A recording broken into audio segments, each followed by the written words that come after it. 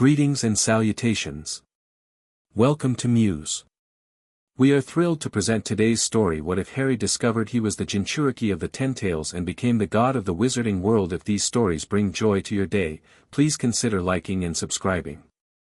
Every bit of support helps us continue this passion project. Now, prepare yourself for an amazing tale. Chapter 1, Awakening. Harry's hand throbbed mercilessly as he trudged back to Gryffindor Tower. 5 nights of detention with Umbridge had left the back of his hand raw and weeping. The words, "I must not tell lies," gleamed a wet crimson in the dim torchlight of the corridor.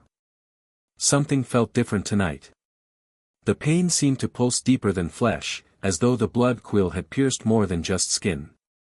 A strange warmth radiated from his scar down his spine, spreading through his limbs like mercury.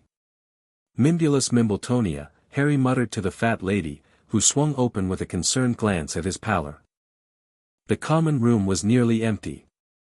Only Hermione remained, surrounded by teetering stacks of books, her quill scratching furiously across parchment. "You look terrible," she said, looking up. Her eyes widened at the sight of his hand. That evil woman. We need to report her." "To who, exactly?" Harry sank into a chair by the fire, suddenly exhausted. "McGonagall's hands are tied. Dumbledore won't even look at me." Hermione pressed her lips together. "Let me see your hand." Harry extended his arm. The cuts were deeper tonight, the skin around them feverish. As Hermione's fingers touched his wrist, a jolt of energy surged through him. The fire flared suddenly, sparks cascading across the hearth. "Did you see that?" Harry jerked his hand back. "See what?" "The fire, it." He trailed off, unsure how to explain. "You need sleep," Hermione said firmly. But first, she rummaged in her bag and pulled out a small bottle. "Essence of Myrtlap. It should help." The liquid stung, then soothed. As Harry thanked her, the strange energy seemed to subside, settling somewhere behind his navel like a sleeping beast. That night, Harry dreamed. Not the familiar corridor that had plagued him for months, but something ancient and vast. He floated in darkness punctuated by distant stars, feeling both infinitesimal and enormous. A massive eye opened before him, circular, rippled like a pond's surface, with tomo patterns swirling hypnotically. At last, a voice rumbled, neither male nor female, but ancient beyond reckoning. "The seal weakens." Harry tried to speak but couldn't form words. The eye drew closer. "Your blood opens the way, vessel." Something reached for him, not a hand, but a tendril of pure energy, red and viscous as blood. It touched his forehead, and Harry's scar erupted in agony. He awoke gasping, sheets tangled around his legs, sweat-soaked and trembling. The dormitory was silent except for Ron's snoring. Harry pressed his palm against his scar, but found no pain, only a peculiar warmth. Dawn filtered through the windows as Harry stared at his reflection in the bathroom mirror. For a moment, just a flicker, he thought his eyes had changed color, green to red, pupils elongating. He blinked, and his normal gaze stared back. "Going mad," he muttered, splashing cold water on his face. The great hall buzzed with Friday morning energy, but Harry felt disconnected from it, as though watching from behind glass. Sounds seemed sharper, he could pick out individual conversations from across the hall. Smells were more intense, the sweetness of pastries, the earthiness of tea, the faint scent of Hermione's parchment. "You're quiet," Ron said through a mouthful of eggs. Harry shrugged. "Didn't sleep well." "Nightmares again?" Hermione asked quietly. "Different this time." Harry pushed his untouched toast away. "I need air before potions." The September morning was crisp, autumn just beginning to touch the Hogwarts grounds. Harry wandered toward the lake, his thoughts churning. The dream felt significant, but he couldn't grasp why. Since returning to Hogwarts, everything had been off-kilter, Dumbledore's distance, the Ministry's interference, the student body's suspicion. A ripple of magic washed over him, making the hairs on his arms stand up. Harry whirled around, wand drawn instinctively. Nothing was there.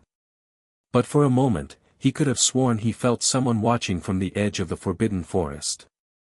Not human eyes, but something else. Potter. Malfoy's voice shattered the moment. The Slytherin strutted toward him, flanked by Crabbe and Goyle. Practicing for your next interview? Malfoy sneered. The boy who lies, plotting more attention-seeking stories. Harry's temper flared. Walk away, Malfoy. Or what? Malfoy stepped closer. Going to sick your dog father on me? Oh wait, he's too busy hiding, isn't he? Something hot and volatile bubbled in Harry's stomach. His vision sharpened strangely, the world taking on hyperreal clarity. I said, walk away. Harry's voice sounded different to his own ears, deeper, resonant. Malfoy faltered, then recovered his sneer. Make me, Scarhead. He shoved Harry's shoulder. The contact was like striking flint to steel. Energy erupted from somewhere deep within Harry, rushing through his veins like liquid fire. The ground beneath his feet cracked in a perfect circle. Wind whipped around him, though the trees nearby remained still. Malfoy stumbled back, his face draining of color. What the? Harry felt the power recede as quickly as it had come, leaving him lightheaded. But not before he glimpsed his reflection in Malfoy's widened eyes, his own face, but with slitted, crimson pupils. Malfoy and his cronies fled without another word, casting fearful glances over their shoulders. Harry stood shaking, staring at his hands. For a moment, they had seemed covered in a film of red energy, like glowing oil. Now they were just hands again, though the back of his right hand throbbed where Umbridge's punishment was etched. Harry. Hermione was hurrying across the lawn, Ron at her heels. We saw Malfoy running like he'd seen a ghost, Ron said. What happened? Harry opened his mouth to explain, then closed it. How could he describe what he didn't understand? Just scared him off, he said finally. We should get to potions. As they walked, Harry noticed Ron keeping slightly more distance than usual. Potions was a disaster. Whatever had awakened inside Harry seemed to enhance his senses to an overwhelming degree. The fumes from the cauldrons assaulted him like physical blows. He could smell each individual ingredient, hear the subtle differences in how each liquid bubbled and simmered. Your strengthening solution should be turquoise by now, Snape announced, his voice grating against Harry's heightened hearing. Harry's potion was a violent crimson. It bubbled aggressively, though the fire beneath it was barely lit. Potter, Snape appeared beside him, lip curled in disdain. What exactly do you call this abomination? I don't know what's happening, Harry admitted. The potion was responding to his proximity, bubbling harder as his anxiety increased. Snape leaned closer, his dark eyes narrowing. For a fleeting moment, something like recognition, even fear, crossed his features. Empty your cauldron and start again, he said, softer than usual. And Potter, control yourself. Harry stared at him, uncomprehending. Control what? As Snape moved away, Harry reached for his wand to vanish the contents of his cauldron. His hand trembled, and a drop of sweat fell from his brow into the mixture. The reaction was instantaneous. The potion hissed, turned black, and exploded upward in a geyser of liquid. Students screamed and ducked. Harry didn't move. Something inside him responded to the danger, and without conscious thought, his hand shot up. The potion froze in midair, suspended in a perfect column. The classroom fell silent. Even Snape stood motionless, his wand half raised. Every eye fixed on Harry and the impossible phenomenon before him. What are you doing, Potter? Snape's voice barely above a whisper. Harry had no answer. He felt the strange energy flowing through him, holding the caustic liquid in place. With a thought, he guided it back into the cauldron where it settled, inert and harmless. Class dismissed, Snape said, his eyes never leaving Harry. Potter, remain. As the students filed out in stunned silence, Ron and Hermione lingered. "Go," Harry told them. "I'll catch up." When the door closed, Snape cast several privacy charms before turning to Harry. "Explain," he demanded.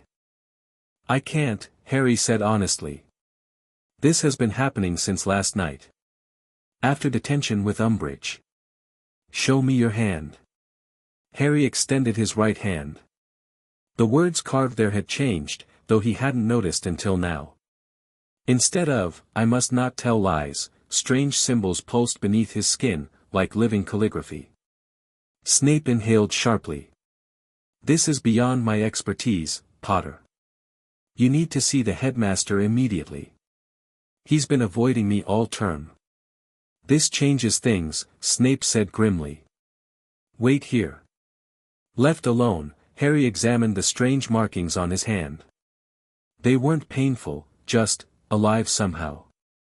As he traced them with his finger, they seemed to shift subtly, responding to his touch. "We meet at last, Harry Potter." Harry whirled around. The dungeon was empty. "Who's there?" "I am here. Inside you. I have always been here." The voice seemed to emanate from everywhere and nowhere, resonating within his own mind. Deep, ancient, powerful. "What are you?" Harry whispered. A chuckle like distant thunder. "I have had many names across many worlds. The Shinju. The God Tree. The Ten Tails. The Progenitor." Harry felt his knees weaken. He gripped the edge of a desk. "Are you possessing me?" "No. We are sealed together. Have been since your mother's sacrifice." Her love did not merely deflect the death curse, it tore open the veil between worlds momentarily. "I was fleeing, hunters. I found refuge in the only vessel that could contain me, a child marked by both love and death." That's impossible. Your kind knows so little of the possible." The voice sounded amused. "Your mother was special. She had knowledge of the old ways, of chakra and seals. She turned her own body into a conduit, drawing me in as the killing curse struck. A desperate gamble that saved us both." Harry's mind reeled. "Why are you telling me this now? Why wait 15 years?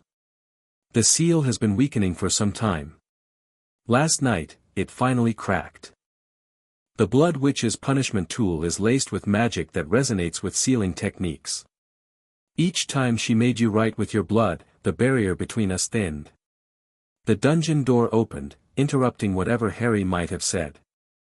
Snape returned, his expression grave. "The headmaster will see you now." Dumbledore's office was exactly as Harry remembered it, whirring silver instruments, sleeping portraits, Fawkes on his perch. The headmaster himself stood by the window, his back to the door. "Leave us, Severus," he said without turning. When Snape had gone, Dumbledore finally faced Harry. His blue eyes lacked their usual twinkle, instead showing something between concern and calculation. "Professor Snape tells me there was an unusual incident in potions." "That's one way to put it," Harry said. "Something's happening to me. Something to do with this." He held up his marked hand. Dumbledore approached slowly, taking Harry's hand in his weathered one. His expression darkened as he examined the symbols. "I feared this day might come," he said softly. "You knew?" Harry pulled his hand away. "You knew something was sealed inside me?" "Not with certainty," Dumbledore sighed heavily. "After your parents' deaths, when I examined you at Godric's Hollow, I detected magic unlike anything I'd encountered before. Different from Voldemort's mark, different from any known magical signature. Lily's body showed evidence of an incredibly complex runic working, beyond even her considerable talents. The voice says she knew about seals and chakra. That she drew it into me as Voldemort attacked." Voice. Dumbledore's eyebrows rose. "You can communicate with it?" "Since this morning. It calls itself the Ten Tails, among other names." Dumbledore moved to a cabinet and withdrew a shallow stone basin, his pensive. I need to see what happened in Professor Snape's classroom. After extracting the memory, they both plunged into it. Dumbledore watched intently as the scene played out, the exploding potion, Harry's impossible control over it, the strange energy visible around his hand. Back in the office, Dumbledore paced thoughtfully. The energy signature matches what I detected years ago, but stronger now. Much stronger. What is it? Harry asked. What's happening to me? Dumbledore seemed to make a decision. I believe your mother encountered knowledge not native to our world. In the Department of Mysteries, there exists a room few know about, the Dimensium. It studies the boundaries between realities. Lily worked there briefly after leaving Hogwarts, before going into hiding. The voice inside Harry stirred with interest. The woman knew more than she should. Ask him about the scroll. Was there a scroll? Harry asked, feeling like a puppet with someone else pulling his strings. Something my mother might have taken. Dumbledore's eyes narrowed. There was. An ancient artifact recovered from a temporal anomaly in Dartmoor. Written in a language no one could decipher. It vanished when Lily left the department. It is from my world, the voice said inside Harry's head. A summoning contract, originally. Your mother repurposed it as a sealing scroll. Harry relayed this information, watching Dumbledore's expression grow more troubled. Harry, what exactly is this entity telling you about itself? That it's ancient. Powerful. From another world where they use something called chakra instead of magic. It was fleeing from hunters when my mother somehow pulled it into me. And its intentions? Harry realized he hadn't asked. What do you want? He directed the thought inward. Survival. Freedom. Power. Perhaps more, in time. That's not reassuring, Harry muttered. Few truths are, Dumbledore said, mistaking Harry's comment as directed at him. Whatever this entity is, its emergence now, when Voldemort has returned, cannot be coincidence.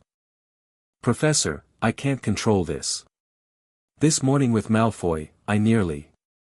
Harry trailed off, remembering the fear in Malfoy's eyes. You must learn control, Dumbledore said firmly. I will research what Lily might have discovered, but in the meantime, you must keep this development secret.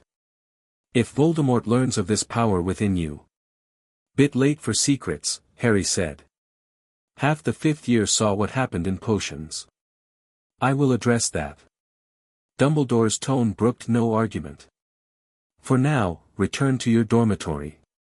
Avoid emotional situations that might trigger this power. I will arrange for private lessons to help you manage it. As Harry turned to leave, Dumbledore added, and Harry? Be wary of what this entity tells you. We know nothing of its true nature or goals. The voice chuckled darkly as Harry descended the spiral staircase. The Old One fears what he cannot understand. Wise of him.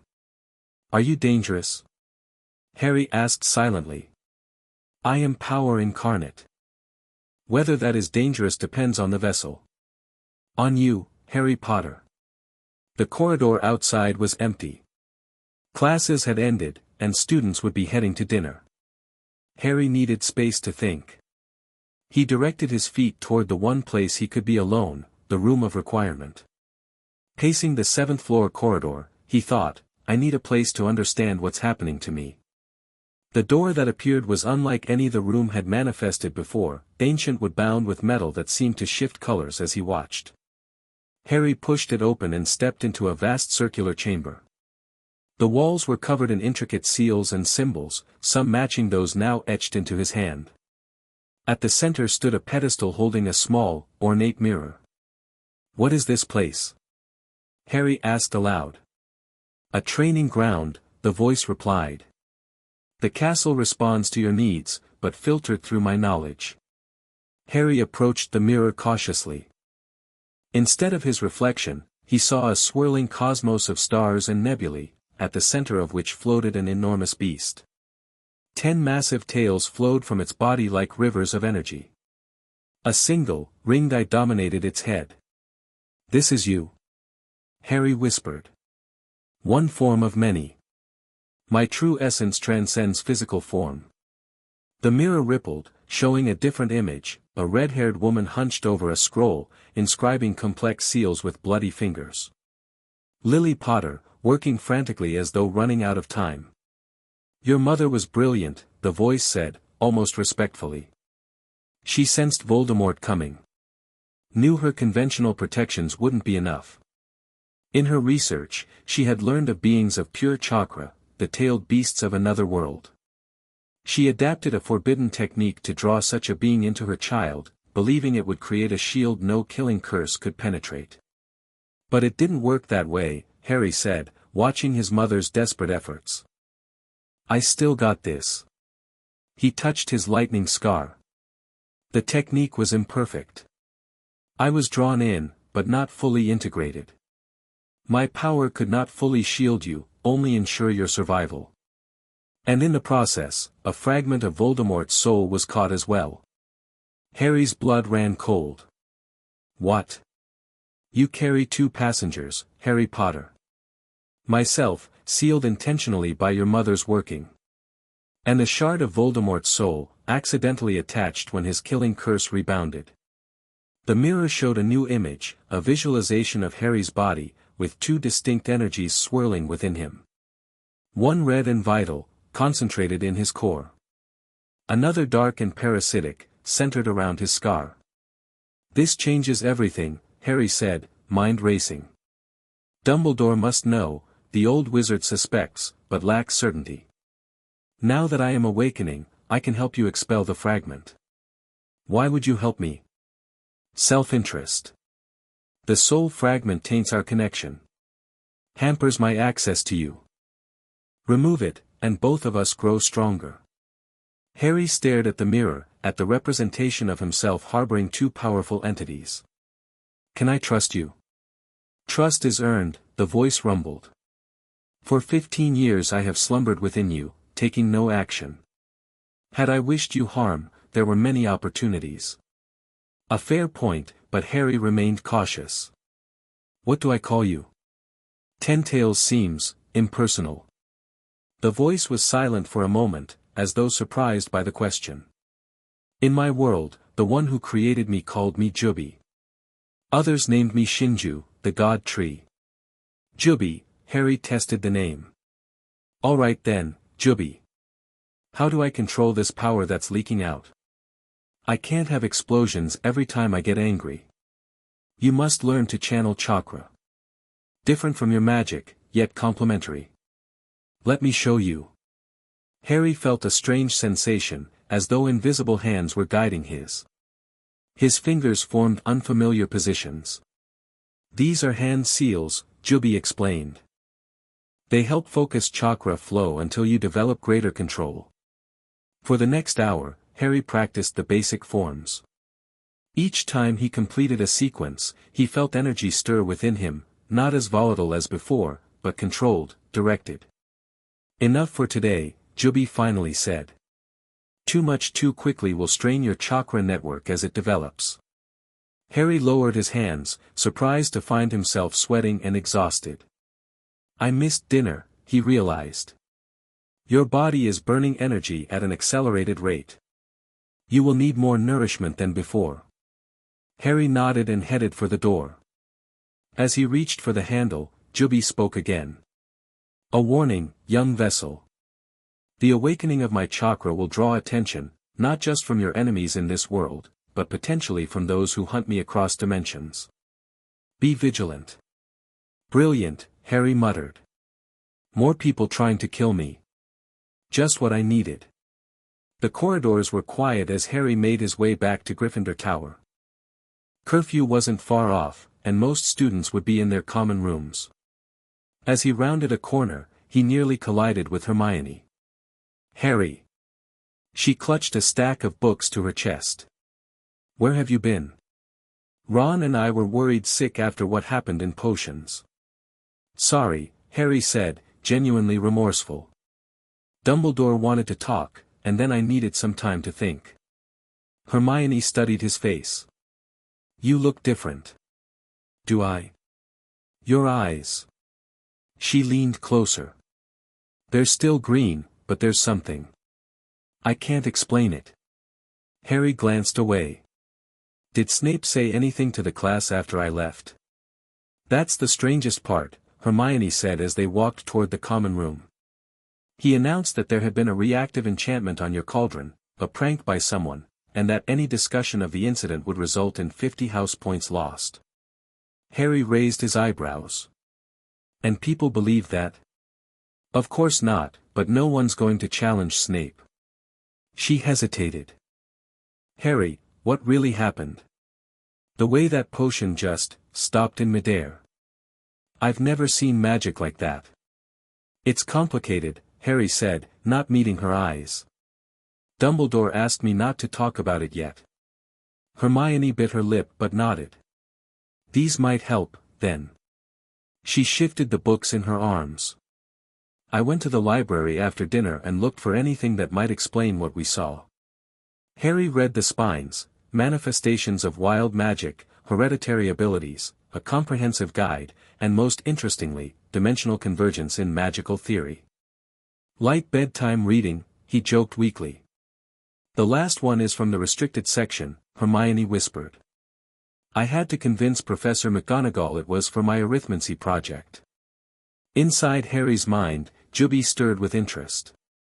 The girl is perceptive. That last tome may contain useful information. Thanks, Hermione, Harry said sincerely. You're amazing, you know that. She blushed slightly. Just worried about you. Whatever's happening, it seems big. Yeah, Harry agreed, it is. The common room was crowded and buzzing with conversation that suspiciously died down when Harry entered. News of the potions incident had clearly spread.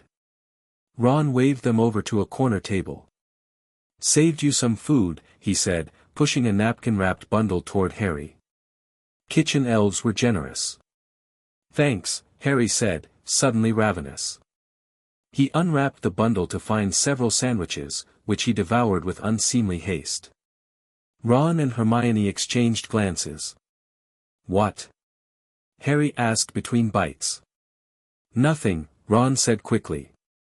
Just, you're eating like you haven't seen food in days. Hungry, Harry mumbled through his last sandwich. He felt better immediately, the strange energy inside him settling into a steady hum rather than the erratic pulses of before. Harry, Hermione said in a low voice, people are talking about what happened in potions. Seamus is saying it's more evidence you're unstable. Harry felt a flash of anger, and with it, a surge of Juby's energy. The nearby fireplace flared suddenly, flames licking unnaturally high. Several students gasped. Calm, Juby's voice cautioned within him. Strong emotions will trigger chakra release until you master control. Harry took a deep breath. The flames subsided. Let them talk, he said with forced casualness. Nothing new there. Hermione opened the top book from her stack. I thought we might start with, a tapping at the window interrupted her. An ordinary barn owl hovered outside, a small scroll tied to its leg.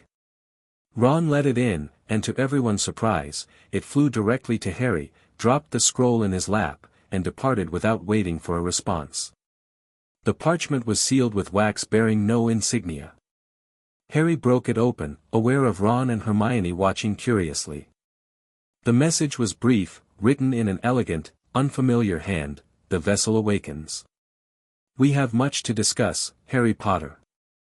Come alone to the edge of the forbidden forest at midnight tomorrow. Look for the pale eyes in the darkness. Harry's blood ran cold. Who's it from? Ron asked. No idea, Harry said, tucking the note away. Just, administrative stuff from Dumbledore. Hermione looked skeptical but didn't press. As I was saying, I found some interesting references to spontaneous magical manifestation in adolescent wizards. Harry tried to focus, but Juby's voice distracted him. You are not the only one to sense my awakening.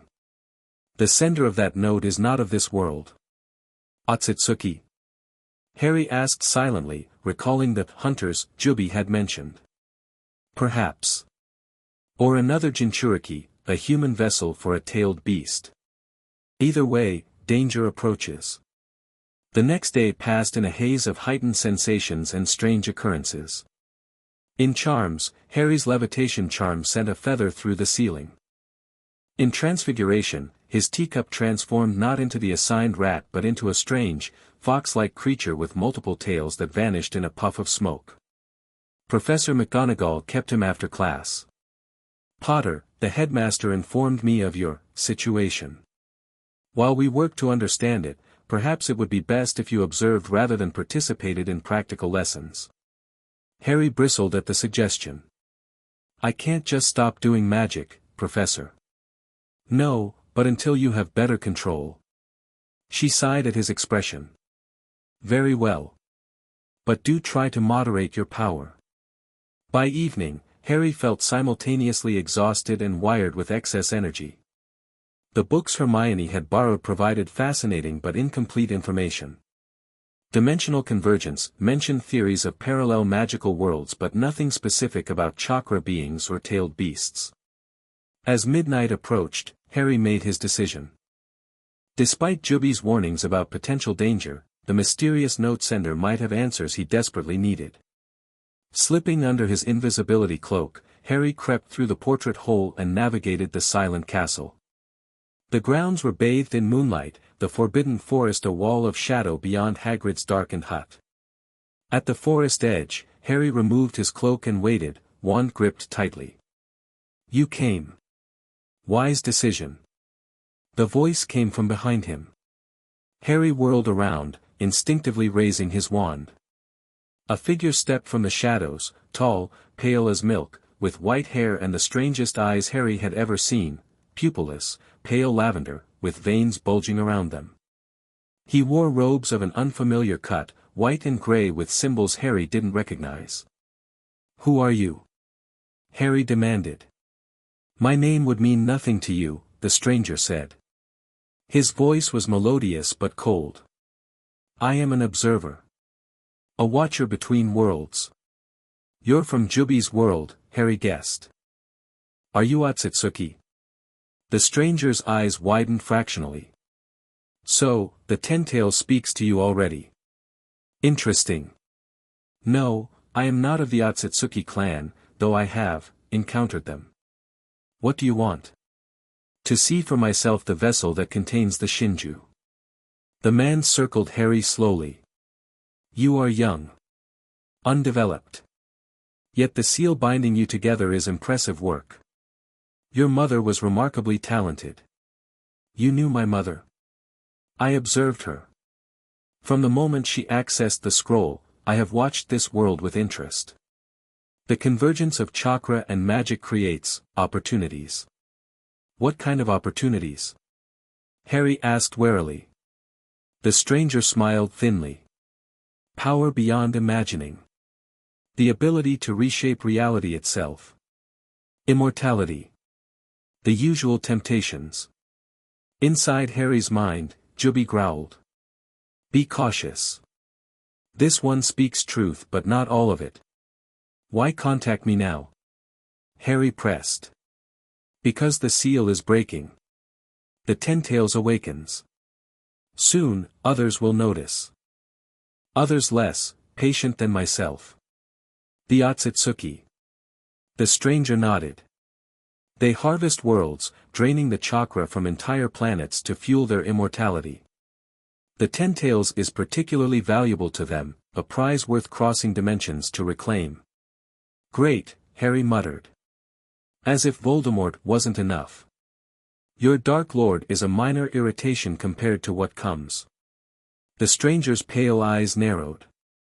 But perhaps a useful training exercise for you. Training? You must learn to harness the Ten-Tails' power. Master it completely. Only then might you stand against what hunts you. And I suppose you're offering to teach me? Harry asked skeptically.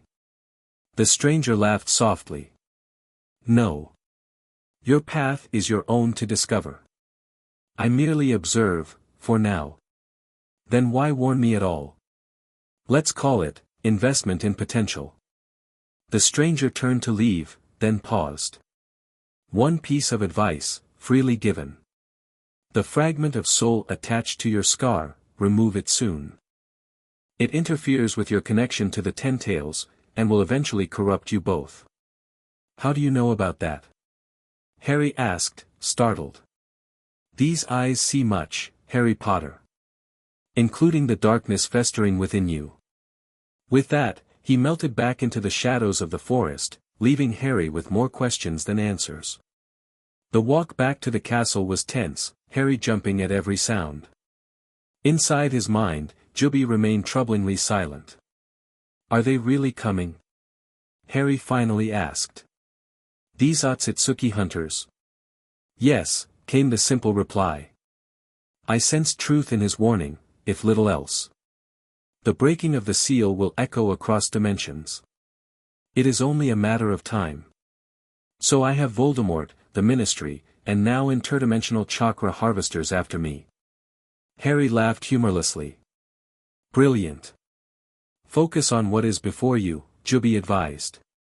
Master my power. Expel the soul fragment. The rest will follow. Harry was so distracted that he nearly walked straight into Professor McGonagall on the third-floor corridor.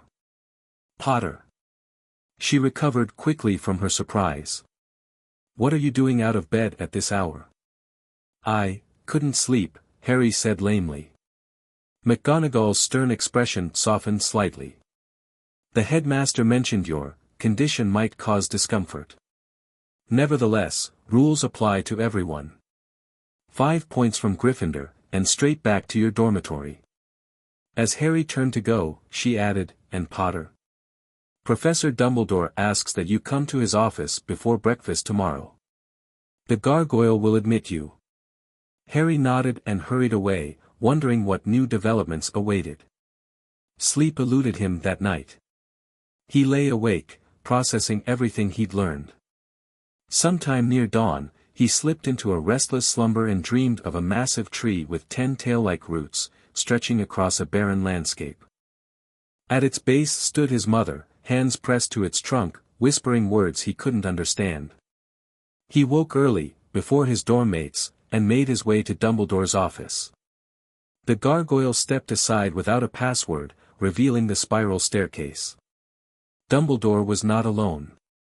A tall, broad-shouldered man with an eye patch stood by the fireplace, his weathered face set in stern lines. Ah, Harry, Dumbledore greeted him. Allow me to introduce Saul Croaker. He is an unspeakable from the Department of Mysteries, specializing in dimensional theory. Croaker scrutinized Harry with his one visible eye. So this is Lily's boy. The vessel. Harry tensed. You knew my mother. Worked with her briefly, Croaker grunted. Brilliant witch. Reckless sometimes, especially toward the end. Mr. Croaker has agreed to assist us in understanding your unique situation, Dumbledore explained. He was one of the few aware of your mother's research. The scroll, Harry said. The one she took from the department. Croaker's eyebrow rose. So it talks to you, does it? The entity inside? Yes, Harry admitted. It calls itself Juby, or Shinju. The 10 tails, Croaker translated. Yes, that matches what little we could decipher from the scroll fragments that remained. Fragments? Your mother took the original, but we had made copies of portions. Incomplete, but enough to know she was attempting something incredibly dangerous. Croaker paced slowly.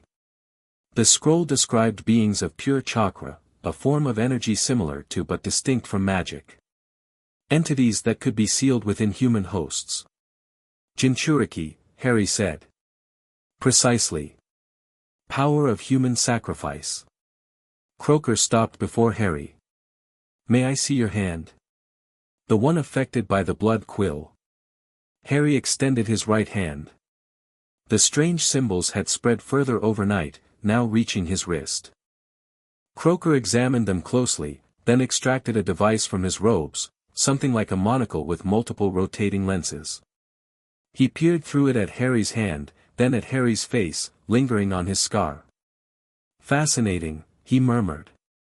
"The seal is transforming, adapting to your magical core. But there's interference, here." He touched Harry's scar lightly. "The soul fragment," Harry said. Both men stiffened. "You know of this?" Dumbledore asked sharply. "Juby told me." "So did the stranger in the forest." "Stranger?" Croker and Dumbledore spoke simultaneously.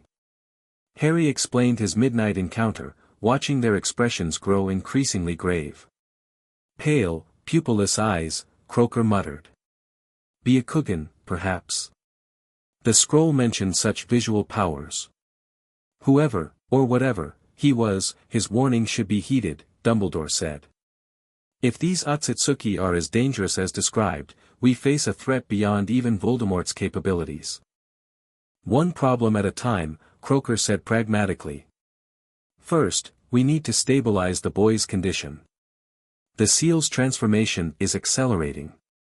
Without intervention, the chakra entity could overwhelm his system within days."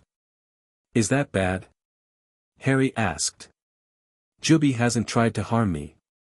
"Yet," Croker emphasized. "These tailed beasts, according to the scroll fragments, are not benevolent by nature. They seek freedom, power, dominance. And the fragment of Voldemort's soul complicates matters further," Dumbledore added. "Two powerful, potentially malevolent entities within one vessel, the strain could be catastrophic." "I can help with that," came Juby's voice in Harry's mind. "Let me speak to them." "How?" Harry asked silently. "Temporarily, I can manifest enough chakra for direct communication. It will strain you, but is necessary now." Harry hesitated, then nodded. "Juby wants to speak to you directly." Before either man could respond, Harry felt an enormous surge of energy from his core. Red, viscous chakra bubbled from his skin, coalescing in the air before him. It formed a miniature version of what he'd seen in the mirror, a bizarre creature with a single, rippled eye and 10 flowing tails. "Fascinating," Croker whispered, while Dumbledore had drawn his wand defensively. "Be at ease, wizards," the chakra construct spoke, its voice reverberating strangely. "I mean no harm to Harry Potter or to your world." "Forgive our skepticism," Dumbledore said. "But entities of your nature rarely cross dimensional boundaries with peaceful intent." "I did not choose to come here," Juby replied. "I was fleeing those who would enslave me, the Otsutsuki clan. Lily Potter's working caught me at a moment of vulnerability." "And now?" Croker pressed.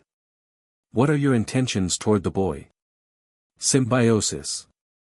Harry Potter's body contains me, but his magic enhances my chakra in ways I never anticipated. Together, we could achieve power beyond what either could alone." "Power for what purpose?" Dumbledore's blue eyes were hard as flint. "Survival, initially. The Otsutsuki will come, drawn by my chakra signature.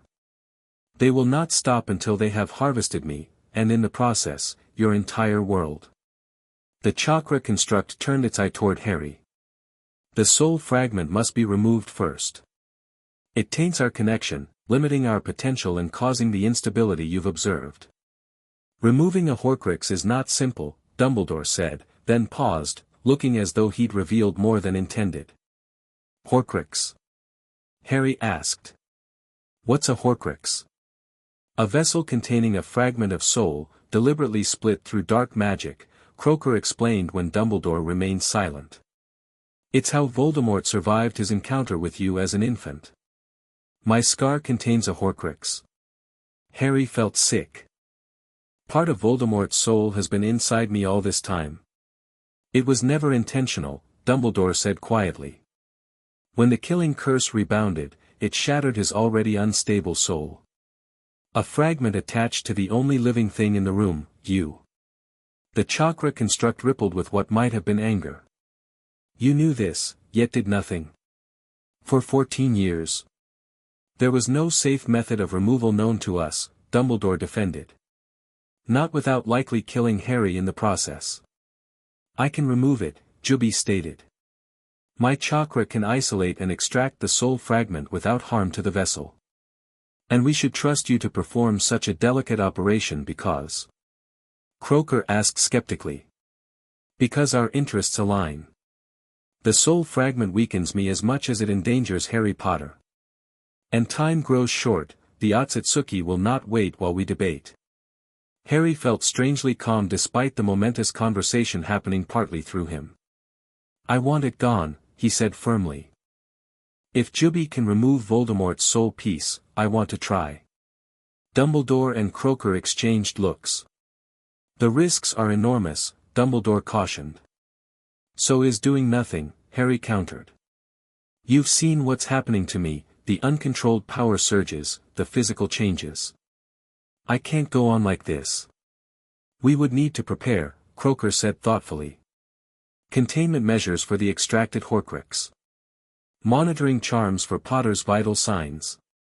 Perhaps the Chamber of Stone in the department. No, Harry said firmly.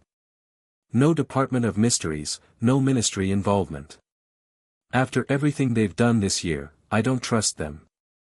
Then where? Dumbledore asked.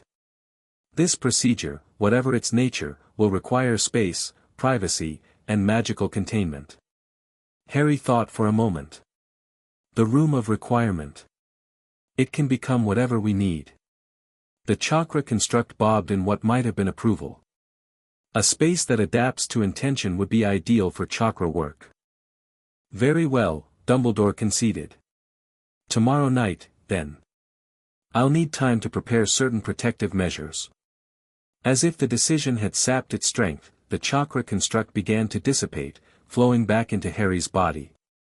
He swayed, suddenly exhausted. The manifestation drained you, Dumbledore observed. Perhaps you should rest today, rather than attend classes. Harry nodded weakly. Professor, what happens after the Horcrux is removed? What do I become with Juby fully connected to me? Dumbledore's expression was grave. I don't know, Harry. We are in uncharted territory now. The scroll fragments mention transformation, Croaker added. Jinchuriki gaining abilities beyond normal humans. But the details were sparse. A question for tomorrow, Dumbledore said. For now, rest. Conserve your strength. As Harry turned to leave, Dumbledore called after him, and Harry? Perhaps keep this development between us for now. Even Mr. Weasley and Miss Granger might not fully understand the implications. Harry nodded reluctantly and made his way back to Gryffindor Tower, thoughts whirling with everything he'd learned. The day passed in a haze of restless napping and quiet reading. Harry told Ron and Hermione he was feeling unwell, not entirely a lie. His body ached as though fighting an infection, and occasionally ripples of red energy would pass visibly beneath his skin. Hermione brought him notes from the classes he missed, along with more books she thought might help. One, titled Soul Magic, Eastern Perspectives, contained a chapter on energy beings that paralleled some of what Juby had told him. Harry, she said hesitantly before leaving for dinner, whatever's happening, you know you can tell us, right? We've faced everything else together. The concern in her eyes made his resolve waver, but Juby's voice cautioned him. Not yet. Not until the soul fragment is gone and our connection stabilizes. Thanks, Hermione, he said instead. I just need a little time to figure things out. That night, Harry dreamed of the forest again, but this time he wasn't alone. The pale-eyed stranger stood before him, but now others flanked him, tall, elegant figures with horns and pale skin, their expressions coldly calculating. They come, the stranger said simply. Prepare yourself, Jinchuriki. Harry awoke with a gasp, his scar burning fiercely. Dawn was just breaking, bathing the dormitory in grey light. His right hand was completely covered in the strange, shifting symbols now, the pattern creeping up his forearm. It accelerates, Juby observed. The soul fragment senses our intent and resists. Throughout the day, Harry moved like a sleepwalker through his classes. In defense against the dark arts, Umbridge regarded him with suspicious eyes but said nothing about his changed appearance. Either she hadn't noticed the markings now visible at his collar and cuffs, or she was biding her time. As evening approached, Harry's anxiety grew. The Horcrux removal would either free him from Voldemort's taint or kill him in the process. Neither outcome seemed particularly comforting. "You fear death," Juby observed as Harry picked at his dinner. "Doesn't everyone?" Harry replied silently. "Not as you do. Your fear is complex. Part of you welcomes it. Sees it as reunion with those you've lost." Harry pushed his plate away. "Stay out of my deeper thoughts. Impossible now. The barriers thin with each passing hour." At 9 o'clock, Harry made his excuses to Ron and Hermione, claiming a meeting with Dumbledore about remedial potions, a cover story the headmaster had suggested. Neither looked convinced, but they didn't try to follow him. Dumbledore and Croaker were already waiting at the room of requirement.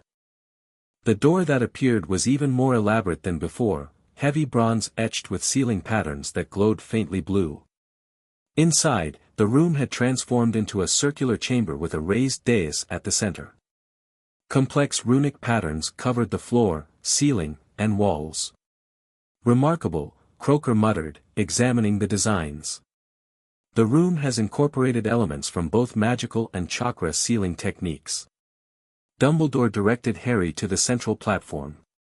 "Remove your outer robes and lie down. The procedure may be uncomfortable." Harry complied, trying to control his trembling. "What exactly will happen?" "The Ten-Tails will use its chakra to isolate Voldemort's soul fragment," Croaker explained, setting up monitoring devices around the dais. "Once separated, we will contain it in this." He held up a small black box carved with runes. "And if something goes wrong?" Harry asked. Dumbledore's expression was somber. "I have taken precautions to ensure the fragment cannot possess anyone else in the room. Beyond that." He didn't finish the thought. "Reassuring," Harry muttered, lying back on the cold stone. "Are you ready?"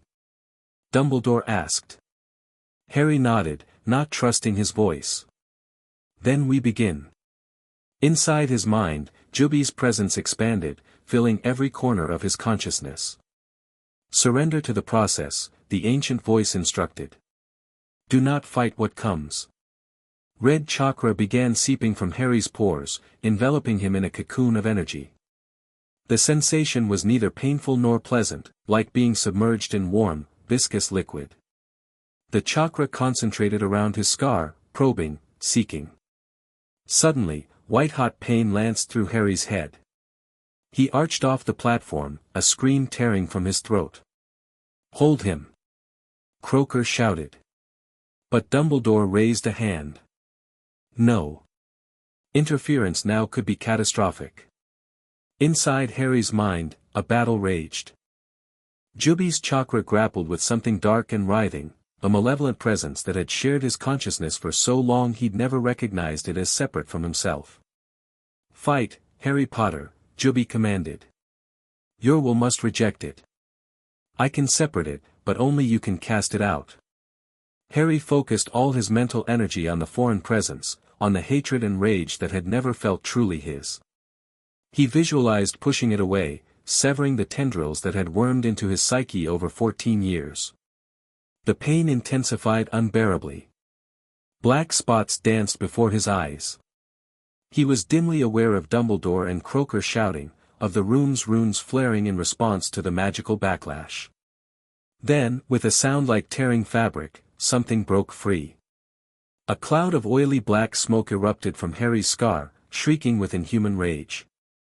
Croaker lunged forward with the black box, capturing the essence before it could seek another host.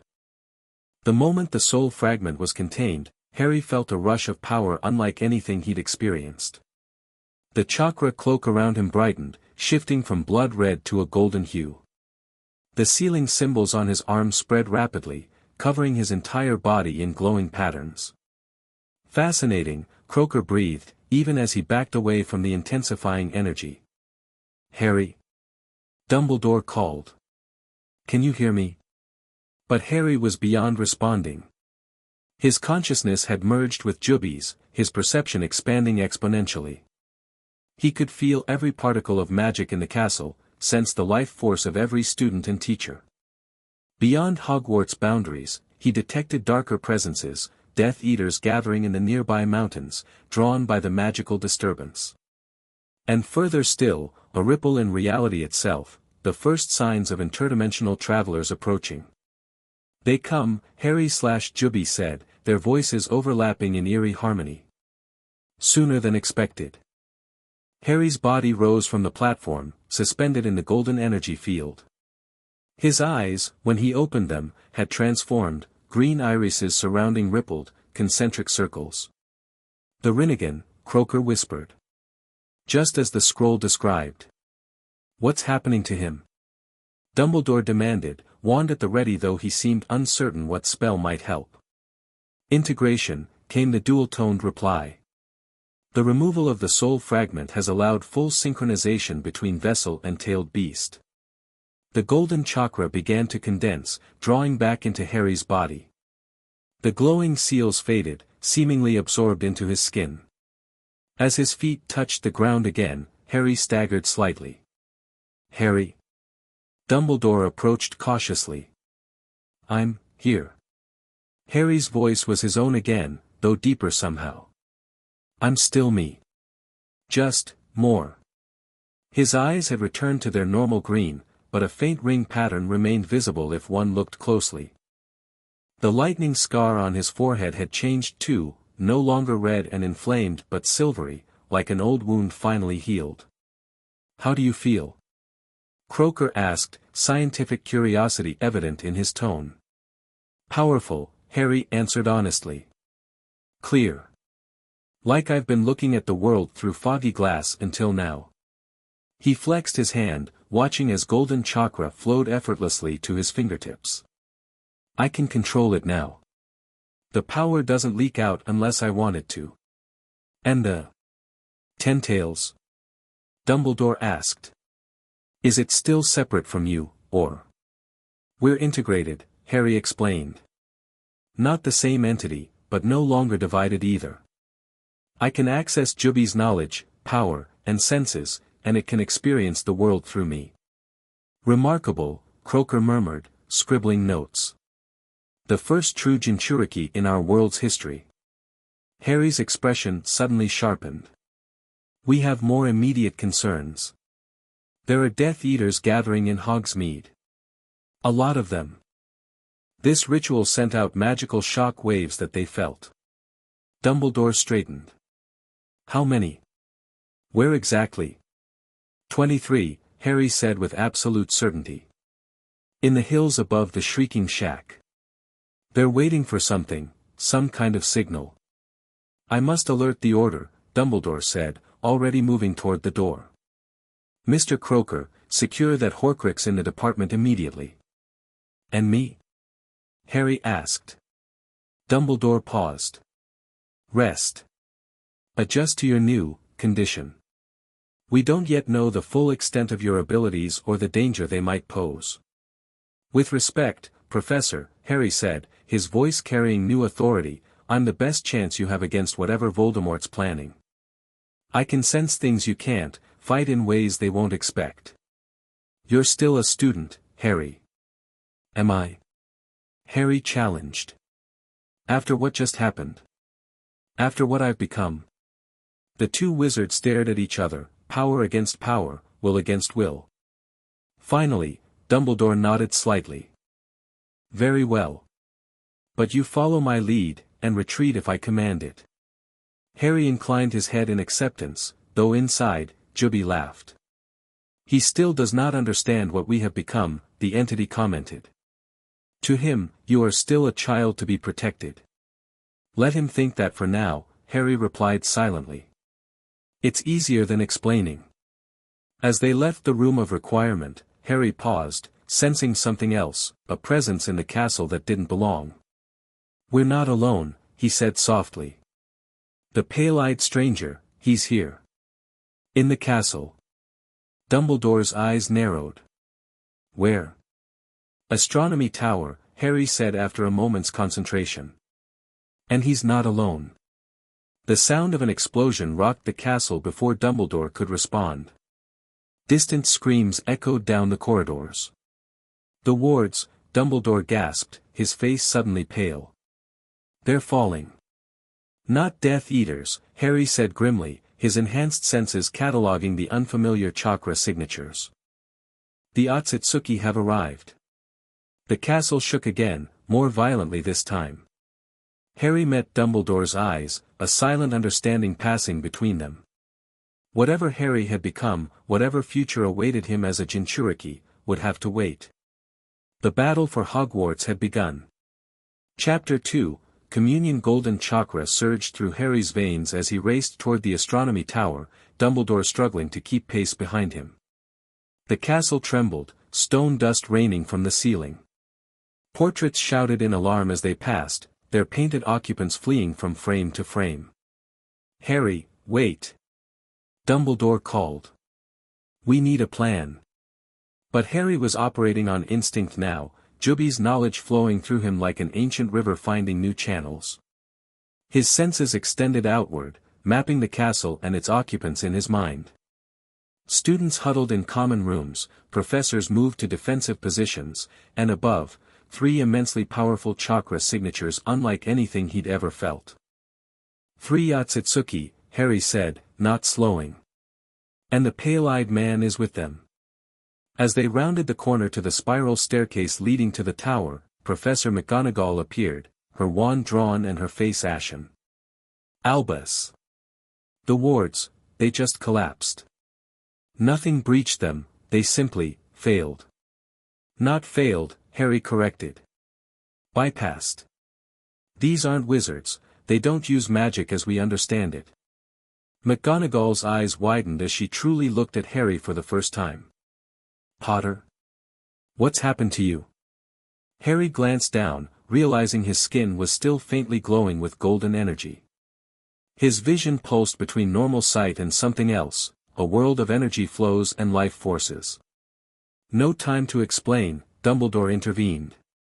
"Minerva, secure the students. No one leaves their common rooms." A thunderous crash from above punctuated his words. The staircase shuddered. "Go," Harry urged. "I can handle this." "You most certainly cannot go alone," McGonagall began, but Harry was already moving, taking the steps 3 at a time. The moment he emerged onto the Astronomy Tower platform, the air pressure changed, thickening, pressing against his skin like deep water. The night sky above had fractured, a jagged tear revealing swirling cosmic energy beyond. 4 figures stood beneath the rift. 3 were clearly Otsutsuki, tall, pale as alabaster, with horns protruding from their foreheads and white eyes like blank parchment. They wore flowing white robes embroidered with unfamiliar symbols. The 4th was the pale-eyed stranger, standing slightly apart. "The Jinchuriki arrives," said the tallest Otsutsuki, a woman with long silver hair. Her voice resonated oddly, as though speaking through layers of reality. "Earlier than projected." "I told you he would sense us," the pale-eyed man replied. "The Ten-Tails always knows its hunters." Harry stepped forward, chakra gathering instinctively in his palms. "This is as far as you come." The Otsutsuki woman tilted her head, studying him like a curious specimen. "Interesting. The vessel speaks as though it has authority. As though it were not merely a temporary container." "Lady Kaguya would find this amusing," said the second Otsutsuki, a broad-shouldered male. "Their world's chakra manifestation is primitive, yet this child believes he can challenge us." Inside Harry's mind, Juby's presence surged forward. "Allow me," the ancient entity rumbled. Harry felt his consciousness step back as Juby took control, his body straightening, power radiating outward in palpable waves. When he spoke next, the voice was dual-toned. "You know me, children of the Otsutsuki. You know what I am capable of. This vessel is not like the others you have encountered. The Otsutsuki stiffened, suddenly wary. The woman's hand moved to a weapon at her waist, something like a short staff with a crystalline orb at its tip. The beast speaks through him already, she murmured. The integration is further along than we anticipated. We should take him now, Akemi, urged the third Otsutsuki, a slender, almost androgynous figure. Before the bond strengthens further. Dumbledore emerged onto the platform, his wand radiating blue light. You will not take anyone from this castle while I am its headmaster. The one called Akemi barely glanced at him. The old magic user is irrelevant. Contain him, Riku. The broad-shouldered Otsutsuki made a single-hand sign. The air around Dumbledore shimmered and solidified, encasing him in a transparent cube. Dumbledore's lips moved, but no sound emerged. His most powerful spells dissipated harmlessly against the barrier. Now, Akemi said, returning her attention to Harry, you will come with us, Vessel. The Ten-Tails belongs to our clan. Its power was stolen from us long ago. Harry felt Juby's rage bubbling beneath his skin. I was never yours to possess, they spoke in unison. And neither is this world. Harry raised his hand instinctively. Golden chakra spiraled in his palm, condensing into a sphere of whirling energy. Rasengan, Juby guided through their shared consciousness. Harry thrust the sphere forward. It expanded explosively, carving a path directly toward the Otsutsuki trio. Akemi moved with blinding speed, her staff intersecting the attack. The Rasengan's energy bent around her, redirected into the night sky where it detonated like a silent supernova. Crude, but impressive for a novice, she commented. You've barely tapped the Ten-Tails' knowledge. The androgynous Otsutsuki vanished, reappearing behind Harry. Enough talk. Take him. Cold fingers pressed against Harry's spine. Pain erupted through his body as foreign chakra invaded his system, seeking to disrupt the connection between him and Juby. Resist. Juby's voice thundered through Harry's mind. Harry screamed, his own chakra flaring in response. The golden energy turned crimson at the edges, forming a protective cloak around his body. The Otsutsuki hissed in pain, withdrawing their hand, the skin blackened where it had touched Harry's chakra shroud. The bond is too strong already, they said, cradling their injured hand. We need the extraction tool. The pale-eyed stranger, who had remained silent until now, stepped forward. Perhaps another approach. He turned to Harry. The Otsutsuki seek the Ten-Tails, but not to destroy you. Surrender willingly, and your world remains intact. Resist, and they will harvest this entire planet to get what they want. You're working with them. Harry managed through gritted teeth, fighting to maintain control as Juby's more volatile chakra surged through his system. The stranger shrugged. I observe all sides. I advise them as I advised you, the potential outcomes. Enough, Kuro, Akemi snapped. The vessel has made its choice. She raised her staff. The crystal orb at its tip began to glow with unearthly light. The cosmic tear above them widened, reality itself groaning in protest. Inside Harry, Juby's presence expanded. We cannot defeat them yet, the entity communicated. We are not fully synchronized. We must escape. How? Harry asked silently, watching as the Otsutsuki surrounded him in a triangular formation. Your magic. Combined with my chakra. Think of somewhere safe. Harry's mind flashed to the room of requirement, but Juby pushed back. No. They would follow. Somewhere unexpected. Somewhere personal. As the Otsutsuki began a synchronized sequence of hand seals, Harry thought desperately of the one place he knew better than anywhere, a place he hated, but where blood wards might offer temporary protection. Number 4, Privet Drive, he thought with all his might. Juby's chakra erupted outward, enveloping Harry completely. The last thing he saw was Dumbledore's alarmed face behind the barrier, and the pale-eyed stranger, Kuro, watching with what might have been a smile. The world compressed, stretched, and tore apart. Harry slammed into perfectly manicured grass, gasping as the chakra cloak dissipated. Moonlight illuminated the painfully familiar outline of his aunt and uncle's house. Every window was dark, the Dursleys evidently asleep despite the teenager who had just appeared on their lawn in a flash of golden light. What was that? Harry panted, struggling to his knees. Chakra-enhanced apparition, Juby replied. Unstable, but effective. The blood wards here will mask our signature temporarily. Harry staggered to his feet, his entire body trembling with exhaustion. We left Dumbledore. The school. Everyone. They were not the primary targets, Juby said. The Otsutsuki came for us. The others will be safer with us gone. Unless they take hostages to draw us back, Harry argued, leaning against a tree for support. Unlikely. The Otsutsuki do not value individual humans enough to bother with hostages. They will pursue us directly. Harry slid down to sit at the base of the tree, his mind reeling from everything that had happened. In the span of a few days, he'd gone from ordinary wizard to Jinchuriki, from student to fugitive. What happens now? He asked, staring at the house he'd grown up in but never called home. Now, Juby answered, we train. The Otsutsuki will regroup. We have perhaps 3 days before they track us here. 3 days to learn how to fight godlike beings from another dimension, Harry laughed humorlessly. Brilliant. You underestimate what we have become, Juby responded.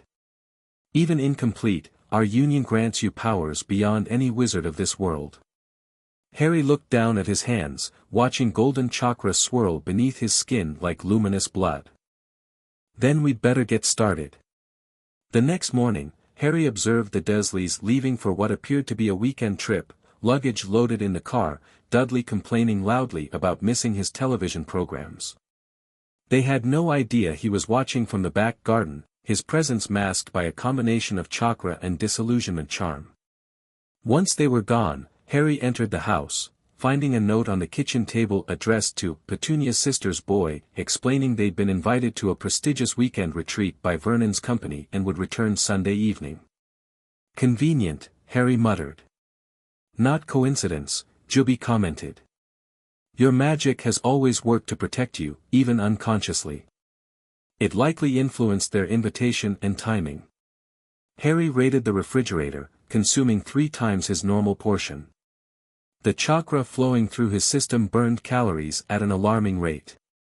First lesson, Juby announced as Harry finished eating. Chakra control. For the next several hours, Harry practiced the basics, channeling chakra to specific parts of his body, maintaining consistent flow, performing simple hand seals. The concepts came easily, as though his body had always known how to do this but had lacked the energy source. Your magical core adapts well to chakra, Juby observed. Most humans require years to develop this level of control. By afternoon, Harry could walk up walls, stand on the ceiling, and maintain a small Rasengan in his palm for several minutes. The physical transformations continued as well, his muscles becoming more defined, his reflexes sharper, his senses increasingly acute. When exhaustion finally overtook him, Harry collapsed onto his old bed in the smallest bedroom, falling into a deep sleep. His dreams were not his own. He stood in an endless white space, facing the massive form of the Tentails. Up close, the beast was even more intimidating, a mountain of chakra given physical form, its single eye larger than Harry himself. Welcome to our shared mindscape, Juby said, its voice more resonant here. While your body recovers, we can continue your education. What is this place? Harry asked, turning in a slow circle. The white void extended infinitely in all directions. A mental construct. Here, we can communicate more directly. The beast's eye fixed on Harry. Here, I can show you truths that words alone cannot convey. The whiteness rippled, transforming into a familiar scene, the Department of Mysteries.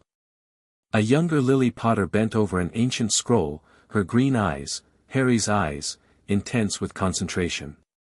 Your mother discovered the scroll when a temporal anomaly briefly connected our worlds, Juby narrated. She alone recognized its significance. While others saw only indecipherable symbols, she perceived the underlying principles, the mathematical harmony that connects all dimensions. The scene shifted. Lily in a different room, surrounded by books and diagrams, working feverishly by wand light. She knew Voldemort hunted your family. Knew conventional protections would fail. The Tentail's voice carried something like respect. She sought alternatives. The scroll described beings of pure chakra and the human vessels that could contain them.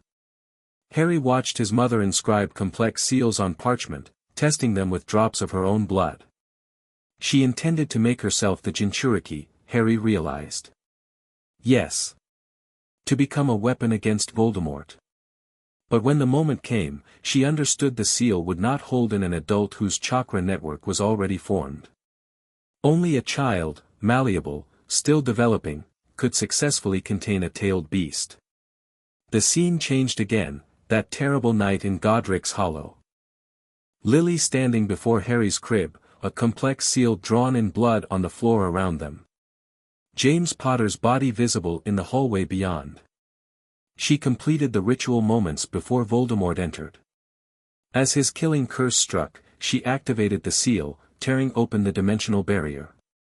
Harry watched as green light struck his mother's chest. But instead of falling immediately, her body arched, golden light erupting from her eyes and mouth. The killing curse seemed to pause, suspended between her and baby Harry. I was fleeing across dimensions when her working caught me, Juby continued. The Otsutsuki had been hunting me for centuries. I sensed a sanctuary, a world where chakra existed in a different form called magic. I did not expect to be sealed inside a human child. The golden light from Lily coalesced, forming a bridge that the killing curse traveled along, striking infant Harry's forehead but then rebounding. In the chaos of energies that followed, something dark and oily separated from Voldemort's destroyed body, attaching itself to Harry's fresh wound.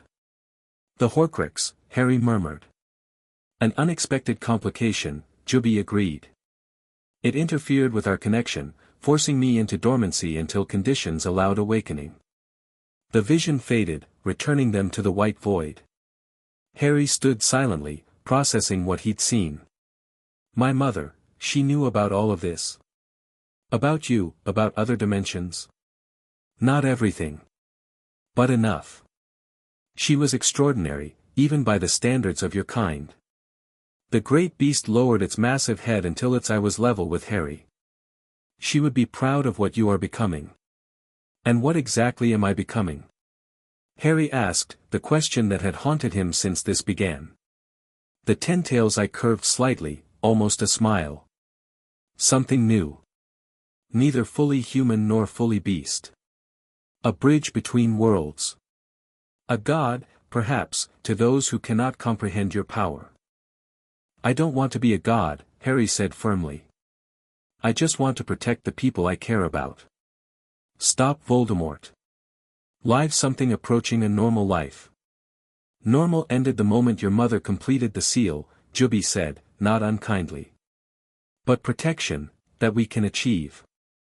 Rest now. Tomorrow, we advance to more complex techniques. Harry awoke at dawn, his body humming with energy despite the intense training of the previous day. When he examined himself in the bathroom mirror, he barely recognized the person staring back.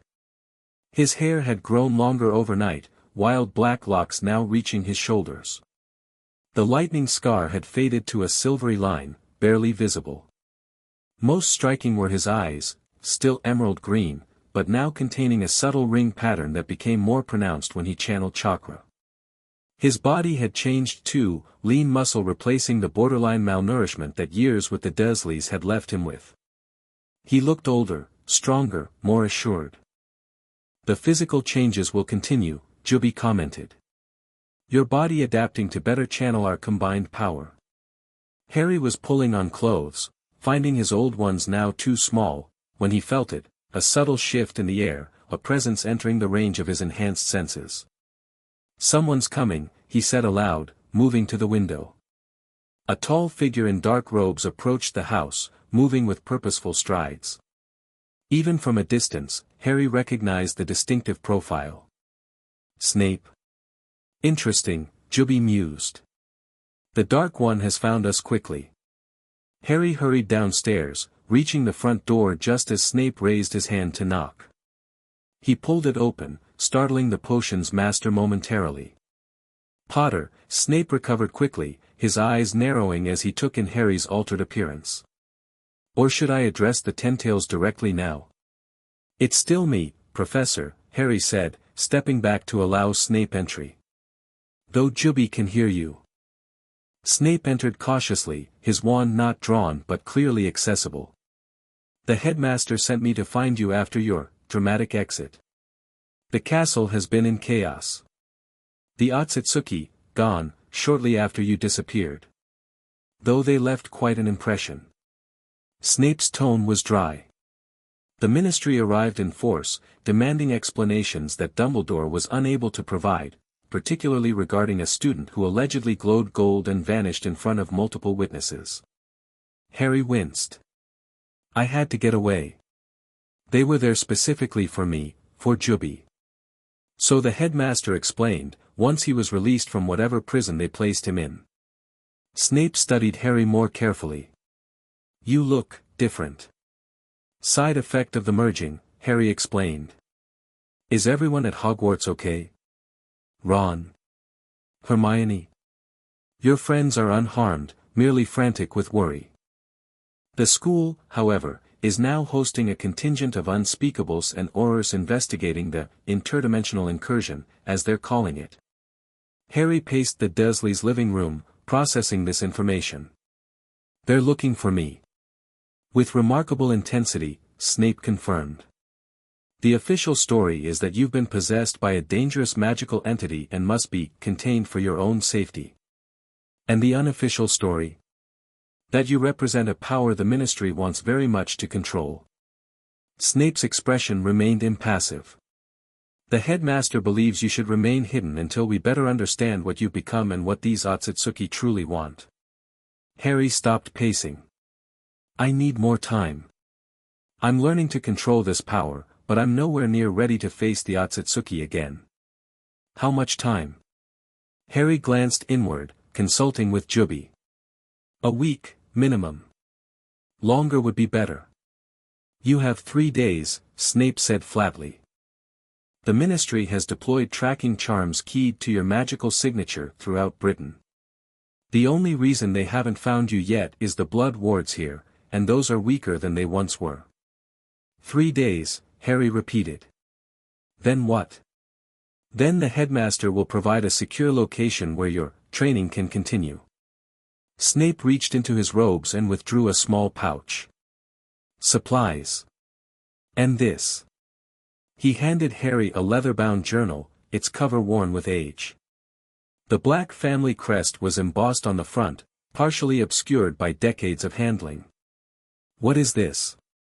"Orion Black's personal journal. The headmaster thought it might contain information relevant to your situation." "Sirius's father? What does he have to do with any of this?" Snape's lip curled slightly. "Apparently, the noble and most ancient House of Black had encounters with phenomena similar to your tailed beast. Orion documented his findings extensively." Harry opened the journal carefully. The pages were filled with elegant, slanted handwriting, interspersed with diagrams of seals and what appeared to be anatomical drawings of chakra pathways. "This is..." "Read it," Snape advised. "It may provide insights Dumbledore and I cannot." He moved toward the door. "I will return in 3 days. Be ready to move immediately. And Potter," he paused, something unreadable in his expression, "do not attempt to contact anyone. Not your friends, not your dog father. The Ministry is watching them all." After Snape departed, Harry spent hours poring over Orion Black's journal. The entries dated back to the 1950s, beginning with an expedition to Japan where Orion had encountered what he described as chakra adepts living in secluded mountain communities. November 12, 1953. The monks speak of entities they call biju, tailed beasts of immense power.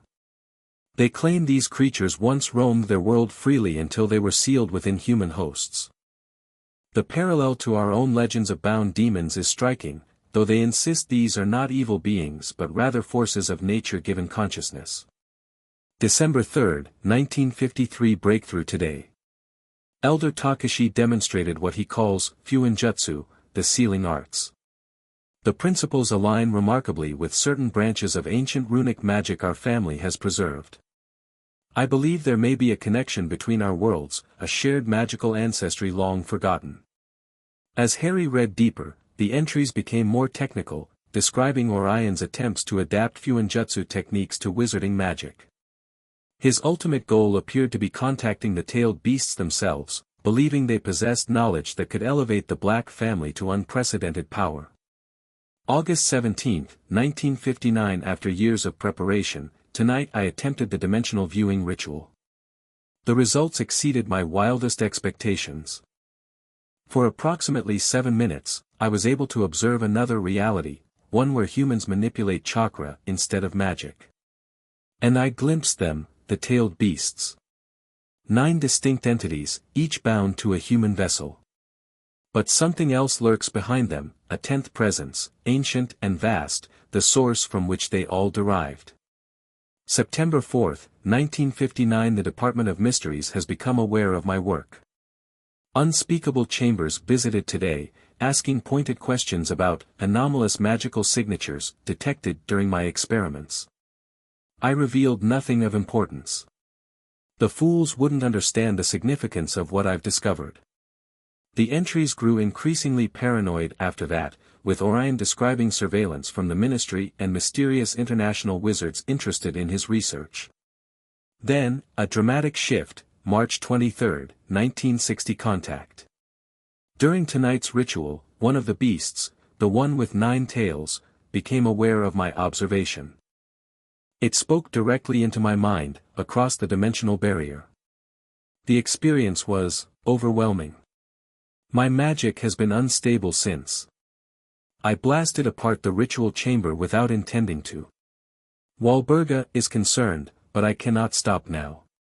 The final entries were fragmented, the handwriting deteriorating. April 30, 1960. The 9 tails warned me of them. The harvesters.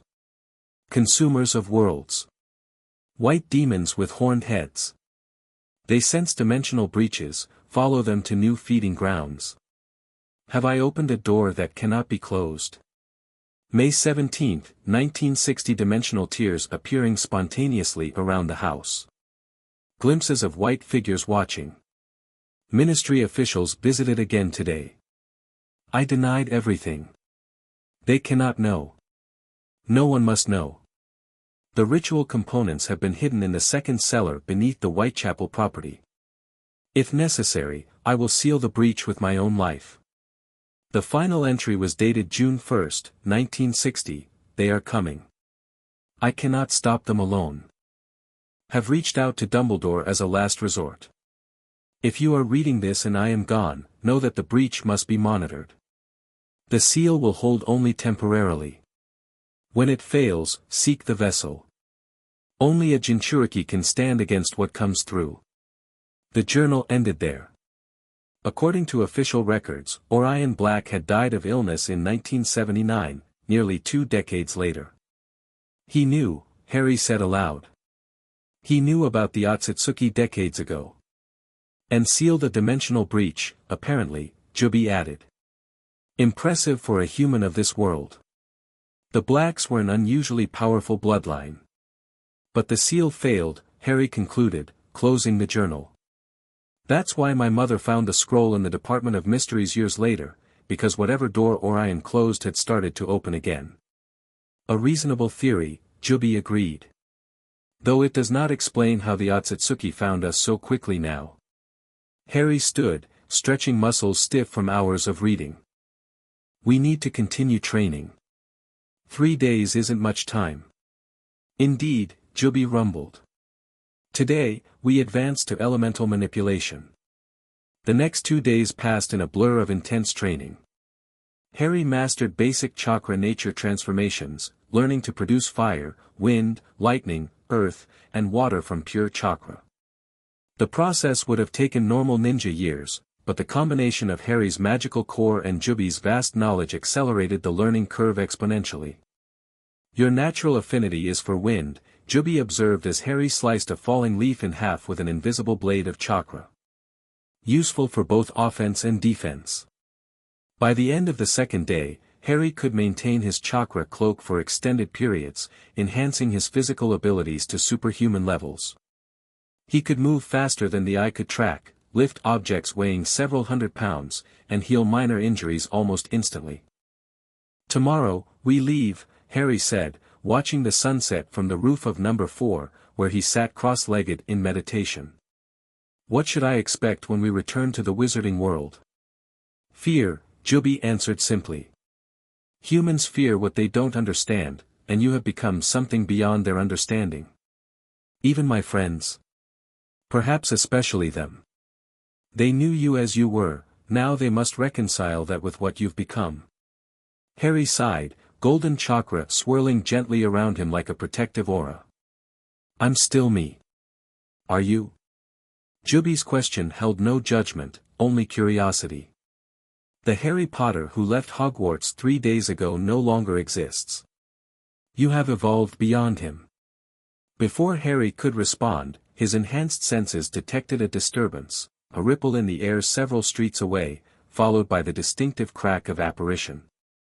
Then another. And another. Company, he murmured, rising to his feet. Ministry forces, Jubi confirmed. Many of them. They've penetrated the blood wards. Harry dropped silently to the ground, slipping through the back door into the house.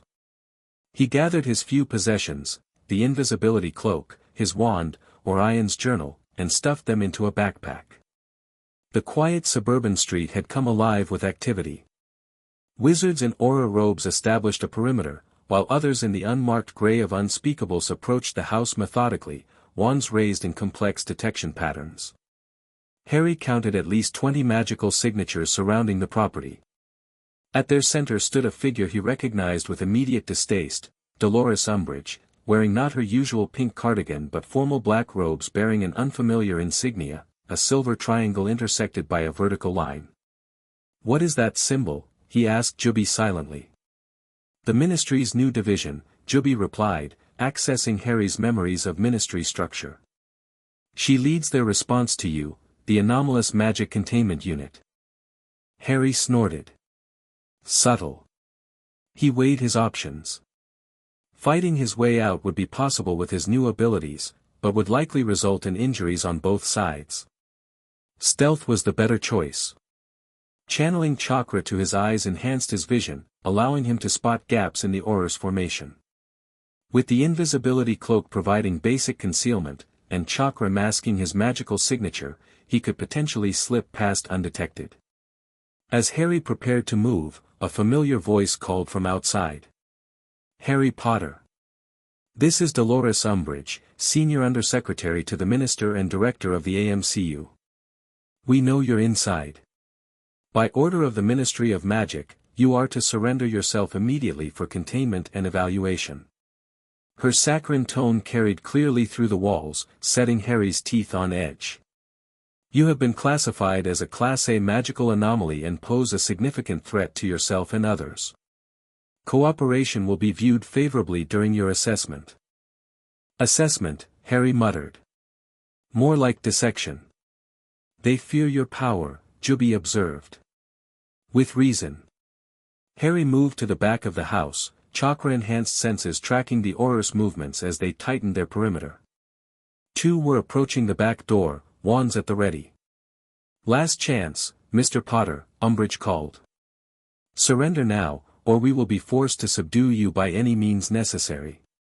Harry pulled the invisibility cloak over himself, then formed a quick sequence of hand seals. Wind style, great breakthrough, he whispered. A powerful gust erupted outward as he opened the back door, knocking the approaching Aurors off their feet. In the moment of confusion, Harry slipped past, moving with chakra-enhanced speed across the garden and over the fence. Shouts erupted behind him. Stunning spells flashed through the air, but Harry was already beyond their range, darting between houses with inhuman agility. "They're mobilizing to pursue," Juby warned. "And they've brought brooms." Harry glanced back to see dark shapes rising into the twilight sky, Aurors mounting a fast aerial pursuit. He needed to disappear completely. "Underground," Juby suggested. "Earth style." Harry nodded, diving behind a large hedge in a neighboring park. He formed the hand seals as Juby guided him, then pressed his palms to the ground. "Earth style, hiding mole technique." The soil softened beneath him, allowing Harry to sink into the earth as though it were water. The sensation was bizarre but not uncomfortable as he moved horizontally beneath the surface, his chakra creating a pocket of air around him. He traveled nearly half a mile this way before emerging in a secluded copse of trees, well beyond the Aurors' search perimeter. Night had fallen completely now, providing additional cover. "That was too close," Harry said, brushing dirt from his clothes. "They found us a day early." "Someone betrayed our location," Juby said. "The Dark One, perhaps." "Snape?" Harry considered it. "Possible, but unlikely. He's playing a complicated game, but Dumbledore trusts him." "Trust is easily manipulated." Harry shook his head. "Either way, we can't wait for him now. We need a new plan."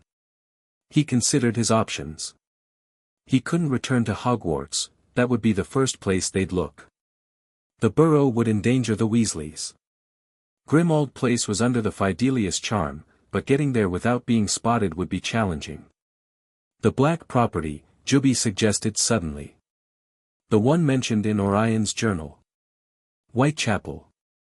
"We don't know where exactly it is, or if it still exists," Harry pointed out. "Your godfather would know." Harry nodded slowly. "Sirius. But I was told not to contact anyone." "Circumstances have changed," Juby pointed out. "And we need allies." Making his decision, Harry pulled out his wand. While his chakra techniques were powerful, they were also distinctive and traceable. For communication, traditional magic would be more discreet. "Expecto Patronum," he whispered.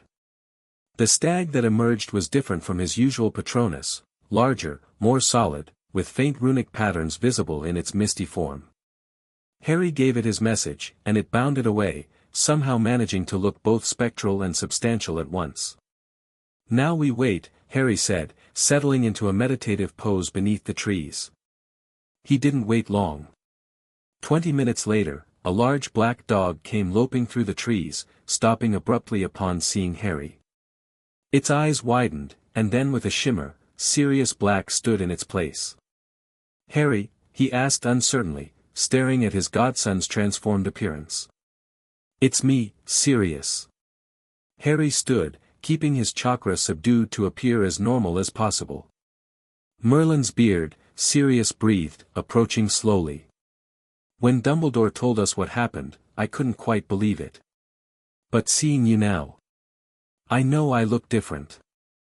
"You look like James," Sirius said softly. "But with something else. Something more." He shook himself, focusing on the situation. "Your Patronus said you needed urgent help. The Ministry's after you. They found me at Privet Drive. Umbridge is leading a new unit specifically created to capture me." Sirius's expression darkened. "That Toad. She's been given extraordinary powers under some emergency decree, authority to use any means necessary to contain the anomaly, as they're calling you. I need somewhere to hide, to continue training. Somewhere the Ministry won't look." Sirius nodded. "I think I know just the place. Hold on to me, I'll side along you." "I can apparate now," Harry said, then amended, "Well, something like it." "Better not risk it," Sirius advised. Your magical signature might be tracked. Mine's been off their radar for years. Harry gripped Sirius's arm, and they disappeared with a crack, reappearing in a narrow, dimly lit alleyway. Ancient brick buildings loomed on either side, their windows mostly boarded up or broken. Whitechapel, Sirius confirmed, answering Harry's unasked question. One of the Black family's lesser-known properties. My father used it for experiments he didn't want conducted at the main residence. He led Harry to what appeared to be a blank wall at the end of the alley. Placing his hand against the bricks, Sirius muttered, "Toujours pur, toujours cash." The wall rippled like water, revealing a narrow doorway. Inside was a dusty, neglected townhouse that seemed much larger than its exterior suggested, a common feature of wizarding architecture. No one's used this place in decades, Sirius explained, lighting lamps with his wand as they moved through the cobwebbed rooms. Not even the Order knows about it. My father kept it out of all official records. Orion's journal mentioned a second cellar, Harry said, examining the antiquated surroundings. Where he hid his ritual components. Sirius raised an eyebrow. You know about that? Yes, there's a hidden level below the main cellar. I only found it once, by accident, when I was helping my father move some books. He frowned at the memory. He was furious. Obliviated me on the spot. The memory only returned after his death. He led Harry down creaking stairs to a conventional cellar filled with dusty wine racks and storage crates. At the far end stood a plain stone wall. Blood lock, Sirius explained. Only works for blacks. He drew his wand across his palm, creating a shallow cut, then pressed the bleeding hand to the wall. By blood and by right, reveal your secrets. The stone melted away, revealing another staircase descending into darkness. Sirius lit the way with his wand, and they descended into a perfectly circular chamber. Harry gasped. The room was identical to the one he'd seen in his mindscape when communicating with Juby, white stone walls covered in intricate ceiling patterns, a pedestal at the center holding what appeared to be a mirror. Your father's ritual chamber, Harry said, approaching the pedestal cautiously. I've never actually been down here, Sirius admitted, looking around uneasily. What was my father doing?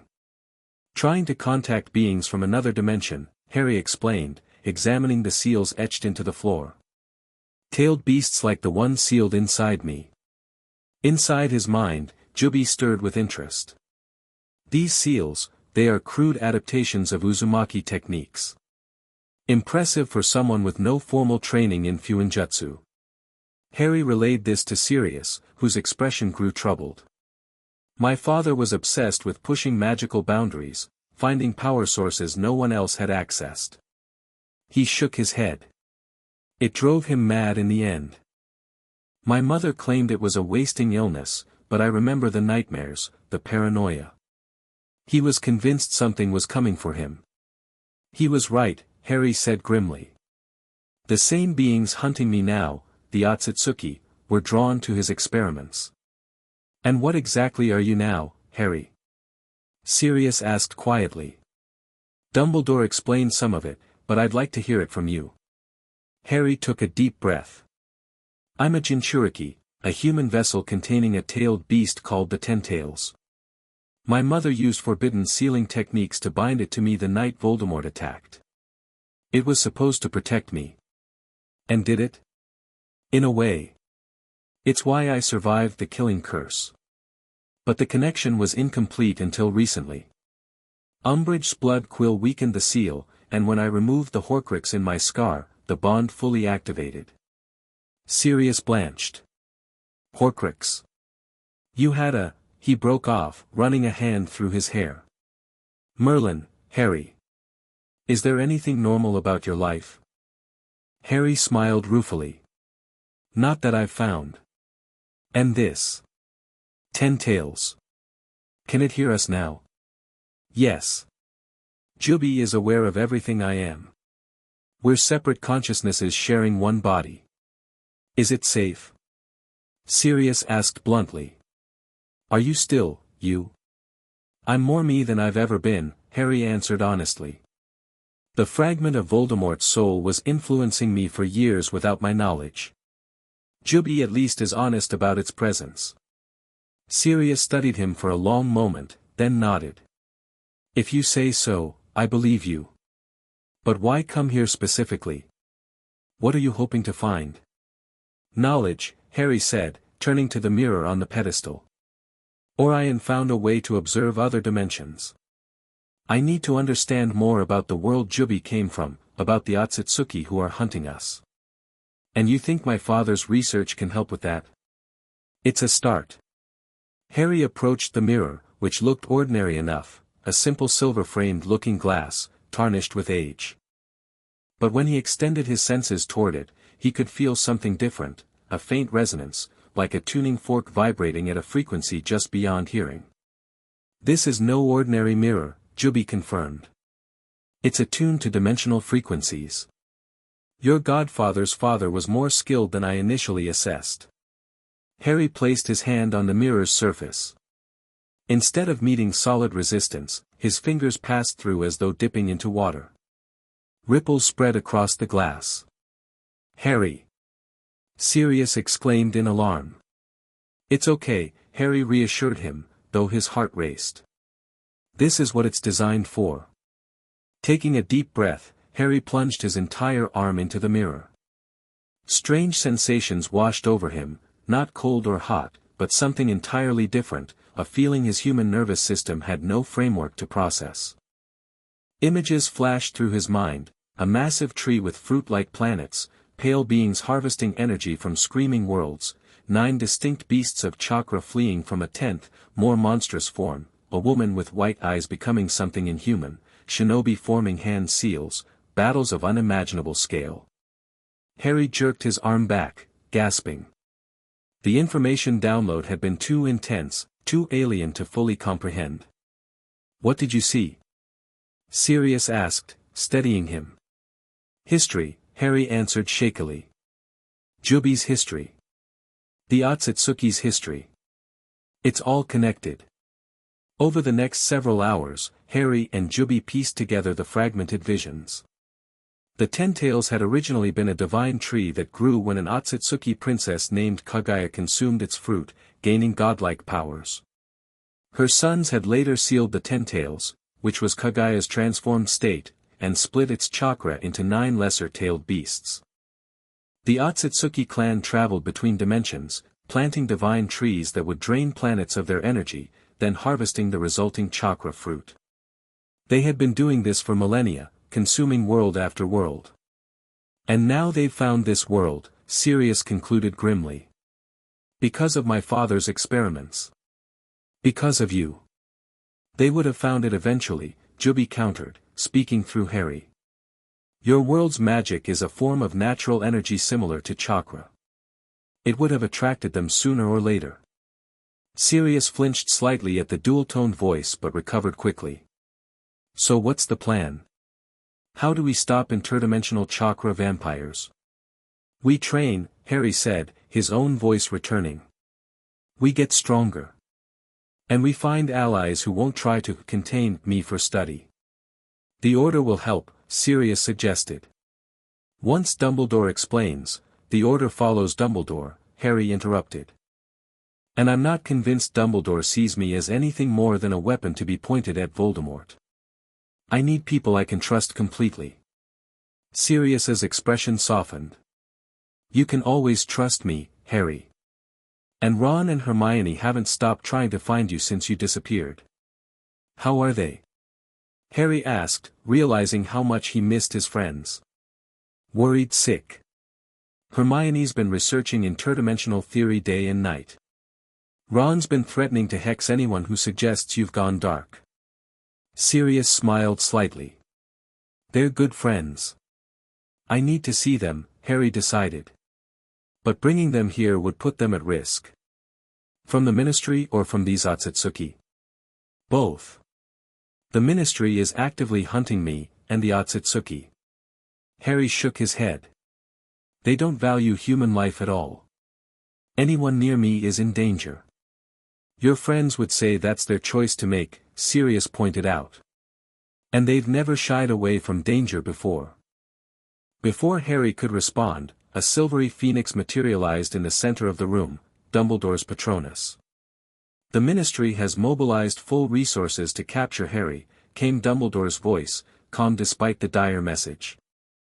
Hogwarts is under partial lockdown. Severus reports he was forced to reveal Harry's last known location under Veritaserum. If you are with him, Sirius, bring him to the arranged location immediately. The Otsutsuki have been spotted again near Hogsmeade. The Patronus dissolved, leaving a heavy silence. So Snape didn't betray us voluntarily, Harry noted.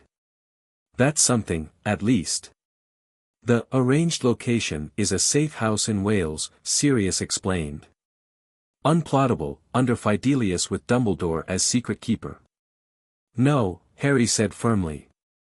I'm not putting myself under Dumbledore's control again. Not yet.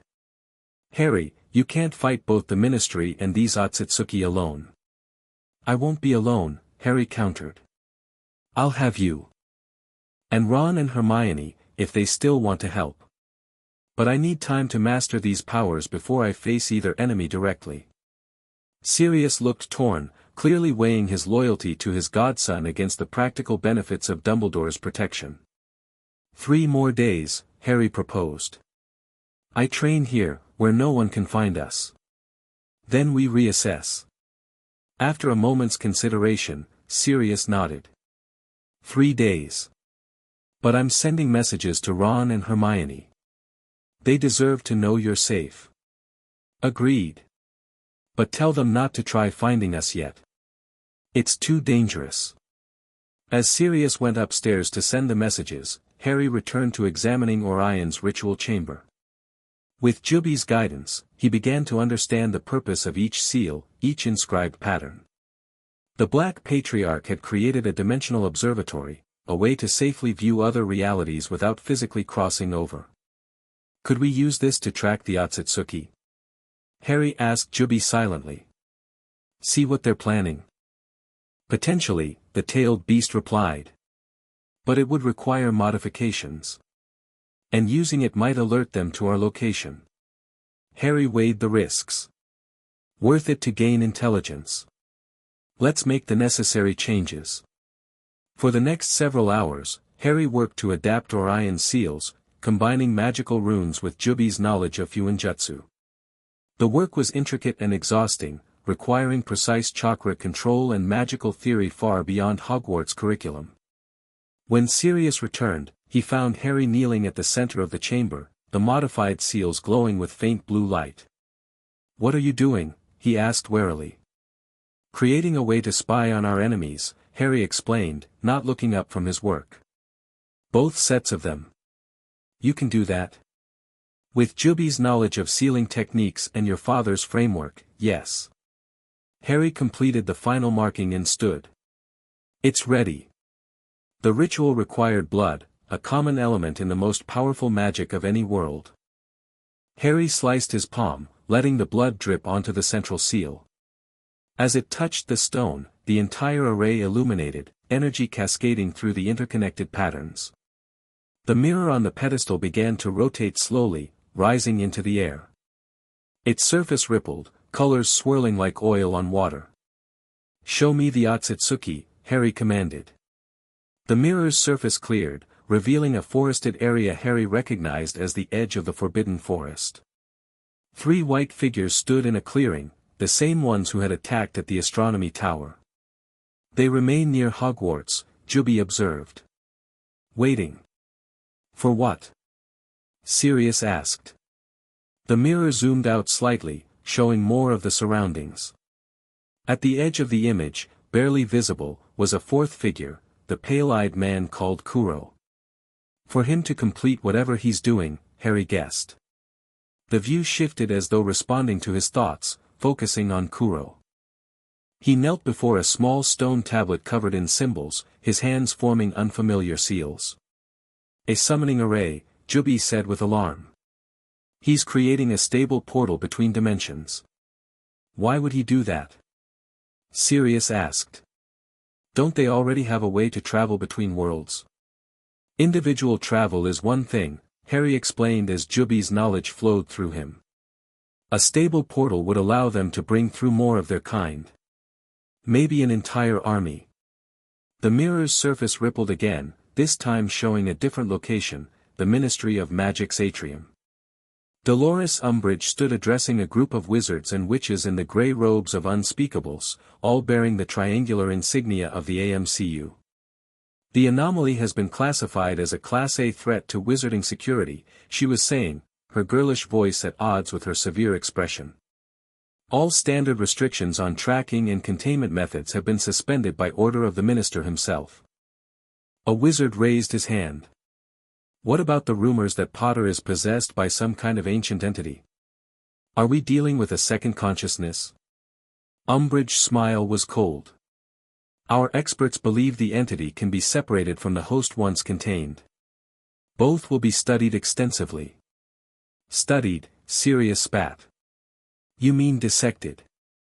The mirror shifted once more without prompting, showing a third scene, Hogwarts' Great Hall, where students gathered for dinner. The mood was somber, conversations hushed. At the Gryffindor table, Ron and Hermione sat apart from the others, heads bent together in intense discussion. The image zoomed closer, allowing Harry to hear their whispered conversation. Still think we should try to find him ourselves, Ron was saying. The Ministry's treating him like some kind of dangerous creature. Sirius's message said Harry would contact us when it's safe, Hermione countered. We have to trust that he knows what he's doing. But what if this Ten-Tails thing is controlling him? What if he needs our help but can't ask for it? Hermione bit her lip. I've been researching everything I can find on possession and spiritual entities. This doesn't match any known pattern. It's more like a symbiosis. A what? A mutually beneficial relationship between two different organisms, she explained. Harry gets power and protection, the entity gets, well, I'm not sure yet what it gets. Survival, Harry murmured, watching his friends. Juby gets survival. The mirror's surface clouded suddenly, the images dissolving. The seals on the floor flared bright red, then faded entirely. What happened? Sirius asked. Someone detected us, Juby answered through Harry. The viewing technique is not as covert as we hoped. The Otsutsuki? No. Harry's expression darkened. The Ministry. Their unspeakables must have sensing equipment tuned to unusual magical signatures. As if confirming his suspicion, they felt the building above them shudder. Dust fell from the ceiling. They found us, Sirius said, drawing his wand. How? This place is supposed to be untraceable. They followed our viewing spell, Harry realized. We created a direct magical connection to the Ministry itself. Another, stronger tremor shook the foundation. The sound of splintering would echoed from above. We need to leave, Sirius urged. Now. Too late. Harry's enhanced senses detected multiple magical signatures entering the townhouse. They've already breached the upper floors. Sirius swore. How many? At least 15. Aurors and unspeakables both. Harry turned to his godfather. You should go. Transform and slip past them. They're here for me, not you. Not a chance, Sirius said firmly. I'm not leaving you to face this alone. Heavy footsteps approached the cellar door above. Harry could hear voices, giving orders, spreading out to secure the building. Then we fight, Harry decided. But no lethal force. These aren't Death Eaters, they're just following orders. Sirius nodded grimly. Non-lethal it is. Harry closed his eyes briefly, allowing Juby's chakra to flow through his system. Golden energy rippled across his skin, not yet forming a full cloak but ready to manifest at a moment's notice. Stay behind me, he told Sirius. And be ready to run if things go badly. The cellar door burst open. Aurors poured down the stairs, wands drawn, shield charms already activated. Leading them was a tall, black wizard Harry recognized, Kingsley Shacklebolt, Order member and senior Auror. Harry Potter, Kingsley called, his deep voice carrying easily in the stone chamber. By order of the Ministry of Magic, you are to surrender immediately for containment and evaluation. Hello, Kingsley, Harry replied calmly. Here on official business, or order business? Kingsley's expression revealed nothing. This is a ministry operation, Mr. Potter. Please lower your energy field and come quietly. You know what they'll do to him, Sirius said from behind Harry. The ministry fears what it doesn't understand. They'll lock him away, experiment on him. Sirius Black, Kingsley acknowledged. You're not helping his case by being here. There are standing orders to apprehend you on sight. Seems like neither of us is very popular with the ministry these days, Sirius replied with a hint of his old reckless grin. More Aurors filed into the chamber, spreading out to form a semicircle. Among them, Harry spotted Dawlish and Proudfoot, hardliners unlikely to show mercy. Behind them came grey-robed unspeakables carrying strange devices that hummed and clicked as they pointed them at Harry. Fascinating readings, one murmured. The energy signature is like nothing we've documented. Enough analysis, snapped a new voice. Dolores Umbridge pushed her way to the front, her toad-like face set in a satisfied smile. Mr. Potter, how convenient that you've saved us the trouble of a prolonged manhunt. Harry felt Juby's chakra spike in response to her presence, the golden energy darkening slightly at the edges. He fought to maintain control. Professor Umbridge, he said with forced calm. Still wearing too much pink, I see. Her smile didn't waver. Your juvenile attempts at provocation won't work, Mr. Potter.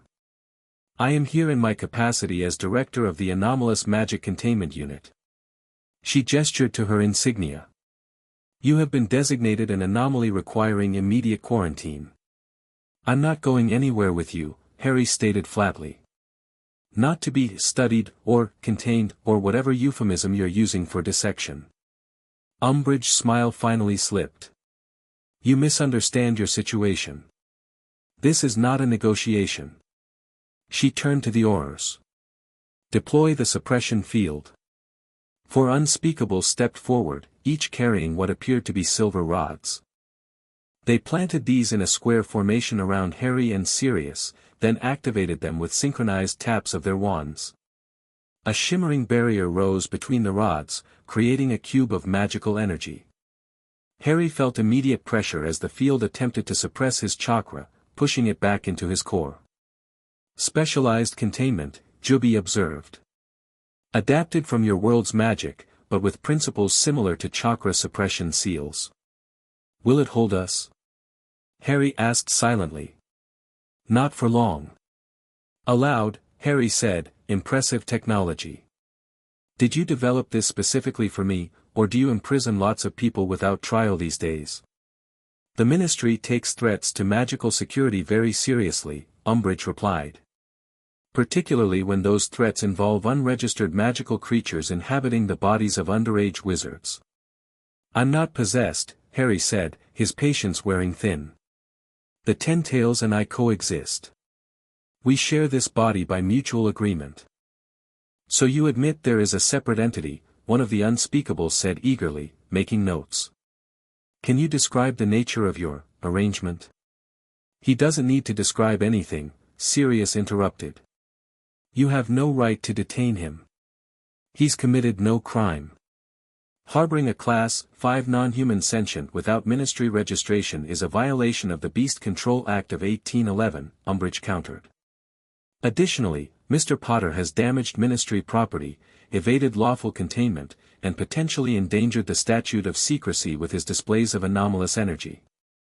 This is ridiculous, Harry said.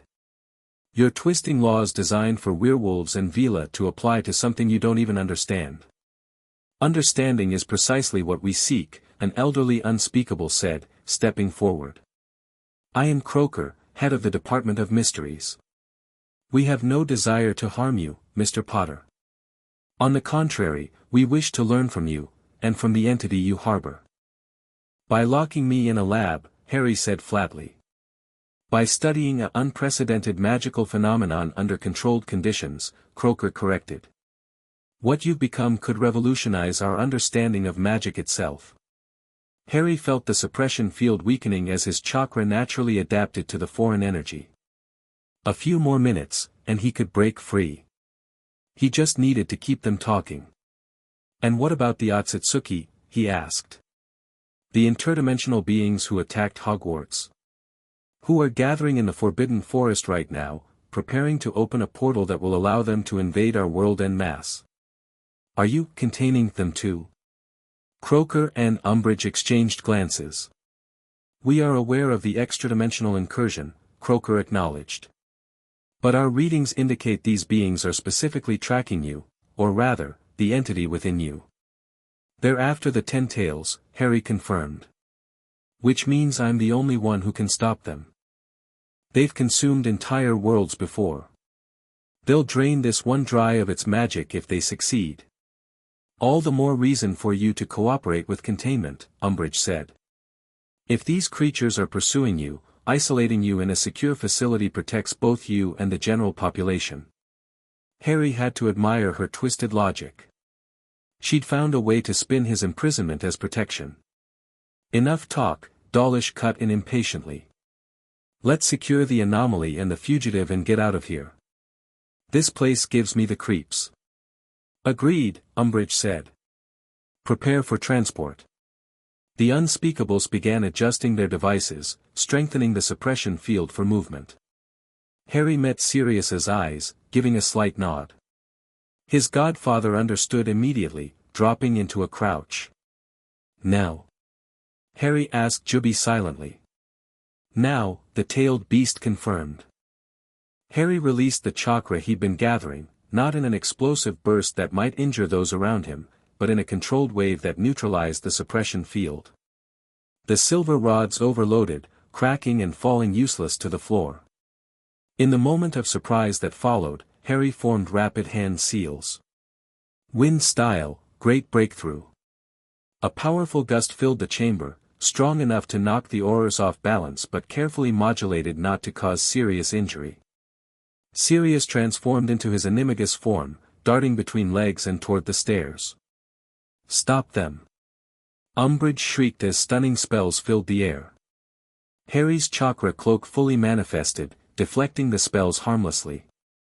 With inhuman speed, he leapt over the Aurors' heads, landing at the foot of the stairs. Padfoot was already halfway up, looking back to ensure Harry followed. Seal the exits. Kingsley ordered, recovering quickly. Harry felt anti-apparition wards slam into place, locking down the building. Standard ministry procedure, but it wouldn't stop him now. Earth style, moving earth core, he called, slamming his palm to the ground. The stone beneath them liquefied, creating a tunnel upward through the foundation of the building. Harry grabbed Padfoot by the scruff and leapt into the opening, the earth closing behind them as they ascended. They emerged in the alleyway outside, the night air cool on their faces. Sirius transformed back, looking slightly dazed. That was impressive, he managed. We need to move, Harry said, already sensing the magical signatures reorganizing inside the building. They'll have the area surrounded within minutes. Where to? Harry considered their options. Hogwarts. That's where they'll expect us to go. Exactly. And it's also where the Otsutsuki are gathering. Harry's expression hardened. Time to confront both our enemies at once. Sirius looked like he wanted to argue but instead just shook his head. You're either brilliantly strategic or completely mad. Either way, I'm with you. Harry placed a hand on Sirius's shoulder, channeling chakra for their transportation. Thank you for trusting me. Always, Sirius replied simply. Golden light enveloped them both as Harry performed his chakra-enhanced apparition. The world bent around them, and they vanished just as Aurors burst into the alley. They reappeared at the edge of the Forbidden Forest, near Hagrid's hut. Hogwarts Castle loomed in the distance, windows glowing warmly against the night sky. To untrained eyes, everything appeared peaceful. But Harry's enhanced senses detected the truth. The school was on high alert, teachers patrolling corridors, aurors stationed at entrances, protective enchantments reinforced. And deeper in the forest, the Otsutsuki continued their work, their alien chakra signatures burning like cold stars against the natural magical background. They haven't sensed us yet, Harry said quietly. But they will soon. What's the plan? Sirius asked, wand at the ready. Storm the castle. Confront the interdimensional invaders. Both? Neither, yet. Harry turned toward Hagrid's darkened hut. First, we need allies. As if on cue, the door to the hut creaked open. A bushy-haired figure peered out, then gasped. Harry? Is that you? Hermione stood frozen in the doorway, her eyes wide as she took in Harry's transformed appearance. Behind her, Ron's tall form appeared, his expression changing from wariness to shock to delight in rapid succession. Bloody hell, he breathed. You look different. It's a long story, Harry said, approaching cautiously. But it's still me. I promise. Hermione launched herself forward, throwing her arms around him in a fierce hug. After a moment's hesitation, Harry returned the embrace, careful to keep his chakra subdued. We've been so worried, she said, her voice muffled against his shoulder. When you disappeared from the astronomy tower, and then all these rumors about you being possessed. Not possessed, Harry corrected gently, stepping back. More like, expanded. Ron approached more cautiously, his eyes taking in the subtle changes in his best friend, the longer hair, the more defined physique, the faint ring pattern visible in his green eyes. So you've got this Tentails thing inside you, he asked bluntly. Like, right now? It can hear us? Yes, Harry confirmed. Juby has been sealed inside me since I was a baby. My mother's last act was binding us together to protect me from Voldemort. And it's not controlling you or anything. Ron pressed. Harry smiled slightly. No more than your conscience controls you. We're separate beings sharing one body. Different perspectives, same goals. Which are? Hermione asked, ever practical. Survival, primarily, Harry answered honestly. For both of us. And stopping the Otsutsuki from harvesting this world's magic. Sirius cleared his throat. Perhaps we should continue this reunion inside. We're rather exposed out here. They filed into Hagrid's hut, which was empty of its usual occupant.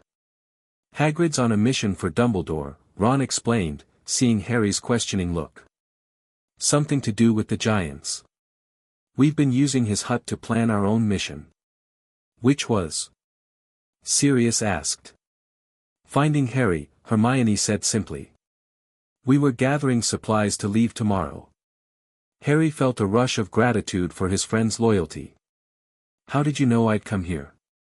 We didn't, Ron admitted. But we figured you'd either go to Grimmauld Place or come back to Hogwarts eventually. We've been monitoring both through the DA coins.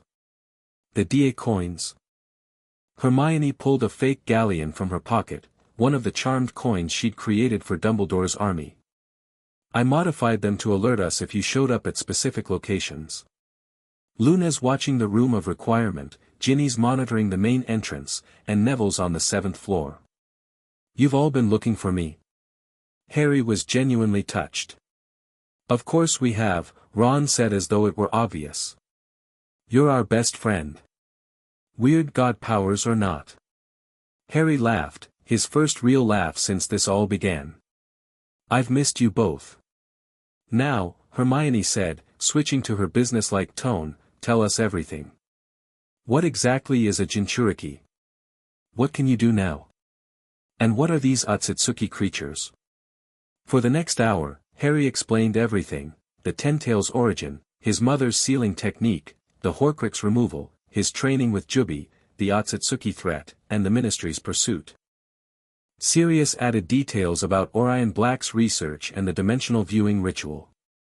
Hermione took extensive notes, while Ron's expression cycled between amazement, concern, and occasional envy.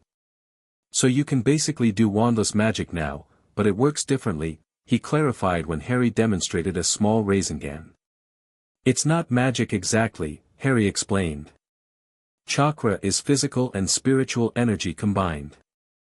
It follows different rules, creates different effects. And these Otsutsuki want to steal the 10 tails from you, then drain our world of its magic. Hermione summarized. While simultaneously, the Ministry wants to capture and study you. That about covers it, Harry confirmed. Blimey, Ron muttered. And I thought last year was complicated. The immediate threat is the Otsutsuki, Harry continued. They're preparing a stable portal in the forest. Once it's operational, they could bring through reinforcements, maybe dozens more of their kind. And you plan to stop them?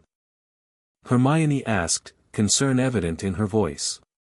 Harry, you said yourself you've only had days to learn these new abilities. These beings have used chakra for thousands of years. I don't plan to defeat them yet, Harry clarified. Just disrupt their portal, buy us some time. And then? Then we find a way to strengthen the wards around Hogwarts to keep them out permanently. Dumbledore must know something that could help, even if I don't fully trust his motivations right now. Sirius, who had been keeping watch at the window, suddenly stiffened. Movement at the castle. A group coming this way. Harry extended his senses. Dumbledore, McGonagall, Flitwick, and Snape. They know we're here. How? Ron asked. The wards, Hermione realized. Of course. Harry's new chakra signature would register differently. Dumbledore would be alerted immediately.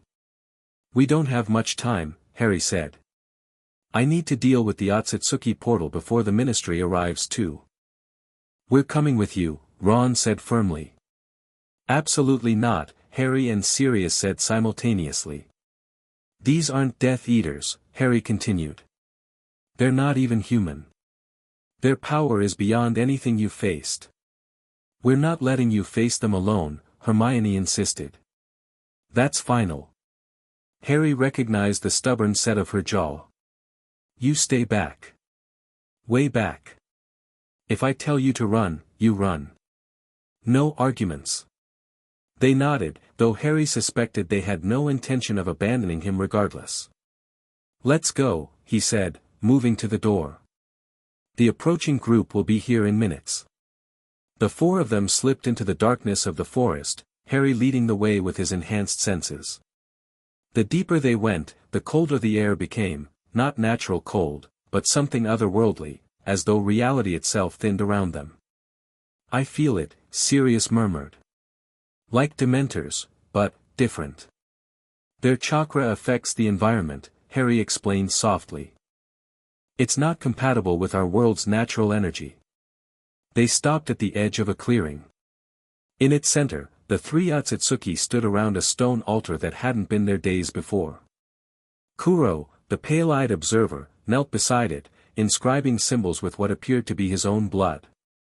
The portal is nearly complete, Juby warned inside Harry's mind. Another hour at most. What's the plan? Ron whispered. I'll confront them directly, Harry said. Create a distraction.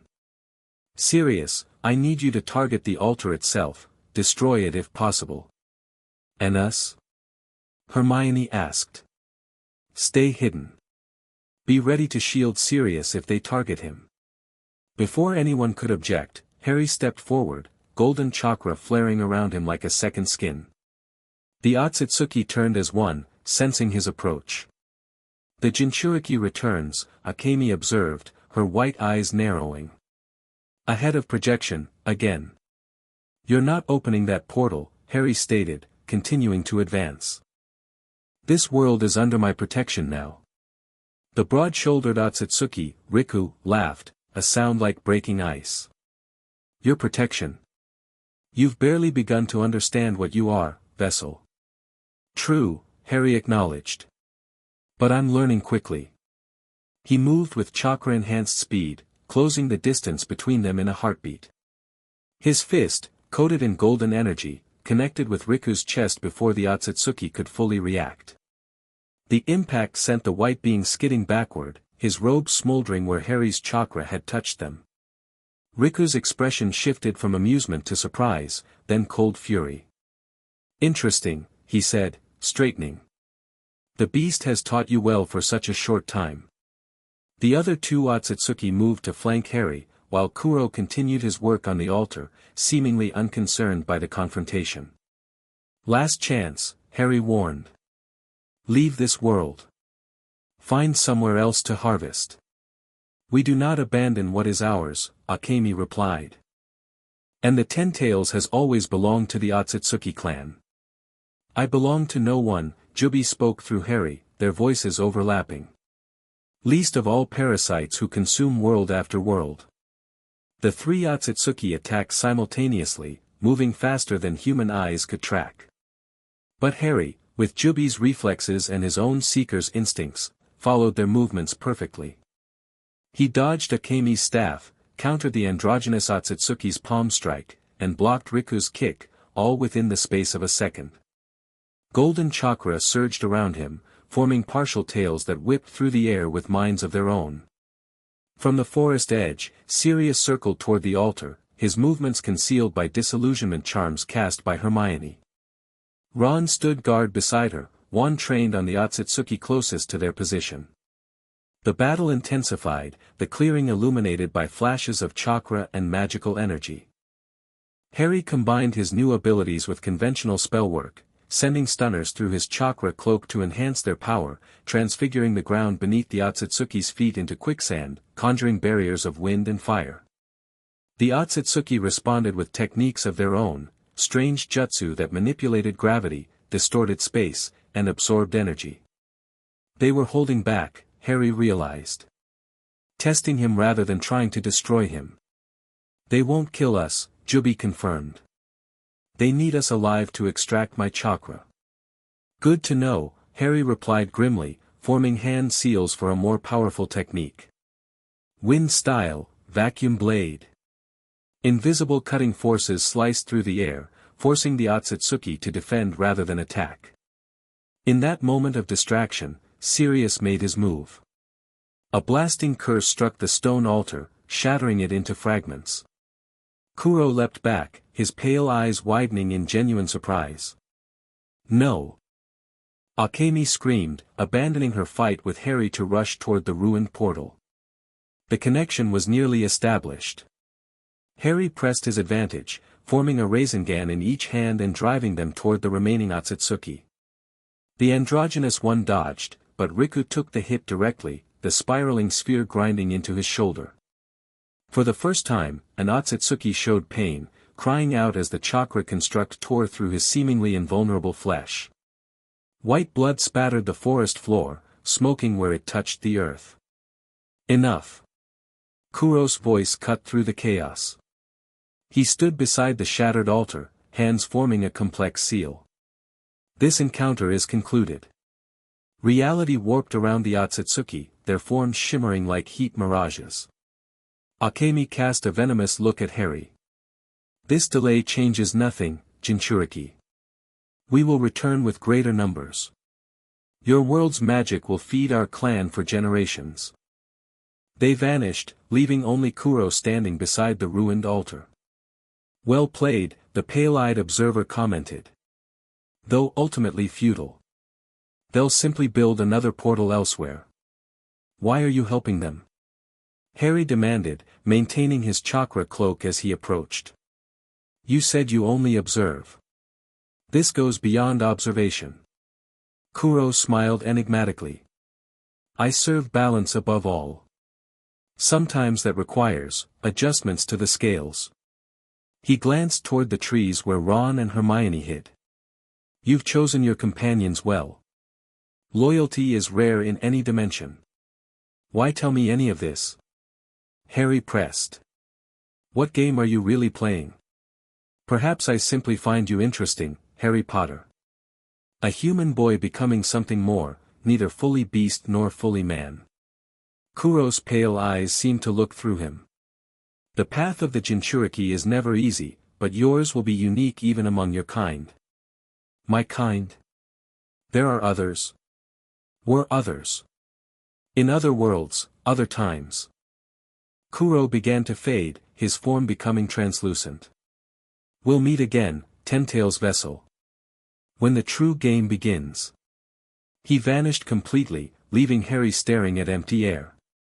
Sirius, Ron, and Hermione emerged from their positions, approaching cautiously. Did we win?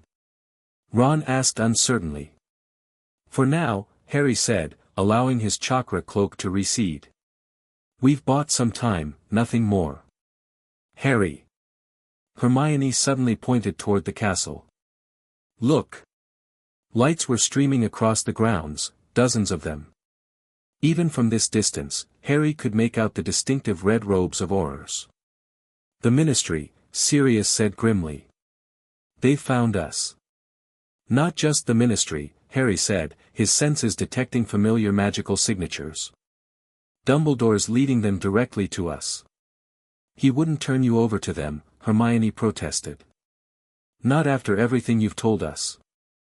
He might think containment is the safest option, Harry said bitterly. For the greater good. We need to leave, Sirius urged. Now.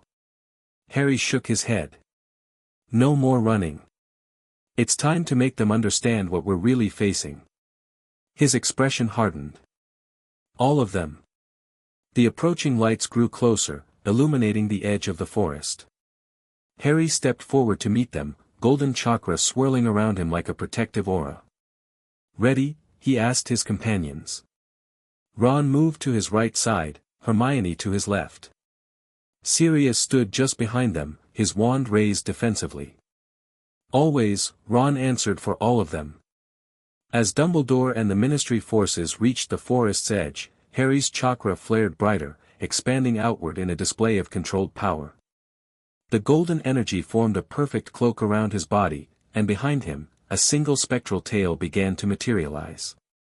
The confrontation that would determine the fate of Harry Potter, Jinchuriki of the Ten-Tails, was about to begin.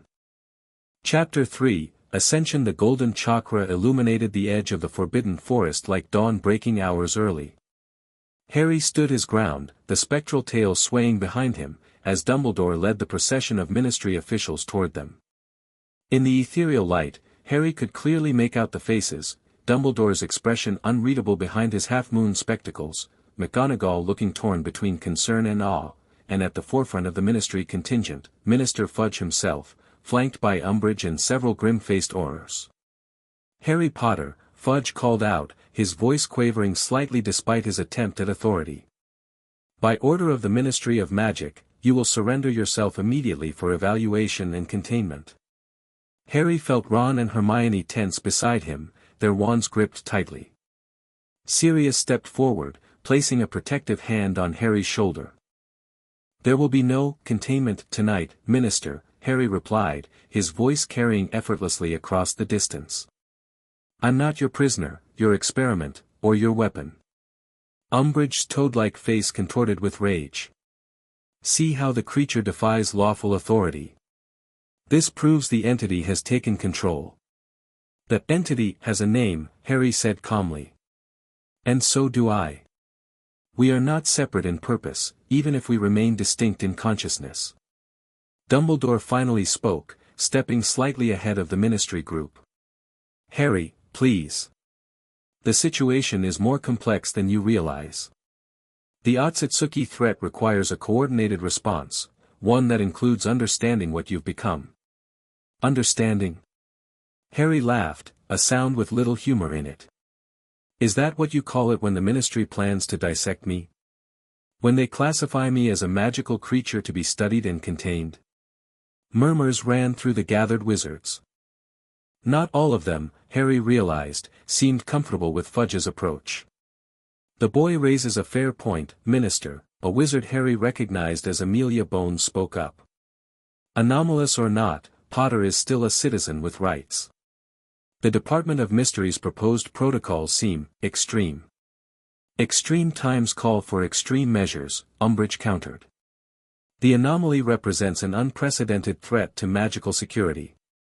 The only threat to magical security is standing right there, Sirius said, pointing toward the forest behind them where the Otsutsuki had been moments before.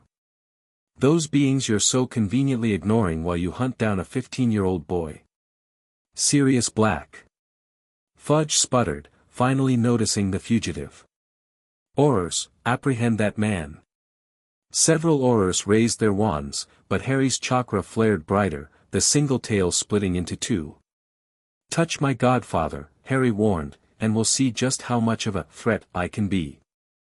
The forest around them responded to his surging chakra, leaves rustling without wind, small animals fleeing deeper into the darkness, the very air seeming to vibrate with potential energy. Dumbledore raised his hands in a placating gesture. Nobody needs to be apprehended tonight. We are here to talk, Harry. To understand what happened in the forest, and to find a path forward that protects everyone, including you. Harry studied the headmaster's face, searching for deception. Behind him, he heard Ron whisper to Hermione, "Is it just me, or does Harry look different again?" He wasn't wrong. Harry could feel the changes accelerating, his hair now reaching past his shoulders, black as midnight with strange reddish highlights when the chakra flowed strongly. His muscles had become more defined, his posture naturally straighter. Most noticeably, the rings in his eyes were more pronounced, visible even without actively channeling chakra. "I'm listening," Harry said finally, allowing the chakra tails to dissipate but maintaining the golden aura around himself. "But we talk as equals. Not as captor and captive." Dumbledore nodded. "Of course. Albus." Fudge protested. "The department has protocols, which are designed for hostile entities," Dumbledore interrupted firmly. "Harry has demonstrated remarkable control and rationality despite his transformation. I suggest we begin with diplomacy rather than force." Fudge seemed ready to argue but was silenced by a look from Amelia Bones. "Perhaps," she suggested, "we could continue this discussion in a more appropriate setting. The edge of the forbidden forest after an interdimensional incursion hardly seems ideal." "The Great Hall," Dumbledore proposed. "Neutral ground, with space for all parties." Harry considered this, consulting silently with Juby. "A trap?" he asked the ancient entity. "Possibly," Juby replied. "But they cannot contain us if we don't allow it. And facing them openly demonstrates our strength." "Agreed," Harry said aloud. "The Great Hall. But my friends and godfather remain with me, unharmed and unrestrained." "The fugitive Black," Umbridge began. "Is under my protection," Harry cut her off, the golden chakra brightening momentarily. "Non-negotiable." A tense silence followed as Fudge and Dumbledore exchanged glances. Finally, the minister gave a curt nod. "Temporary immunity for Black, pending this discussion only. The students may accompany you as well." "Then we have an accord," Dumbledore said, sounding relieved. "Shall we proceed?" The procession that made its way back to the castle was unlike anything Hogwarts had seen before. Harry walked at its center, golden energy still swirling around him, flanked by Ron, Hermione, and Sirius. Dumbledore and McGonagall led the way, while ministry officials and Aurors followed behind, maintaining a cautious distance.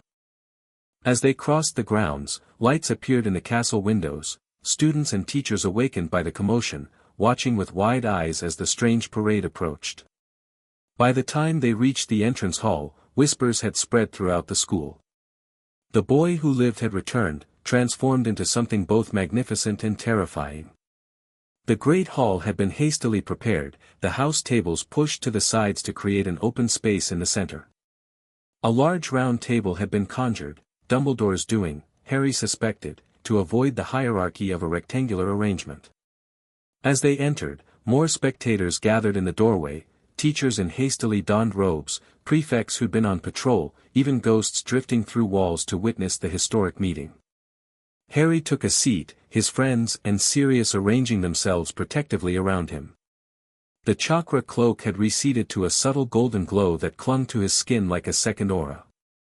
Across the table, Fudge, Umbridge, and Amelia Bones settled into chairs, while several unspeakables hovered nearby with their strange measuring devices. Dumbledore remained standing. Before we begin, I suggest we establish ground rules for this discussion. First, Harry said immediately, those devices stay out of my personal space. He pointed to the instruments the unspeakables were aiming in his direction. I'm not a specimen to be measured while we talk. The lead unspeakable, Croaker, frowned but signaled his subordinates to lower their equipment. Second, Sirius added, anything said here is without prejudice. No one gets arrested or detained based on tonight's conversation. Within reason, Amelia Bones qualified. Confessions to serious crimes would still require action.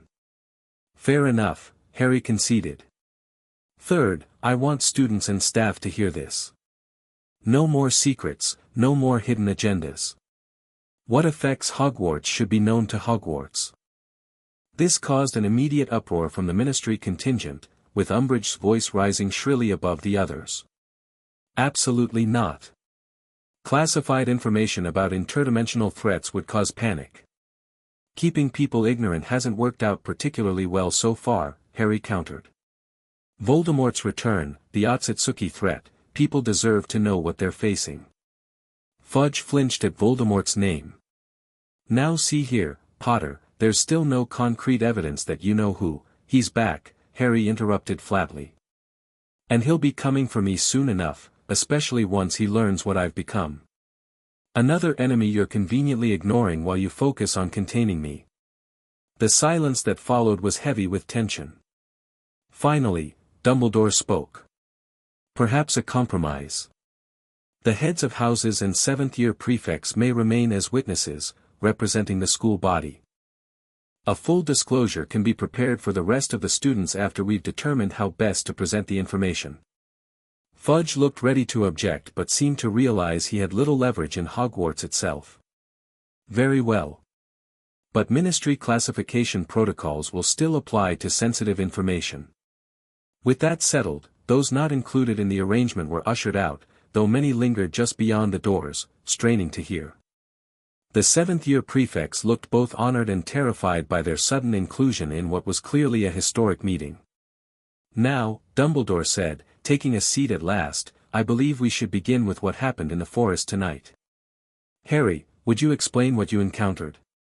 Harry described the confrontation with the Otsutsuki, their attempt to build a permanent portal, and how he and his friends had disrupted it. He carefully omitted certain details, particularly about Kuro's cryptic role, until he better understood them himself. So these beings, these Otsutsuki, are attempting to create a stable connection between their dimension and ours, Amelia Bones summarized. For the purpose of harvesting our world's magic. Yes, Harry confirmed. They see magic as a resource to be consumed.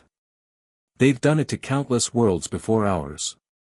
And they're specifically tracking you because of the entity you contain, she pressed. The 10 tails, Harry supplied. Yes. It originally came from their world, though it's not aligned with them. They see it as their property, a power source they want to reclaim. Which brings us to the central issue, Croaker interjected. The nature of your transformation, Mr. Potter.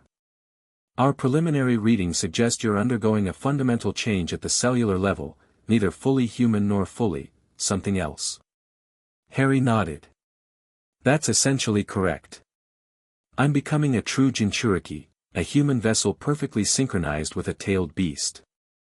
And this was caused by the blood quill? McGonagall asked, shooting a venomous look at Umbridge. It was the catalyst, Harry explained. The seal my mother created had been containing Juby since the night Voldemort attacked me. The blood magic in Umbridge's quill resonated with the seal, weakening it enough for Juby to begin awakening. Umbridge's face paled slightly, though whether from being implicated or from Harry's casual mention of Voldemort, it was hard to tell. Your mother, Dumbledore said softly. You've learned more about her role in all this. It wasn't a question, but Harry answered anyway. Yes. She worked in the Department of Mysteries briefly. She found a scroll, a summoning contract from Juby's world, and adapted it into a sealing technique. All eyes turned to Croker, who shifted uncomfortably. There was such a scroll, he admitted. Recovered from a temporal anomaly in 1979. Lily Evans was part of the research team before she went into hiding. The scroll disappeared when she left. She took it to protect me, Harry said. She knew Voldemort was coming for us specifically, and conventional protections wouldn't be enough. So she used forbidden knowledge to turn her own child into a vessel for an extra-dimensional entity? Umbridge said, her voice dripping with manufactured horror. How monstrous. Harry's chakra flared violently, causing several people to flinch. My mother gave her life to save mine. She did the only thing she could with the knowledge she had. Don't you dare call her monstrous. Control, vessel, Juby warned inside him. Your emotions affect our chakra flow. Harry took a deep breath, the golden energy settling. The point is, this wasn't an accident or a possession. It was a deliberate protective measure by a mother willing to do anything to save her child. Including making you something other than human? Fudge asked, unable to keep the disgust from his voice. Before Harry could respond, Hermione spoke up for the first time since entering the hall. Harry has always been human, she said fiercely. Having the Tentails sealed inside him doesn't change that. It's no different than a wizard with creature heritage or magical abilities from a bloodline gift. Miss Granger makes an excellent point, Professor Flitwick chimed in from where the heads of houses sat. Many of us carry mixed heritage. I myself am part goblin. Does that make me less worthy of rights and dignity? Fudge backpedaled quickly. Of course not, Professor. But Mr. Potter's situation is unprecedented. The entity within him is not part of our world's natural order. Neither is much of what wizards do, Harry pointed out. We're discussing semantics while ignoring the real threat. The Otsutsuki will try again. They'll build another portal, bring more of their kind through. And when they do, I may be the only one capable of stopping them. With what guarantee that you won't become an equal threat? Umbridge challenged. The power you're displaying is beyond anything our laws were designed to regulate. I don't want power for its own sake, Harry said firmly. I never have. All I've ever wanted was to protect the people I care about. Noble sentiments, Amelia Bones acknowledged. But intentions can change. Power corrupts, Mr. Potter. Even the best of us. Which is why he needs proper guidance, Dumbledore interjected. Not containment, not isolation, but support from those who understand both his humanity and his new abilities. And who would provide this guidance, Dumbledore? Fudge asked skeptically. You.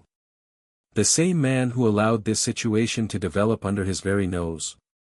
A flash of something, hurt, perhaps, or guilt, crossed Dumbledore's face before his calm mask returned. I propose a compromise. Harry remains at Hogwarts, where he can continue his education while learning to master his new abilities. Ministry observers may monitor his progress, but he is to be treated as a student, not a specimen or a weapon. Absolutely not, Umbridge snapped. The anomaly must be contained in a secure facility where proper protocols can be implemented. I'm not going to be locked away, Harry said, his voice deadly quiet. That's not happening. The chakra around him intensified, and this time, 3 spectral tails formed behind him, swaying with barely restrained energy. Several of the aurors shifted nervously, hands moving toward their wands. Perhaps, Amelia Bones said quickly, sensing the dangerous turn in the conversation, we should consider Dumbledore's proposal as a starting point. Mr. Potter clearly has control of his faculties and his abilities. Forced containment would likely result in unnecessary conflict.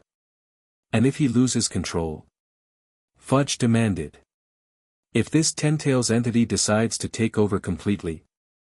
That's not how our bond works, Harry explained, forcing his chakra to calm once more, the tails receding.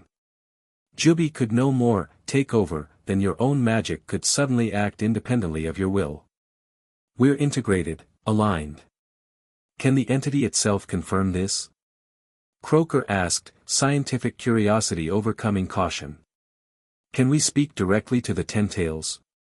Harry glanced at his friends, who nodded encouragingly, and at Sirius, who gave him a reassuring smile. Briefly, Harry agreed. It takes considerable energy to manifest separately, even partially. He closed his eyes, allowing Juby's consciousness to rise to the surface. When he opened them again, the ring pattern had intensified, glowing faintly in the dim hall. When he spoke, the dual-layered voice sent shivers through many present. I am Juby, the Tentails, they said together. I hear your concerns, humans of this world. Know that I have existed for millennia across multiple realities. I have witnessed civilizations rise and fall, dimensions collapse and reform. I have no interest in your petty politics or power struggles. Then what do you want? Amelia Bones asked directly. Survival. The Otsutsuki have hunted me across worlds. They would drain my essence, use it to extend their own immortality. In Harry Potter, I found not just a vessel but a partner, young, but with potential beyond any Jinchuriki I have known. And if your interests diverge from his? Croker pressed. The dual-voiced laugh was unsettling. You misunderstand the nature of our bond. The stronger our synchronization, the more our interests naturally align. I experience the world through him, his joys and sorrows become mine. His friends, Juby/Harry glanced at Ron and Hermione, become my friends. His enemies, my enemies. Convenient, Umbridge muttered. You doubt because you cannot conceive of existence beyond your limited experience, Juby/Harry replied. Your fear stems from ignorance, not wisdom. Before Umbridge could retort, Harry reasserted control, his voice returning to normal. That's enough for now, he said, looking slightly drained. Manifestation is still taxing. A murmur ran through the observers. Even the most skeptical could not deny the ancient wisdom they'd heard in that dual-layered voice, the sense of something truly other looking out through Harry Potter's transformed eyes. I believe, Dumbledore said into the silence that followed, that we have established the Tentails as not an immediate threat to Harry or to others. The question now becomes how best to proceed given the multiple challenges we face, the Otsutsuki, Voldemort, and the Ministry's legitimate concerns about unprecedented power. I have a suggestion, Harry said, straightening in his chair. I stay at Hogwarts, as Dumbledore proposed. I continue learning to control these abilities, with appropriate safeguards that don't involve treating me like a dangerous creature. In exchange, I assist in preparing defenses against the Otsutsuki and Voldemort. And the Ministry's role? Fudge asked. Observer status, Harry said firmly. Not controllers, not experimenters. You can learn from what I become, but you don't dictate it. The negotiations continued for hours, with various proposals and counterproposals presented and debated. Throughout it all, Harry maintained a calm dignity that impressed even his detractors. The boy who had entered the Great Hall was clearly gone, in his place stood a young man on the cusp of something beyond ordinary humanity, yet determined to maintain his connections to the world he'd always known. By dawn, an uneasy agreement had been reached. Harry would remain at Hogwarts under a modified curriculum that included training his new abilities. A small team of Ministry observers, approved by both Dumbledore and Harry, would monitor his progress. Sirius would receive temporary immunity while at Hogwarts, serving as Harry's guardian and advocate. Most importantly, Harry would not be classified as a magical creature or subjected to containment protocols unless he demonstrated clear danger to others. As the exhausted participants filed out of the Great Hall, Dumbledore approached Harry, who stood with his friends near the entrance.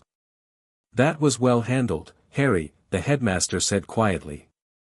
You've grown in more ways than just the physical. I've had to, Harry replied, studying the older wizard's face.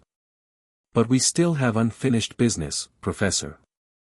There's more you haven't told me about all this. Dumbledore sighed. Yes. There is much still to discuss. But perhaps after you've rested. The past 24 hours have been eventful for all of us. Harry nodded, too tired to press further. Tomorrow, then. Your office. As Dumbledore walked away, Hermione touched Harry's arm gently. You need sleep, she said. Even with your enhanced stamina, you must be exhausted. Where, though? Ron asked practically. The dormitory's going to be a bit awkward with. He gestured vaguely at Harry's transformed appearance and the subtle golden glow that still clung to his skin. The room of requirement, Harry decided. It can create a space that adapts to what I need now. As they made their way through the castle, Harry was acutely aware of the stares and whispers that followed them. News of his return and transformation had spread throughout Hogwarts like wildfire, amplified by those who had glimpsed the confrontation at the edge of the forest or peered into the Great Hall during the negotiations. It's going to be like second year all over again, Ron muttered. Everyone thinking you're some kind of monster. Let them think what they want, Harry said, surprising himself with how little it bothered him now. Their opinions can't change what I am. And what exactly are you? Came a dreamy voice from an alcove they were passing. Luna Lovegood stepped out, her wide eyes taking in Harry's appearance with fascination rather than fear. She was still in her nightclothes, a robe hastily thrown over them, and her wand was tucked behind her ear as usual. Hello, Luna, Harry said, smiling despite his exhaustion. There was something refreshing about her direct approach. You're different, she observed, circling him slowly. Not just outside, but inside too. There's something ancient looking out through your eyes. Something that doesn't belong to this world, but belongs with you now. The accuracy of her assessment was startling. You can see Juby. Not see, exactly, Luna tilted her head. More like, sense. The way you sense thunder before you hear it. She reached out unexpectedly, touching his cheek with gentle fingers. It suits you, Harry. You were always meant for something extraordinary. Harry felt a strange warmth that had nothing to do with chakra flow. Thank you, Luna. That means a lot, especially now. The others are afraid, she continued, falling into step beside them as they resumed their journey. They don't understand that some transformations aren't about becoming something else, but becoming more fully what you always were. Hermione gave Luna an appraising look, as if seeing her in a new light. That's surprisingly insightful, Luna. Raxperts avoid him now, Luna added in her usual manner. They're terrified of the golden energy. It's quite effective. Ron choked back a laugh, and just like that, the tension broke. Even Sirius, who had been quiet and watchful since the negotiations concluded, cracked a smile. When they reached the 7th floor, Harry paced before the blank wall, thinking of a space where he could rest safely, where his chakra would flow naturally without disruption. The door that appeared was unlike the room's usual manifestation, ornate with swirling patterns that resembled the seals now permanently marked on Harry's skin. Inside was a spacious chamber that somehow combined elements of Eastern and Western design. A large circular bed dominated one section, surrounded by delicate paper screens painted with scenes of mountains and forests. Another area held comfortable seating arranged around a central fire pit. Most interesting was a meditation space with a small indoor garden and a pond of perfectly still water. Blimey, Ron whispered. The room's outdone itself. It's responding to both my needs and Juby's memories, Harry explained, feeling the space resonate with his chakra. This feels right. You should rest, Sirius said. We can talk more after you've slept. Will you stay? Harry asked his godfather. All of you. He looked at his friends, suddenly reluctant to be alone with his transformation. Of course, Hermione said immediately. The rooms provided enough space for all of us. Indeed, additional sleeping areas had formed in alcoves around the main chamber, as if the room had anticipated Harry's request. I'll stay too, Luna said, already examining a collection of strange crystalline objects on a shelf. The Nargles will find it harder to reach me here. Harry smiled gratefully at them all before making his way to the circular bed. The moment he lay down, the toll of the past days hit him all at once. His eyes drifted closed as the golden energy around him pulsed gently, settling into a rhythm like a second heartbeat. He slept deeply and dreamed of ancient forests where massive beasts roamed free, their tails carving mountains and creating valleys. In the dream, he ran with them, neither fully human nor fully beast, but something in between, a bridge between worlds. When Harry awoke, sunlight was streaming through windows that hadn't been there the night before. The room had adapted while he slept, creating a space filled with natural light and growing things. He sat up, immediately noticing further changes to his body. His hair now reached the middle of his back, still black but with definite red highlights that seemed to shift with his emotions. His muscles were more defined, his movements more fluid as he stood. When he caught his reflection in a mirror across the room, he saw that the ring pattern in his eyes was now permanent, concentric circles within his green irises, visible even without actively channeling chakra. The integration accelerates, Jubi observed within him. Your body adapts to channel more of my chakra without strain. How far will the changes go? Harry asked silently. That depends on how completely we synchronize. Some Jinchuriki maintained mostly human appearance, others took on more bestial aspects of their tailed beasts. And which will I be? Neither, I suspect. Our bond is unique, you are the first vessel of the complete 10 tails, not a fragment like the other tailed beasts. We are creating something new together. Harry nodded, accepting this as he moved to where his friends were beginning to stir. Sirius was already awake, standing by one of the windows and looking out over the Hogwarts grounds. Morning, Harry said, joining his godfather. Or is it afternoon? Just past noon, Sirius confirmed. You needed the rest. He studied Harry's face. More changes, I see. It's going to keep happening, Harry acknowledged. Until the synchronization is complete. And then? I don't know exactly. But I'll still be me, Sirius. Just, more. Sirius clasped his shoulder. I believe you, Harry. And I'm with you, whatever you become. Your parents would be too. The others awakened gradually. Ron goggled at Harry's overnight changes but quickly adapted, treating him with the same casual friendship as always. Hermione was more analytical, asking detailed questions about the physical transformation process. Luna simply smiled knowingly, as if she'd expected exactly this development. As they were discussing plans for the day, a house elf appeared with a soft pop, bearing a tray of food and a sealed note. Dobby brings lunch for Harry Potter and his friends, the elf announced, setting down the heavily laden tray. And a message from Professor Dumbledore. Thank you, Dobby, Harry said, taking the note. The elf beamed at him, seemingly unfazed by his transformed appearance. Dobby is honored to serve the great Harry Potter, even when Harry Potter glows like the sun. With another pop, he vanished. Harry broke the seal on the parchment, reading quickly. Dumbledore wants to see me in his office at 2 o'clock. Alone. Are you going? Ron asked, already helping himself to the food. Yes. There are still answers I need from him. Harry joined them at the table, finding himself ravenous.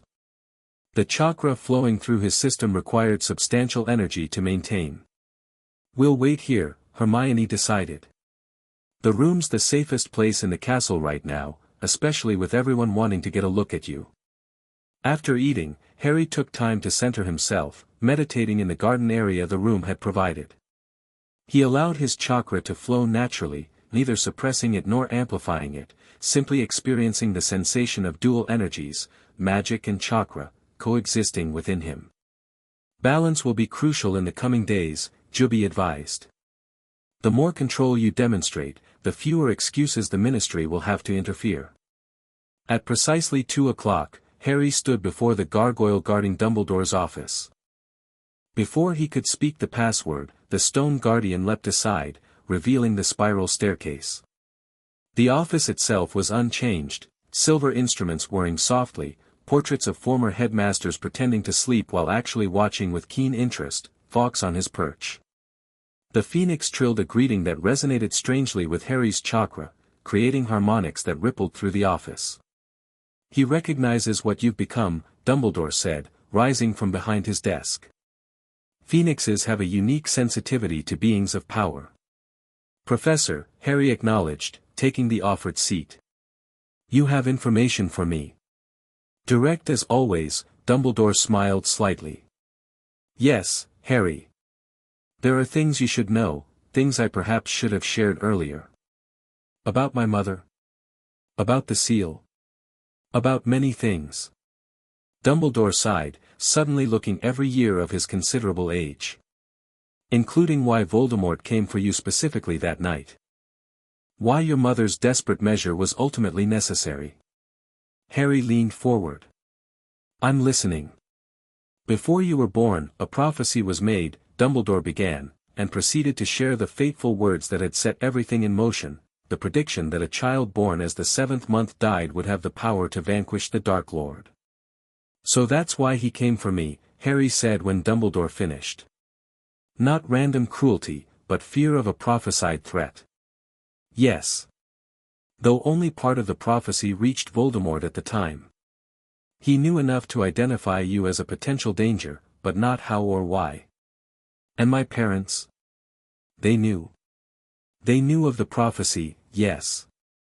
It's why they went into hiding under the Fidelius charm."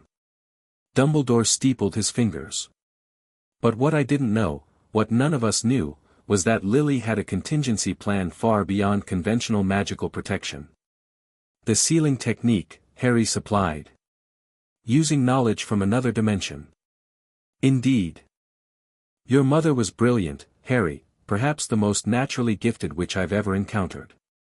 During her brief time in the Department of Mysteries, she was exposed to concepts that most wizards never glimpse, the boundaries between dimensions, the nature of consciousness, ancient magics predating our modern understanding. Why would the department give that kind of access to a young witch just out of Hogwarts? They didn't, precisely." Dumbledore's eyes twinkled briefly. "Lily had a talent for finding information that others preferred to keep hidden. Much like Miss Granger in that respect." Harry smiled despite himself. "She found the scroll." "Yes. A summoning contract from another world, recovered during a temporal anomaly event. The department couldn't translate it, but Lily somehow could, or at least, she understood enough to adapt its principles. What no one realized was that she was also communicating with someone who had previous experience with such techniques." "Who?" "Orion Black." The name hit Harry like a physical blow. "Sirius's father?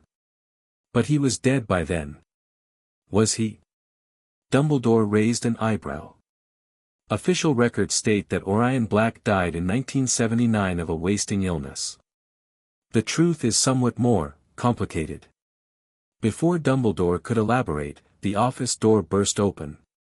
Professor McGonagall stood there, her face pale with shock. "Albus! Death Eaters in Hogsmeade. Dozens of them, led by Bellatrix Lestrange. They're attacking anyone in sight, demanding Potter be turned over to them." Dumbledore rose immediately. "Alert the Order. Initiate lockdown protocols for the school." "There's more," McGonagall said grimly. "Witnesses report seeing you-know-who himself among them." Harry stood, golden chakra already swirling around him. "He sensed the change in me. He's coming to claim the power for himself." "Harry, you must stay in the castle," Dumbledore insisted. "That's exactly what he wants, to draw you out. People are dying in Hogsmeade while we debate." Harry snapped. "I'm not hiding while Voldemort terrorizes innocents to get to me. This isn't about bravery," Dumbledore said urgently. "Voldemort doesn't understand what you've become.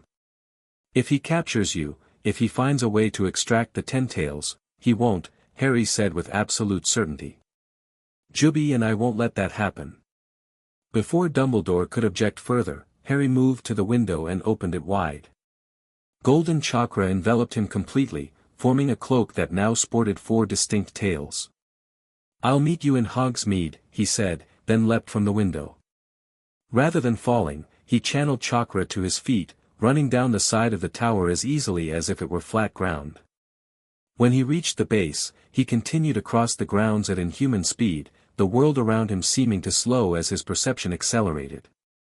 Halfway to the gates, he was intercepted by Ron, Hermione, and Luna, all mounted on thestrals. "Did you really think we'd let you face him alone?" Ron called down, his broom in hand as he rode the invisible-to-him creature. "This isn't your fight," Harry protested, though he slowed his pace. "It became our fight the moment Voldemort returned," Hermione countered. "Besides, you might need backup against that many Death Eaters." "I can see your energy flowing," Luna commented serenely from her thestral. "It's beautiful, like living fire. The creatures around you respond to it." Indeed, Harry noticed that animals seemed drawn to yet respectful of his chakra signature, the thestrals dipping their heads as he approached, birds circling overhead, even insects on the ground moving in patterns around his footsteps. "Fine," he conceded. "But you stay back from the main fighting. Support only." They nodded, though Harry suspected they had no intention of remaining on the sidelines if he was in danger. As they approached Hogsmeade, the devastation became apparent. Several buildings were ablaze, dark smoke billowing into the clear afternoon sky. Screams and the sounds of combat echoed through the village streets. Above it all, the dark mark hung, a sinister green skull with a serpent protruding from its mouth.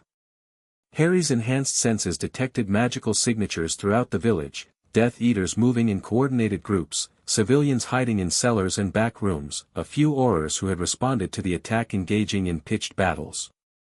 And at the center of the 3 broomsticks, a singularly dark presence that could only be Voldemort himself. "He's in the pub," Harry told his friends. "Waiting for me.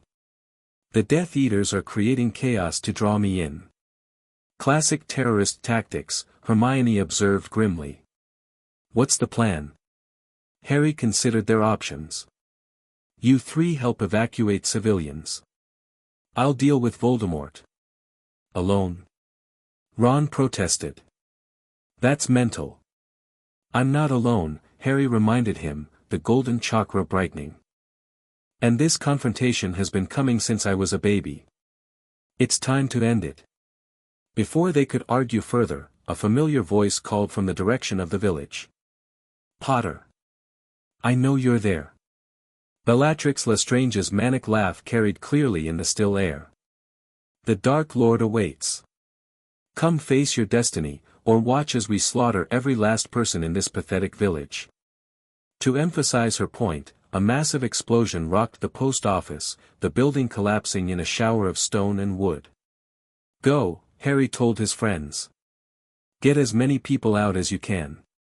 I'll keep them focused on me." Without waiting for a response, Harry surged forward, his chakra cloak fully manifesting as he entered the village proper.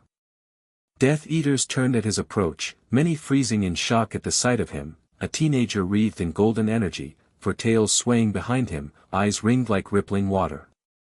"Looking for me?" he called, his voice carrying power that made the air itself vibrate. Bellatrix emerged from between 2 buildings, her wild hair framing a face alight with fanatical devotion. "The boy comes, just as the Dark Lord predicted." She cackled with delight. "Though you've changed your appearance, haven't you, baby Potter? Playing with powers beyond your understanding." "I understand more than you think," Harry replied, coming to a stop in the village square. "Tell your master I'm here. Let's end this." "Oh, he knows," Bellatrix grinned, pointing toward the 3 broomsticks. "He's been waiting for you. For this moment. When he will take what you've so conveniently gathered for him." The door to the pub opened, and a tall, thin figure emerged, white skin stretched over an inhuman face, scarlet eyes gleaming with cruel intelligence, robes blacker than midnight flowing around him like liquid shadow. Lord Voldemort had come to Hogsmeade. Death Eaters formed a circle around them, wands at the ready. Harry noticed his friends slipping through side streets, already helping terrified villagers escape the conflict zone. Harry Potter, Voldemort's cold, high voice cut through the crackle of nearby flames. How you've changed since our last meeting. Growing into your power at last, I see. Harry stood his ground, the golden chakra swirling around him in controlled intensity. Tom. You're looking as snake-like as ever. Voldemort's lipless mouth curved in a mirthless smile. Still defiant. Still clinging to the illusion of bravery. His red eyes studied Harry's transformation with obvious interest. But something has changed. You've acquired a new power, one I can feel radiating from you like heat from flame. Nothing you can take or use, Harry replied. Nothing you could ever understand. On the contrary, Voldemort began to circle slowly, his movements predatory. I understand power in all its forms better than anyone. And what you now possess, it calls to me. Ancient. Vast. Divine, almost. Inside Harry's mind, Juby stirred with disgust. This one's soul is fractured beyond repair, the tailed beast observed. He has made himself less than human through his own choices. You feel it, don't you? Voldemort continued, misinterpreting Harry's internal communication as fear. The kinship between us. Both touched by forces beyond ordinary wizardry. Both destined for greatness beyond the comprehension of lesser beings. We're nothing alike, Harry said firmly. I didn't seek this power. I didn't murder innocents to obtain it. Yet you wield it nonetheless, Voldemort countered. Tell me, Harry, what is it like to contain such energy? To feel it flowing through your veins, changing you cell by cell into something more. The accuracy of the question was unsettling. Somehow, Voldemort knew more about Harry's transformation than he should. He has a spy, Juby warned.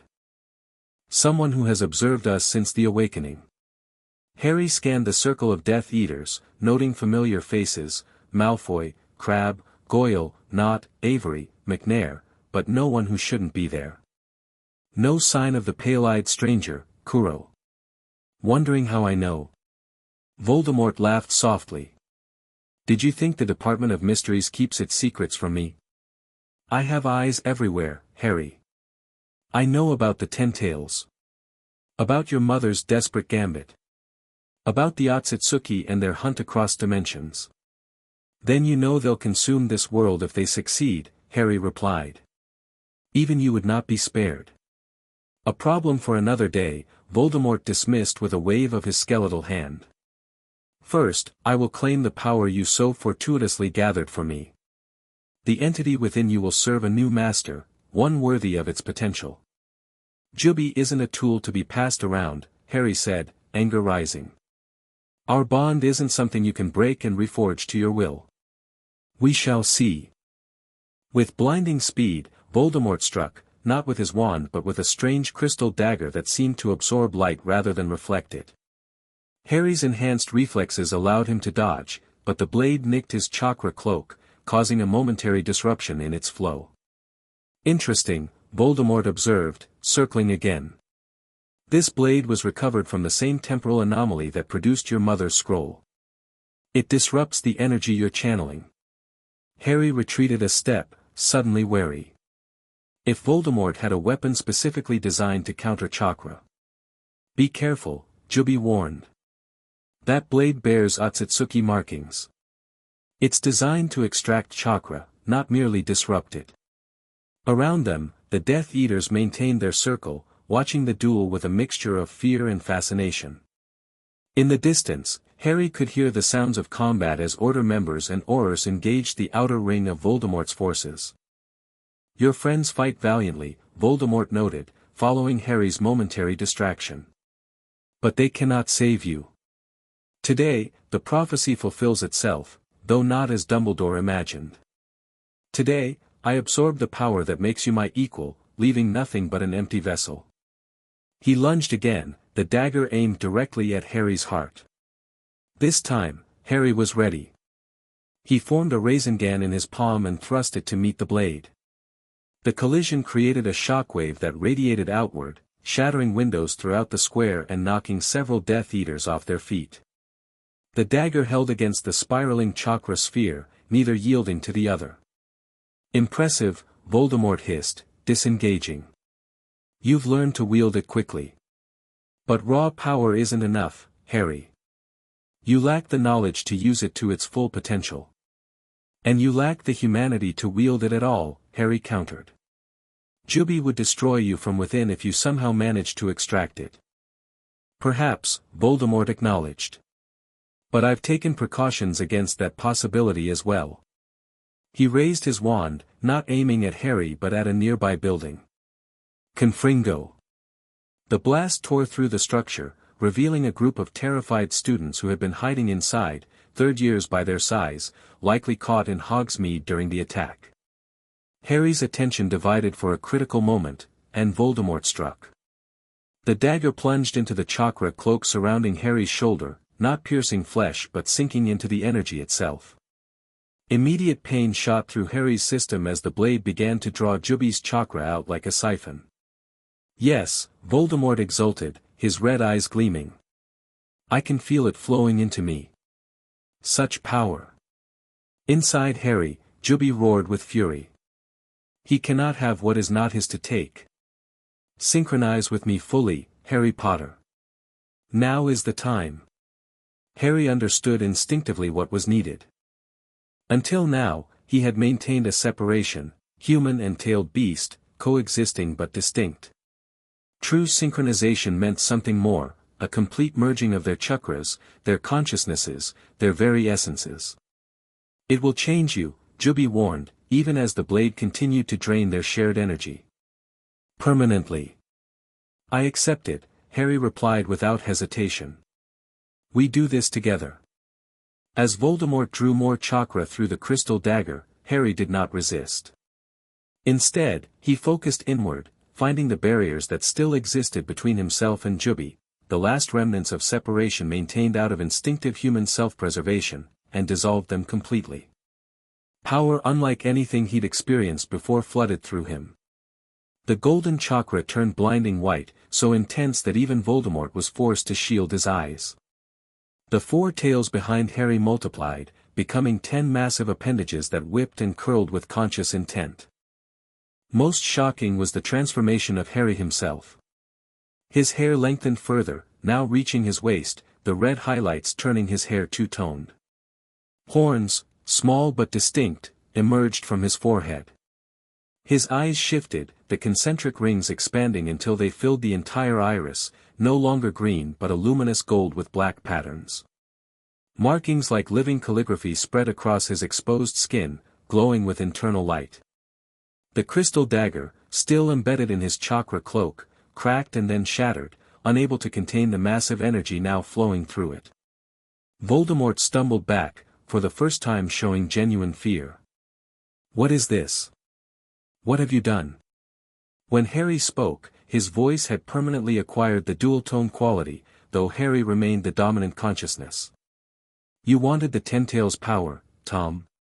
This is what it truly looks like when a Jinchuriki and tailed beast achieve perfect harmony." With a gesture, Harry created a shockwave that sent Voldemort flying backward, crashing through the wall of the 3 broomsticks.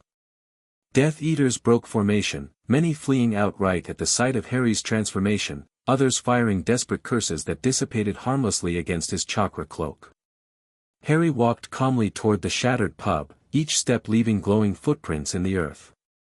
Inside, Voldemort was struggling to his feet, his robes torn, blood trickling from a cut on his lipless mouth. "Impossible," he rasped.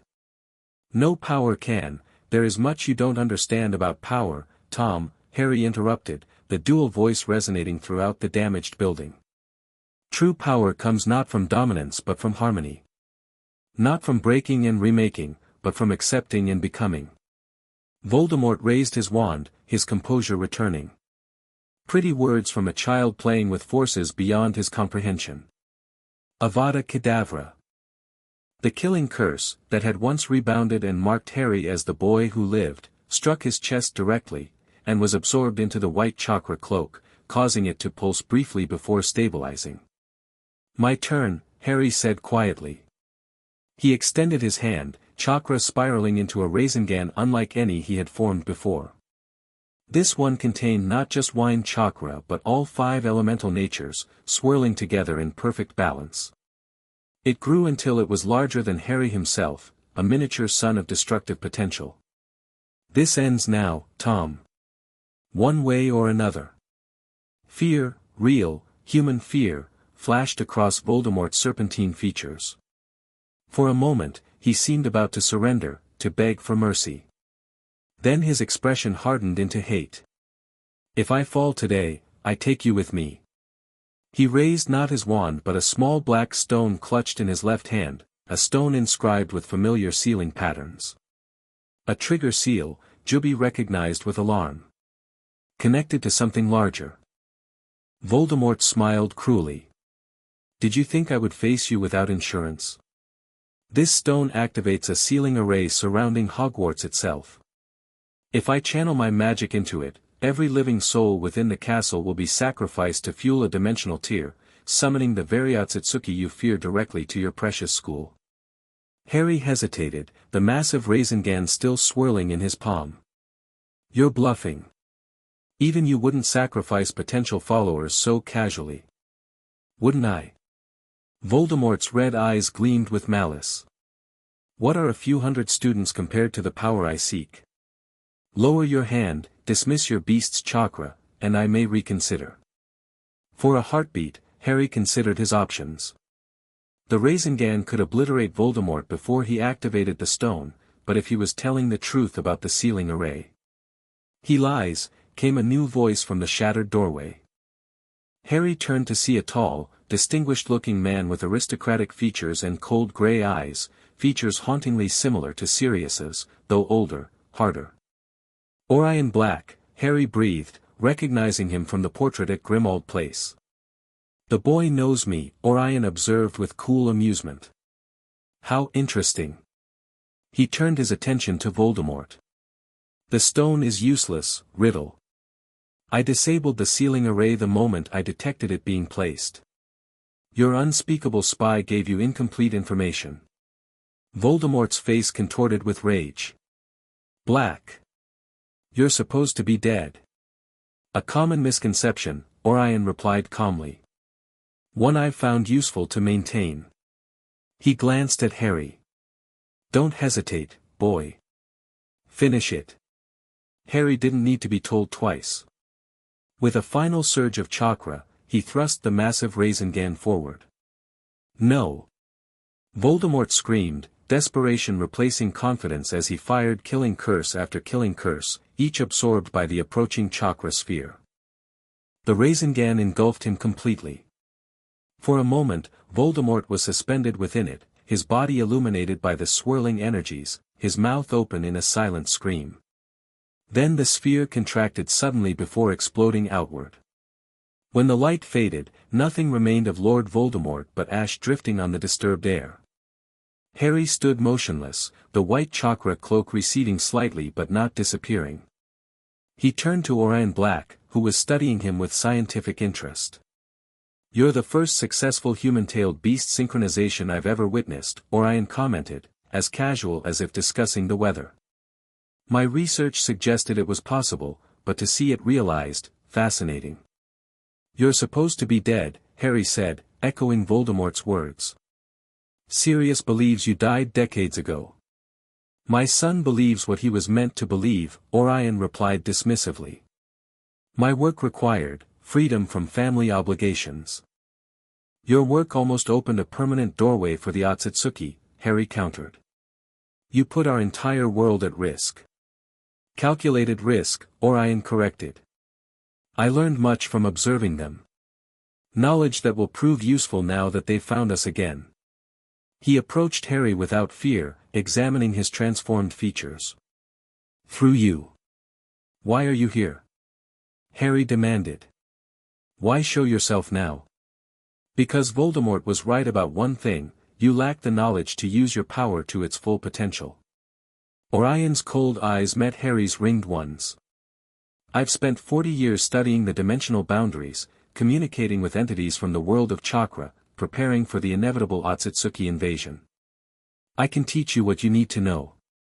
At what price? Orion smiled thinly. Perceptive. There is always a price, isn't there? For now, let's call it future consideration. When the time comes, I'll ask a favor in return for my knowledge. Before Harry could respond, the building around them shuddered as multiple apparitions sounded outside. Order members and Aurors had broken through the Death Eater lines and were converging on the three broomsticks. Consider my offer, Orion said quickly. When you're ready to learn, use the Black Family Ritual Chamber as you did before. I'll find you. With a movement too fast for even Harry's enhanced perception to follow, Orion Black vanished. Moments later, Dumbledore burst through the doorway, followed closely by Sirius, Remus, and several Order members. They stopped short at the sight before them, Harry transformed beyond recognition, standing amidst the ashes of Lord Voldemort. Harry? Sirius called uncertainly, staring at his godson's altered appearance with undisguised shock. It's me, Harry confirmed, the dual-toned voice still present even as he tried to modulate it. Voldemort's gone. For good this time. Dumbledore approached slowly, his blue eyes taking in every detail of Harry's transformation. You fully synchronized with the Ten-Tails, he observed. I didn't think it was possible. It was necessary, Harry explained. Voldemort had a weapon, a chakra-draining dagger from the Otsutsuki world. It was the only way to stop him. And these changes? Dumbledore gestured to Harry's horns, his elongated hair, the markings on his skin. Are they permanent? Yes, Harry answered simply. This is what I am now. Sirius pushed past Dumbledore, approaching his godson without hesitation. Harry James Potter, he said firmly, horns or no horns, you're still my godson. Still James and Lily's son. He pulled Harry into a fierce embrace. The simple acceptance broke something inside Harry. He returned the hug, careful of his enhanced strength, feeling a profound relief that transcended the enormity of what had just occurred. As they separated, Harry noticed Remus staring at him with an odd expression.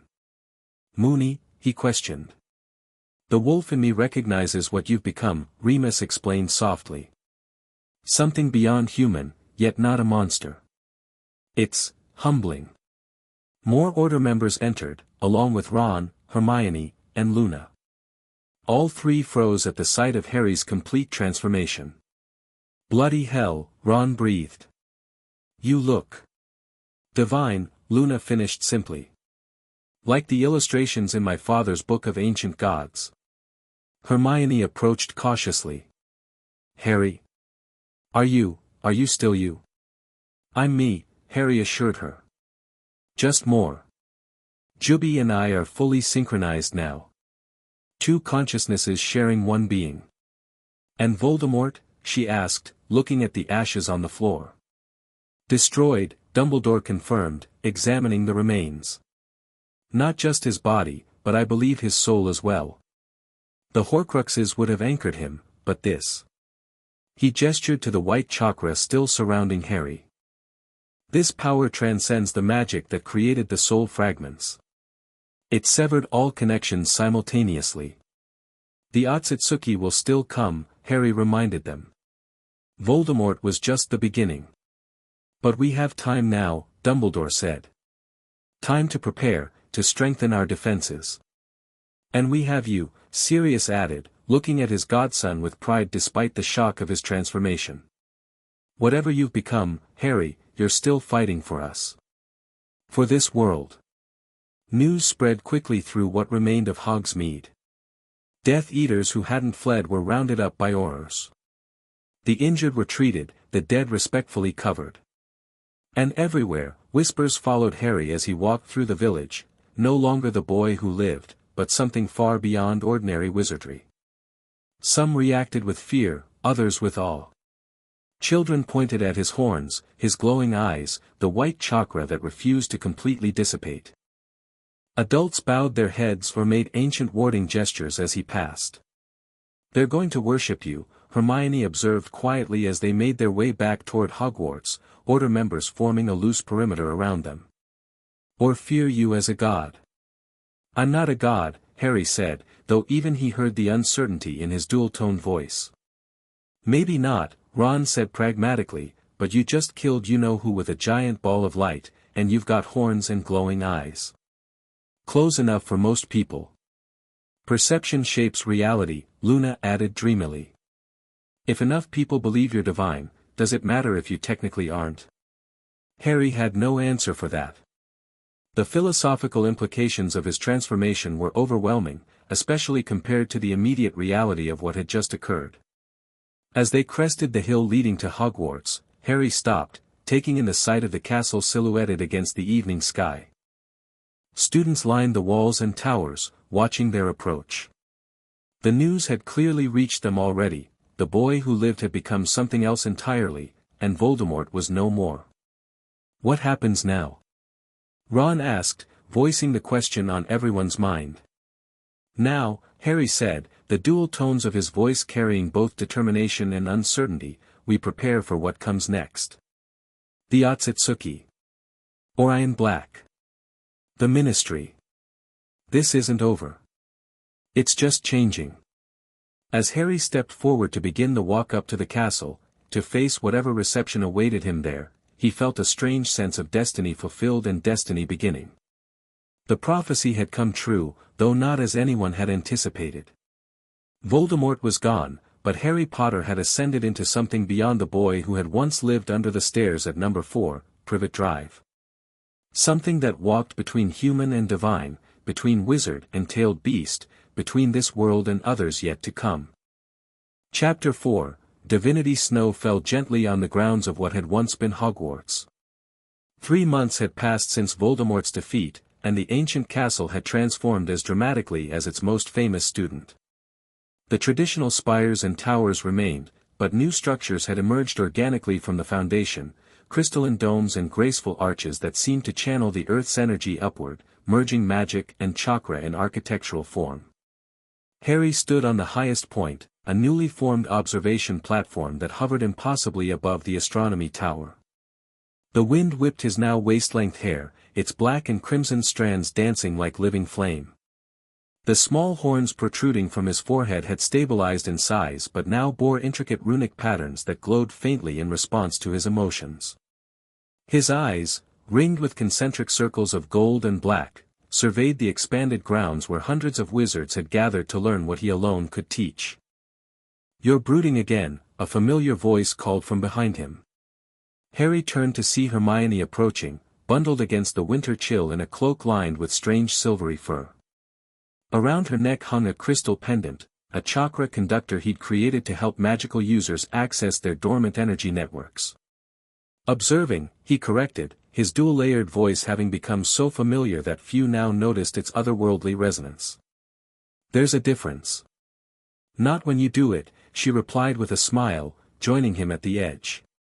"Any word from the Ministry delegation?" Harry shook his head. "They're still considering my proposal." 3 weeks of consideration seems excessive, even for bureaucrats. "They're afraid," Hermione said simply. "What you're offering changes everything, the fundamental nature of magic itself." Harry couldn't argue with that assessment. Since fully synchronizing with Juby, his understanding of both chakra and magic had expanded exponentially. He'd discovered that the two energy systems weren't separate but complementary, different expressions of the same fundamental force. What he now taught was a fusion of both traditions, something entirely new that transcended the limitations of either. "Fear has never been a good basis for decisions," he said, watching a group of students below practicing the basic hand seals he'd taught them. Most were former DA members, the first to embrace his teachings without reservation. "The Otsutsuki won't wait for the Ministry to overcome their hesitation." Speaking of which, Hermione lowered her voice, though they were alone on the platform. "Ron said the detection wards picked up another disturbance last night."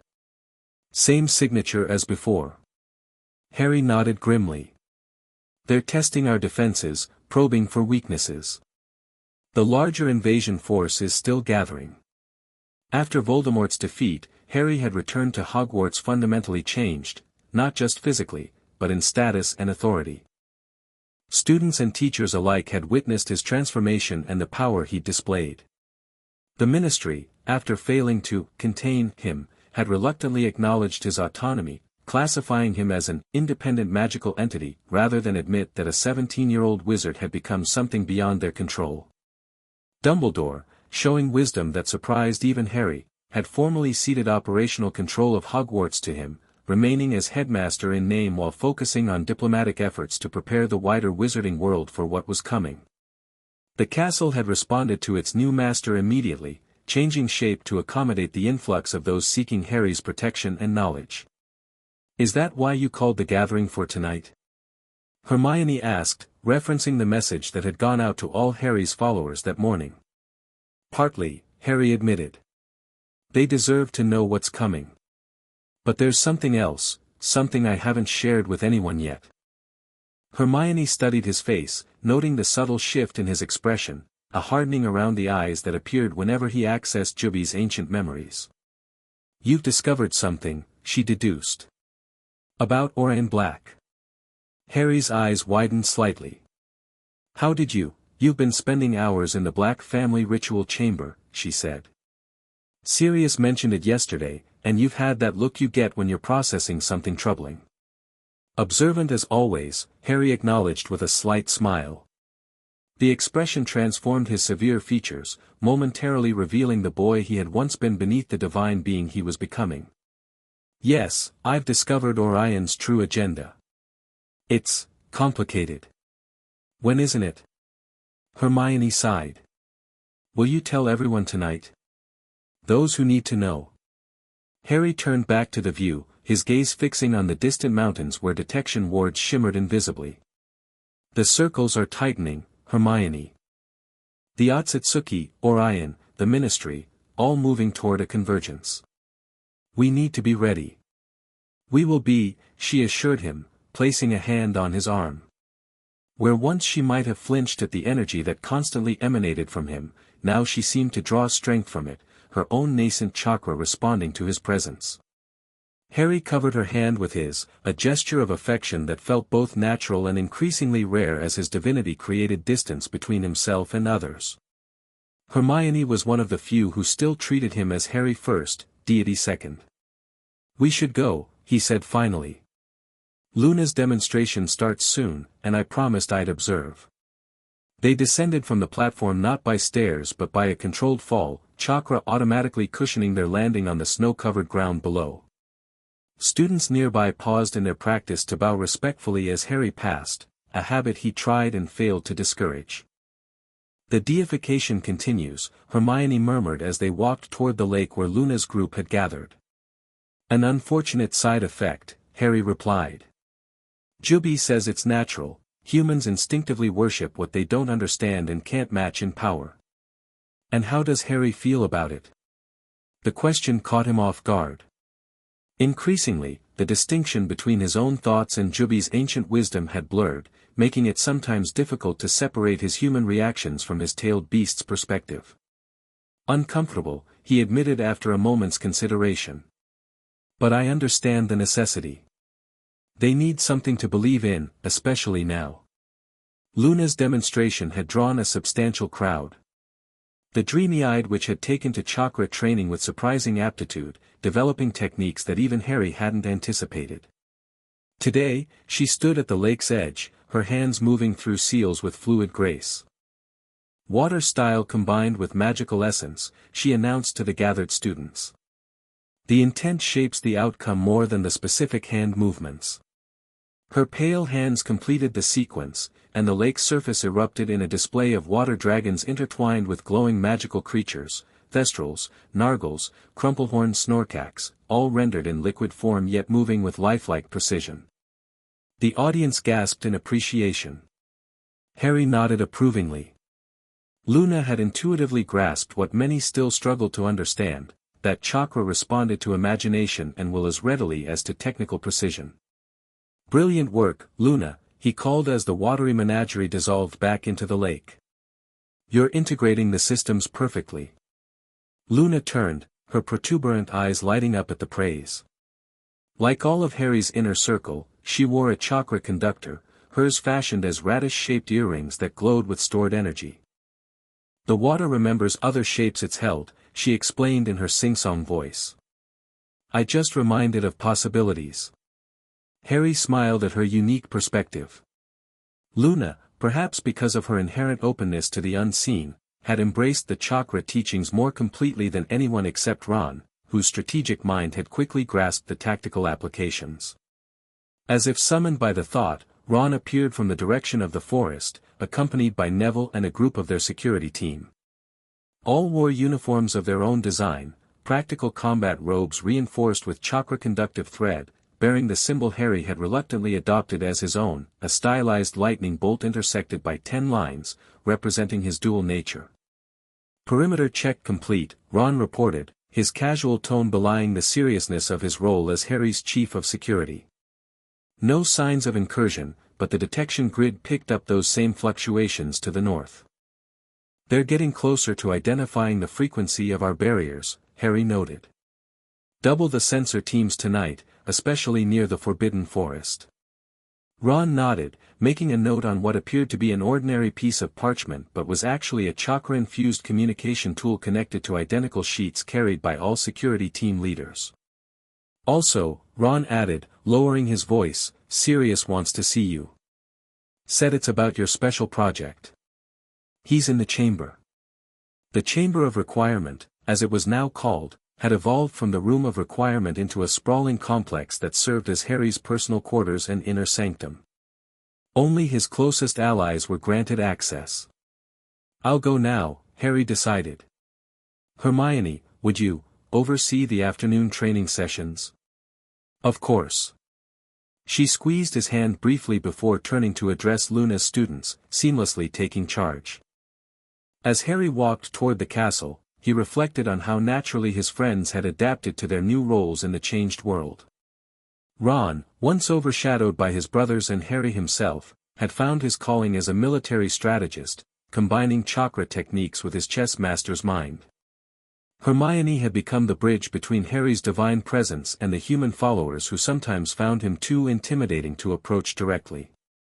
Neville had transformed from the shy, uncertain boy into a formidable leader of the defensive forces. Luna brought creativity and unexpected insight to chakra applications. And Ginny.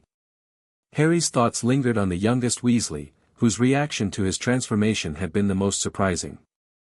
Unlike many who approached him with awe or fear, she had met his changed appearance with fierce acceptance, telling him bluntly that, horns or no horns, you're still the same Harry who couldn't ask me to the Yule Ball. Her irreverence had been refreshing, a reminder of his humanity when divinity threatened to overshadow it completely. Their relationship had evolved gradually in the months since Voldemort's defeat, neither rushing nor denying the connection growing between them. Harry treasured these moments of normalcy, moments when he was just a boy tentatively exploring feelings for a girl, not the divine protector of a world under threat. The entrance hall of Hogwarts had transformed along with the rest of the castle, the stone walls now inlaid with crystalline veins that pulsed with combined magical and chakra energy. Portraits still hung from the walls, but their inhabitants had changed too. Figures from wizarding history now shared their frames with strange beings from Juby's world, sharing knowledge across dimensional boundaries. Harry nodded to the groups of students and visitors who bowed or called greetings as he passed. Representatives from magical communities worldwide had flocked to Hogwarts once news of his transformation spread, some seeking protection, others knowledge, still others simply wanting to witness the birth of what many now called the new era. Not all had come willingly. The Ministry, after failing to control or contain him, had sent observers, who thinly disguised their true purpose as spies. Harry allowed them to remain, seeing value in transparency rather than secrecy. Let them watch and report back, perhaps it would help those still resistant to change understand what was coming. The entrance to the Chamber of Requirement had once been hidden behind a blank wall on the 7th floor. Now it manifested as an ornate archway inscribed with seals that responded only to those Harry had keyed into its defenses. As he approached, the seals glowed in recognition, the doorway shimmering into existence. Inside, the chamber had taken on aspects of both Western and Eastern design, open spaces with minimalist furniture alongside cozy nooks filled with comfortable chairs and books. The ceiling reflected the sky outside but enhanced with glimpses of other dimensions, swirling galaxies and strange landscapes visible through transparent patches. Sirius waited in what had become the strategy room, bent over a large circular table displaying a three-dimensional map of Scotland, magical signatures pulsing like heartbeats across its surface. He looked up as Harry entered, his expression grave. "You found something," Harry stated, reading his godfather's body language. Sirius straightened, running a hand through his hair, a nervous habit he'd never shed. "I did. And you're not going to like it." He gestured to an ancient tome open on a pedestal nearby. "This was in the hidden compartment you identified in the Black family vault. My father's personal grimoire, protected by blood seals. It took some doing to open it." Harry moved to examine the book, its pages covered in elegant, slanting handwriting interspersed with diagrams of disturbing complexity. "These are modifications to the summoning contract my mother used," he observed, Juby's knowledge flowing through him as he interpreted the notations. "But twisted, corrupted somehow. Orion wasn't just studying the tailed beasts," Sirius explained, his voice tight with controlled anger. "He was trying to become one. Not a Jinchuriki hosting a tailed beast, but an actual transformation, human to Biju." Harry's eyes narrowed, the concentric rings contracting. "That's impossible. The tailed beasts are pure chakra-given consciousness. A human body couldn't survive the conversion," Sirius finished. "Yes," he acknowledged that. "That's why he developed this." He turned several pages, revealing a complex seal array surrounding a human figure. A dimensional anchor that allows a human consciousness to persist after the body's destruction, then reconstitute in physical form by drawing on ambient magical energy. A form of immortality, Harry realized. But anchored across dimensional boundaries rather than within a single reality. Exactly. And according to these notes, he succeeded, partially, at least. The ritual killed his original body but preserved his consciousness. He's been reconstituting himself periodically ever since, growing stronger with each manifestation. Harry absorbed this information, feeling Juby's consciousness stir with concern within him.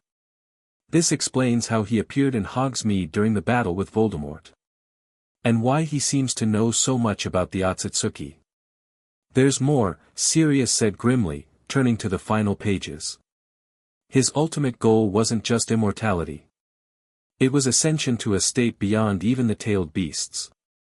He believed that by harvesting enough chakra from other dimensions, he could become something like the Shinju itself, a divine tree that feeds on worlds. Harry felt cold despite the energy constantly flowing through him. He wants to become what the Otsutsuki already are, a dimensional parasite. With one key difference, Sirius pointed out. The Otsutsuki work as a clan, spreading their harvest across multiple worlds. Orion wants it all for himself. One being consuming entire realities. And he needs me to complete the process, Harry concluded. My connection to Juby provides the template he's missing, how to fully integrate tailed beast chakra with human consciousness. Sirius nodded grimly. According to these calculations, he's been preparing for decades. The only thing he didn't anticipate was that someone else would become a Jinchuriki first, you. Harry paced the room, his mind racing through implications. This changes our understanding of the threats we face. The Otsutsuki are still coming, but Orion may be the more immediate danger. He's already here, already moving among us. And potentially allied with the Otsutsuki, Sirius added. These notes mention diplomatic contact with their advanced scouts. He may have struck a deal, helped them harvest this world in exchange for the knowledge he needs. The revelation solidified something Harry had been considering for weeks. We need to accelerate our plans. The chakra training, the defensive preparations, the alliance building, all of it. Tonight's gathering needs to be more than an update. It needs to be a call to action. Sirius studied his godson's face, noting the subtle shift in his features as determination replaced concern. In these moments, the distinction between Harry Potter and the divine being he was becoming blurred most noticeably. "You've already decided what to do," Sirius observed. Harry nodded. "Parts of it. The rest will depend on how people respond tonight." He moved to the window, looking out over the transformed grounds of Hogwarts. "I've been hesitant to embrace what I've become, Sirius. Afraid of losing my humanity if I lean too far into divinity." "A reasonable fear," Sirius said softly. "But perhaps a luxury we can no longer afford." Harry turned back, his eyes glowing faintly. "If Orion seeks to become a god to consume worlds, perhaps this world needs a god to protect it." "Harry," Sirius began, concern evident in his voice. "Not a god as Orion envisions it," Harry clarified. "Not a being of pure power disconnected from humanity.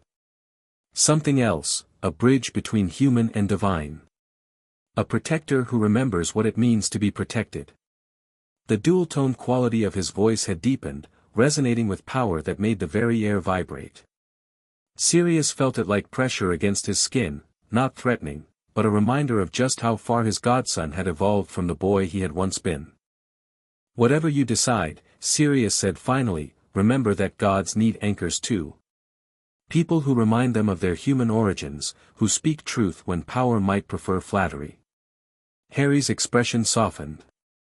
"Is that what James and Lily would say?" "That and probably some rubbish about not letting the horns go to your head," Sirius replied with a ghost of his old mischievous smile. Harry laughed, a sound that had become increasingly rare as his transformation progressed. The sound seemed to break some of the tension in the room, the divine presence receding slightly to reveal more of the young man beneath. "I should prepare for tonight," Harry said after a moment. "There's one more person I need to speak with before the gathering." Sirius raised an eyebrow questioningly. "Dumbledore," Harry explained. "If anyone understands the temptation and burden of power, it's him."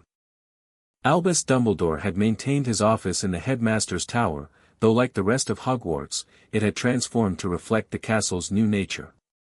The circular room now featured a transparent ceiling that revealed not just the sky above but glimpses of dimensional boundaries, places where reality thinned between worlds. The ancient wizard sat behind his desk, examining a device of silver and crystal that hummed with magical energy. He looked up as Harry entered, his blue eyes twinkling behind half-moon spectacles. "Ah, Harry. I was just thinking of you." He gestured to the device. "A modification of my old deluminator. It now detects fluctuations in the barriers between dimensions. Most interesting readings this morning." "The Otsutsuki are getting closer to breaching our defenses," Harry said, taking the seat across from Dumbledore. "But that's not why I'm here." "I suspected as much." Dumbledore set the device aside. "You've discovered something about Orion Black." Harry wasn't surprised by the headmaster's intuition. Despite ceding operational control of Hogwarts, Dumbledore remained remarkably well informed about everything that happened within its walls. "His true agenda," Harry confirmed. "He's attempting to ascend beyond even the tailed beasts, to become a divine entity that feeds on dimensional energy." "Ah." Dumbledore nodded slowly. "I feared as much. His research always trended toward the grandiose, not merely understanding power but becoming it incarnate." "You knew?" Harry asked, a hint of accusation in his tone. "I suspected," Dumbledore corrected gently. "Orion and I communicated sporadically after his death." His inquiries became increasingly focused on the nature of consciousness beyond physical form, on energy transference between dimensions. "Why didn't you tell me?" "For the same reason I withheld many things over the years," Dumbledore admitted, a shadow of regret crossing his aged features. "A habit of secrecy developed over decades of believing I alone could shoulder certain burdens. An old man's folly." The simple admission diffused Harry's momentary irritation. "We can't afford secrets now," he said. "Not with what's coming." "Indeed. Dumbledore leaned forward, his expression serious. Which brings us to why you've really come, does it not? Not just to discuss Orion's ambitions, but your own. Harry nodded, unsurprised again by the headmaster's perception. I've been resistant to embracing what I've become. Afraid of losing myself in the power, of becoming something disconnected from humanity. A wise fear, Dumbledore observed. One I wish more powerful wizards shared. But circumstances may not allow such caution anymore, Harry continued. The threats we face, Orion, the Otsutsuki, they won't be defeated by half measures. I need to fully become what I am, to accept the mantle of, what many are already calling me. A god, Dumbledore said simply. Yes. The word hung between them, heavy with implication. But I need to know, is it possible to wield such power without being corrupted by it? You've walked this path longer than anyone I know. Power offered to but refused, power accepted but tempered by wisdom. Dumbledore was silent for a long moment, his blue eyes contemplative. Finally, he sighed deeply. You ask the question that has defined my existence, Harry. Can power coexist with compassion? Can divinity remember humanity? He rose from his chair, moving to the window that overlooked the transformed grounds of Hogwarts. I have no simple answer for you. My own journey has been marked by both triumph and tragic failure. But you've never become what Voldemort was, Harry pointed out. What Orion seeks to be. Perhaps because I remembered, always, the cost of power misused. Dumbledore turned back to Harry. My sister Ariana, lost in the crossfire of my youthful ambition. The faces of those I couldn't save during Grindelwald's rise, when I delayed confronting him out of personal sentiment. The orphaned boy I once delivered to an unwelcoming home, believing stern necessity outweighed compassion. The last reference wasn't lost on Harry, but he felt no bitterness now. His transformation had granted perspective that transcended old hurts. Then the answer lies in remembrance, Harry said, understanding dawning. In keeping human connections even as power grows beyond human scale. Precisely. Dumbledore smiled approvingly. The greatest protection against power's corruption is love, not as an abstract concept, but as daily practice. Specific attachments to specific people. Friends who speak truth rather than what you wish to hear. Family who remind you of your origins. Perhaps even. He hesitated delicately, romantic connections that ground divine perspective in human experience. Harry felt heat rise to his face, knowing Dumbledore was referencing his evolving relationship with Ginny. Even with horns and divine power, some things remained embarrassingly human. Your friends have been your strength from the beginning, Harry, Dumbledore continued. They remain so now, perhaps more crucially than ever. Gods without advisors become tyrants. Power without perspective becomes poison. Then I need to include them fully in what comes next, Harry decided. No more protective distance. If I'm to do this, I need anchors to humanity at every step. A wise decision, Dumbledore approved. And what exactly do you intend to do? Create something new, Harry said, the dual tones of his voice resonating with conviction. Not just teaching chakra techniques or preparing defenses, but establishing a new framework for magic itself, one that integrates what I've learned from Juby with wizarding tradition. A foundation strong enough to withstand what's coming, yet flexible enough to evolve beyond it.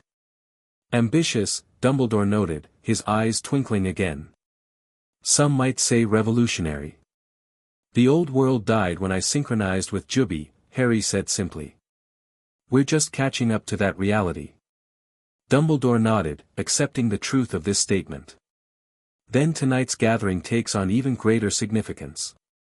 It does. Harry rose, his presence seeming to fill the office despite his still youthful frame. I would be honored if you would stand with me when I address them. The request clearly moved the older wizard. The honor would be mine, Harry. Though I suspect many will look to you now rather than to me for guidance. They need both, Harry insisted. Divine insight and human wisdom. That's the balance I'm trying to achieve.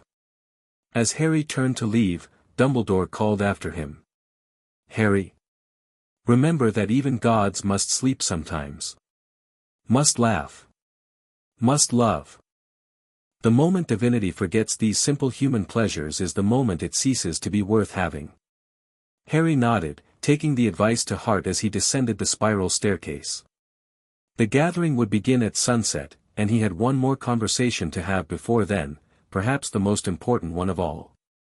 The Black Lake had frozen over in the January cold, its surface a mirror reflecting the late afternoon sun.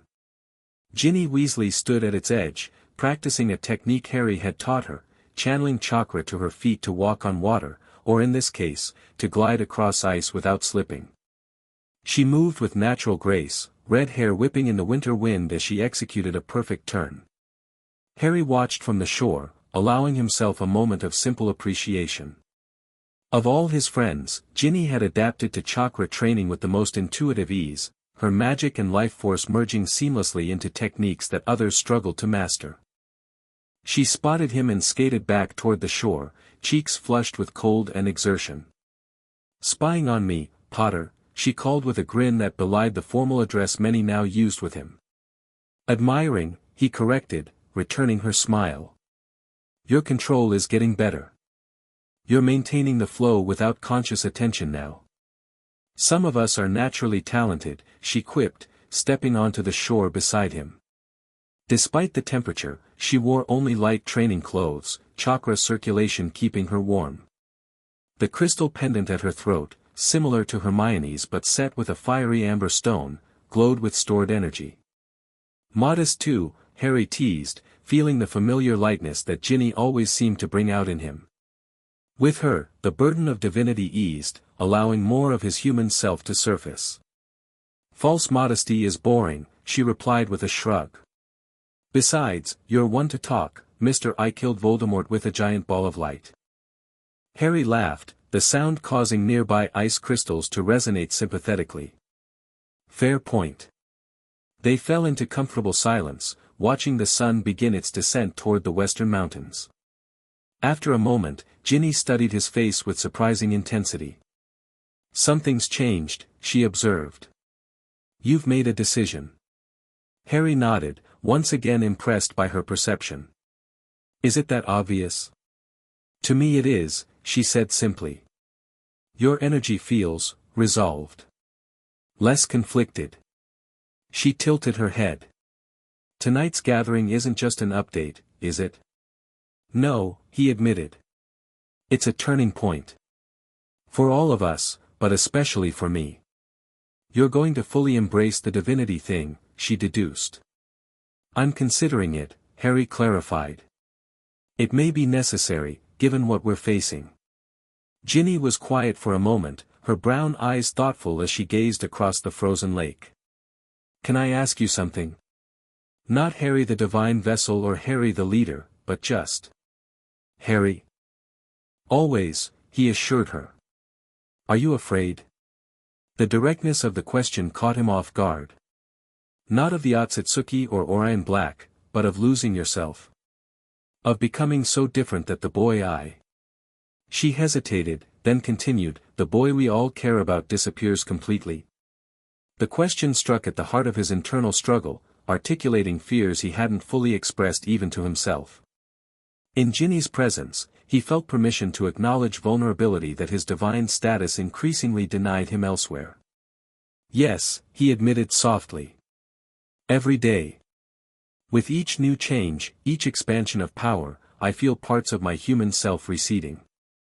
Memories losing their emotional resonance, concerns that once seemed important becoming trivial." "That sounds lonely," she said, taking his hand. Where others might have approached his transformed being with reverence, Ginny's touch was casual, familiar, a grounding connection to his humanity. "It is," Harry acknowledged. "But necessary, perhaps. The scope of what we're facing requires perspective beyond normal human concerns." "Maybe," Ginny conceded. "But it also requires understanding what you're fighting for. If you lose your connection to human joy, human love, human sorrow, what's the point of protecting any of it?" The wisdom in her words resonated deeply. That's essentially what Dumbledore just told me. Great minds, Ginny grinned. Then, more seriously, whatever you decide tonight, whatever you become, remember that you're not alone. You have people who see you, the real you, beyond the horns and the glowy eyes and the fancy chakra tricks. Is that how you see me? As fancy chakra tricks? Harry asked, amused despite the gravity of their conversation. I see you as Harry, she said simply. The boy who saved me from the chamber. Who couldn't ask me to the Yule Ball. Who taught me to cast a Patronus. Who kisses me like he's still surprised I let him. The directness of her words sent warmth through him that had nothing to do with chakra flow. Their relationship had evolved cautiously over the months since his transformation, neither pushing too quickly given the complexities of his changing nature. And if that boy becomes something else entirely, he asked softly. He won't, Ginny said with certainty. Not as long as people like me keep reminding him who he is. She stood on tiptoe and kissed him lightly, fearlessly, an act few would dare with the being he had become. Now go prepare for your big dramatic announcement. I need to finish my training session before Ron comes looking for me. He's become insufferably protective since you made him chief of security. Harry smiled, feeling lighter than he had in weeks. I'll see you tonight, then. Count on it. She squeezed his hand once more before returning to the ice, her movements fluid and confident as she resumed her practice. Harry watched her for another moment, treasuring the simple human pleasure of admiration, before turning toward the castle. The sun was sinking toward the horizon, and the gathering would begin soon. It was time to prepare for what came next, for all of them. The great hall had been transformed beyond recognition. The traditional 4 house tables had been replaced by a circular arrangement that eliminated hierarchy, with the central space open for demonstrations and addresses. The enchanted ceiling, once showing only the sky above, now displayed multiple layers of reality, the physical heavens overlaid with glimpses of chakra networks, dimensional boundaries, and the flow of magical ley lines beneath Hogwarts itself.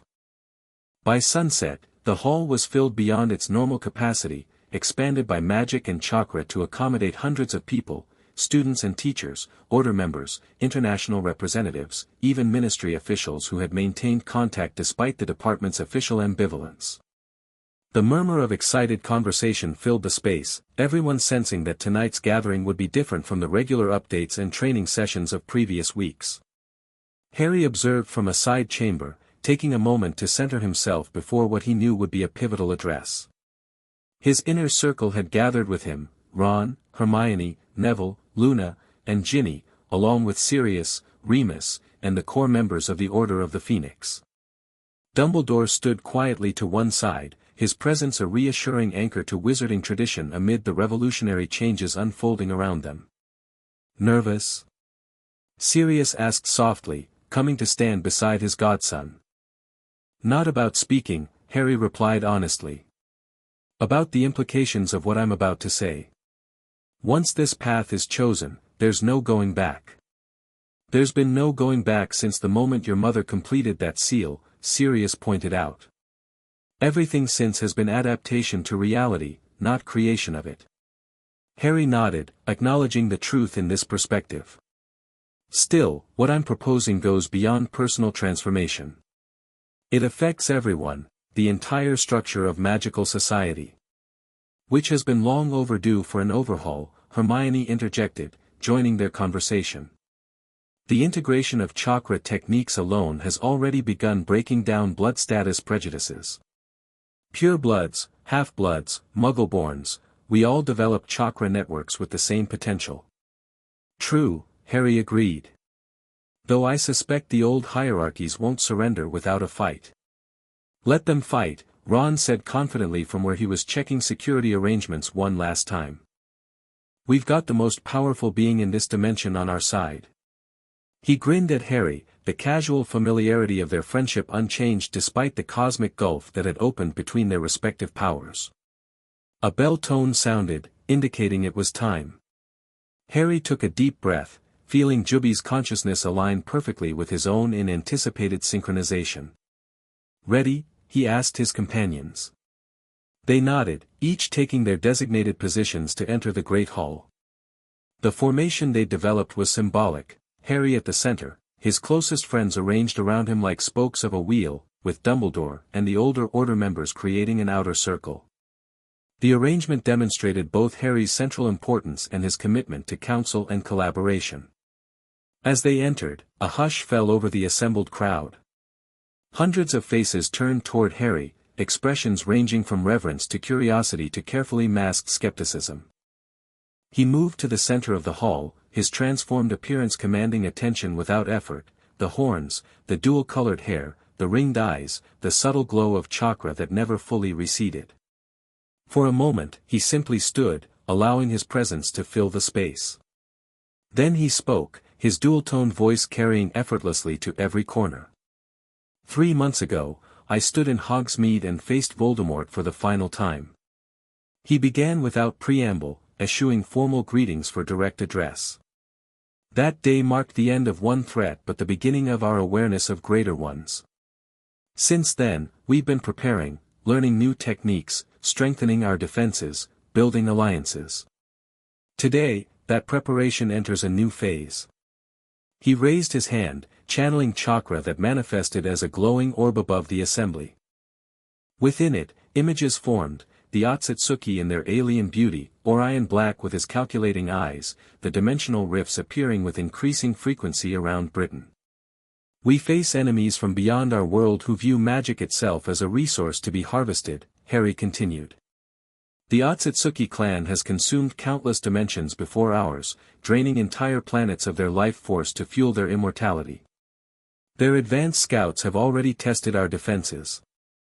Their main force gathers, preparing for full invasion. Murmurs ran through the crowd, though this was not entirely new information to most present. What came next, however, was. But the Otsutsuki are not our only concern. We've confirmed that Orion Black, once believed dead, has achieved a form of dimensional immortality through forbidden techniques. His goal is to transcend even the Otsutsuki, to become a singular divine entity that feeds on multiple realities simultaneously. And he believes my connection to the Ten Tails is the key to completing his ascension. This revelation caused greater disturbance. Sirius stepped forward, presenting the evidence they had gathered, pages from his father's grimoire, magical signatures documented at sites of dimensional disturbances, testimony from those who had encountered the supposedly dead wizard. These threats cannot be addressed through conventional means, Harry continued when the initial reaction had subsided. They require us to evolve, not just in technique or knowledge, but in our fundamental understanding of what magic is and what we might become. He gestured, and the chakra orb expanded, now showing the integration of magical and chakra networks within a human body, specifically, his own transformed system. What we call magic and what my tailed beast calls chakra are not separate forces but different expressions of the same fundamental energy. For centuries, wizards have accessed only a fraction of this energy's potential, constrained by traditions and tools that limit rather than liberate. The chakra techniques I've been teaching represent not an alien addition to magic but a return to its original, unified nature. Hermione stepped forward, presenting research she had compiled that supported this theory. Ancient texts from multiple magical traditions that hinted at a time before wands, before the separation of magical disciplines, when wizards channeled raw life force directly. Tonight, Harry announced, I am formalizing what many of you have already intuited. We are establishing a new framework for magical understanding and practice, one that integrates the wisdom of both our world and others. The traditional houses of Hogwarts will remain as historical and social structures, but our educational approach will reorganize around chakra affinities and integrated magical disciplines. McGonagall moved to Harry's side, representing the traditional faculty's support for this evolution. Hogwarts has always adapted to serve the needs of magical education, she stated clearly. This represents not an abandonment of our heritage but its natural progression. Harry nodded gratefully to her before continuing. Beyond educational reform, we are establishing a new order of practitioners dedicated to dimensional defense and the advancement of integrated magical arts. This order will operate from Hogwarts but extend globally, open to any witch or wizard willing to learn the new techniques and commit to the protection of our world." He paused, knowing the next announcement would be the most controversial. "To facilitate this transition and to prepare adequately for the coming threats, I am accepting the mantle that many have already placed upon me, not out of pride or ambition, but out of necessity." The air in the great hall seemed to thicken as Harry channeled chakra more visibly, his form beginning to glow with intensifying white light. Behind him, 10 spectral tails formed, swaying with hypnotic grace. "I am formally acknowledging my status as more than human, as a bridge between mortal and divine, between wizard and tailed beast, between this dimension and others. Not as a ruler demanding worship, but as a guardian offering protection. Not as a solitary power, but as the center of a network of equals, each contributing unique strengths to our common defense." The light emanating from Harry pulsed once, illuminating the entire hall with blinding intensity before settling into a steady glow.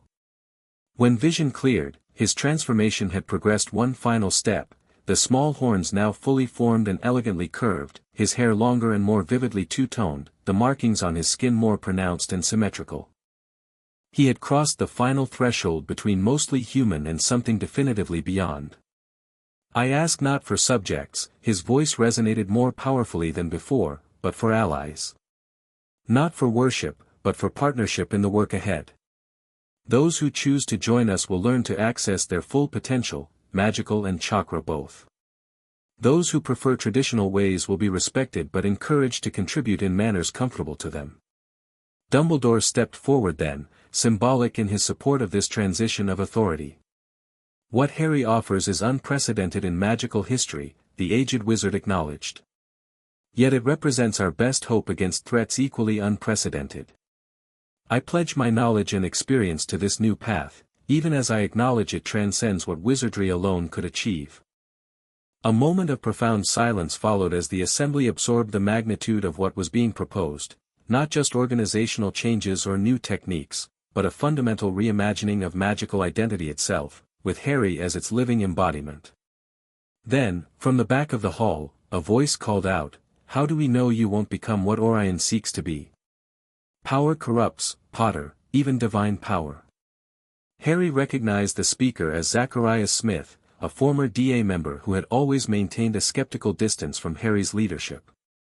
The question hung in the air, giving voice to concerns many felt but few dared express directly. "A fair question," Harry acknowledged, his response measured rather than defensive. "Power does corrupt when wielded in isolation, when disconnected from human concern and counsel. That's precisely why I stand here surrounded by friends and advisors who knew me before my transformation, people who will speak truth rather than what I might wish to hear." He gestured to his inner circle. "Ron Weasley, who has never hesitated to challenge me when I'm wrong. Hermione Granger, whose intellectual rigor keeps intuition grounded in evidence. Neville Longbottom, whose moral compass has never wavered. Luna Lovegood, whose unique perspective illuminates blind spots. Ginny Weasley, who sees me as simply Harry regardless of horns or titles." His gaze returned to Smith. "I maintain my humanity through these connections, through specific love for specific people, not abstract power over faceless masses. The moment I begin to drift from these anchors, I expect every person in this room to remind me of who and what I once was." Ginny stepped forward then, her expression fierce with conviction. "And we will," she promised, addressing the crowd rather than Harry. "What makes Harry different from those who seek power for its own sake is that he never wanted it. That reluctance remains his greatest protection against corruption, and our duty as his friends is to remind him of it daily." Her words, delivered with passionate certainty, seemed to resonate with the assembly. Murmurs of agreement rippled through the crowd, tension visibly easing. Another voice rose, this one from the ministry contingent. "And what of legal authority? The Wisengamot, the ministry itself? Do you propose to replace our governmental structures with this divine order of yours?" Harry shook his head. "Governance remains with the wizarding community's established institutions. What I offer is protection and knowledge, not political control. The ministry will continue its essential functions, though I hope with greater wisdom than it has sometimes shown in the past. This earned scattered laughter, breaking the remaining tension. Even some of the ministry representatives smiled ruefully, acknowledging the justice of the gentle criticism. However, Harry continued more seriously, I will not permit bureaucracy to impede our preparations for what comes. The threats we face won't wait for committees to deliberate or officials to approve. Those who wish to work with us constructively are welcome. Those who seek to obstruct out of fear or ambition will be respectfully circumvented. The directness of this statement caused another stir, but Harry pressed on. Tonight is a beginning, not an end. In the coming days, each of you will be invited to individual consultations to determine how your talents might best contribute to our common defense. No one will be forced to participate, but all are encouraged to consider what is at stake, not just individual liberty, but the continued existence of our world itself. He raised his hands, and the chakra orb above expanded one final time, now showing a vision of what might be, integrated magical communities, dimensional barriers reinforced against invasion, new architectural forms that channeled earth energy upward in harmonious patterns, humans of all backgrounds accessing their full potential without artificial constraints. This is what we fight for, Harry concluded. Not just survival, but evolution. Not just resistance, but renaissance. The choice to participate is yours, but the invitation is extended to all. With that, he lowered his hands, the vision fading as the chakra orb dissipated into motes of light that drifted down over the assembly like golden snow. A profound silence held for several heartbeats, then erupted into sound as hundreds of voices responded simultaneously, questions and exclamations blending into a wave of excited discussion. Harry stepped back, allowing his inner circle to move forward and engage with the crowd. The formal presentation concluded, the gathering would now transition to smaller group discussions, practical demonstrations, and personal connections, the human element that remained essential despite the divine vision just articulated. Well done, Dumbledore murmured, appearing at Harry's side. A perfect balance of inspiration and practicality. The real work begins now, Harry responded, watching as Ron organized security teams, Hermione answered technical questions about chakra development, and Luna demonstrated basic hand seals to an enthusiastic group of younger students. Indeed, Dumbledore agreed. Though I suspect, he never finished the thought. A tremendous boom shook the castle, the magical foundations trembling beneath their feet. The enchanted ceiling flickered, dimensional overlays destabilizing momentarily before reasserting themselves. Absolute silence fell as everyone froze, looking upward or at Harry for explanation. Before he could speak, Ron was at his side, the communication parchment in his hand glowing red. Northern perimeter, he reported tersely. Massive dimensional breach in progress. The detection wards are going crazy, energy signatures beyond anything we've recorded. Harry extended his senses outward, feeling the disturbance as a dissonant chord in the harmonious flow of energy he normally perceived around Hogwarts. This was no test or probe, this was a full incursion. They're here, he announced, his dual-toned voice carrying easily through the stunned silence. The Otsutsuki have arrived. Instead of panic, a remarkable transformation came over the assembly. Those who had been training in chakra techniques immediately formed into their designated response teams. Those with traditional magical skills organized according to the defense protocols that had been established weeks earlier. Within moments, what had been a gathering of individuals became a coordinated force, moving with purpose rather than fear. This is sooner than we anticipated, Sirius noted, joining Harry with his wand already drawn. They must have detected our preparations, Harry surmised. Or. His eyes narrowed as he sensed something else beneath the chaotic energy patterns. Orion. He's with them. He may have accelerated their timeline. Another tremor shook the castle, stronger this time.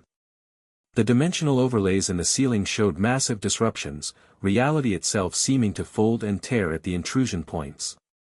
Security teams to designated positions, Ron called out, his strategist's mind already adapting to the unexpected development. Sensor squads report to Hermione for calibration. Medical units prepare for casualties. Harry moved to the center of the hall again, his transformed appearance now perfectly aligned with the crisis at hand, no longer potentially disturbing but reassuringly powerful. "This is not a drill," he announced calmly. "What we have prepared for has arrived.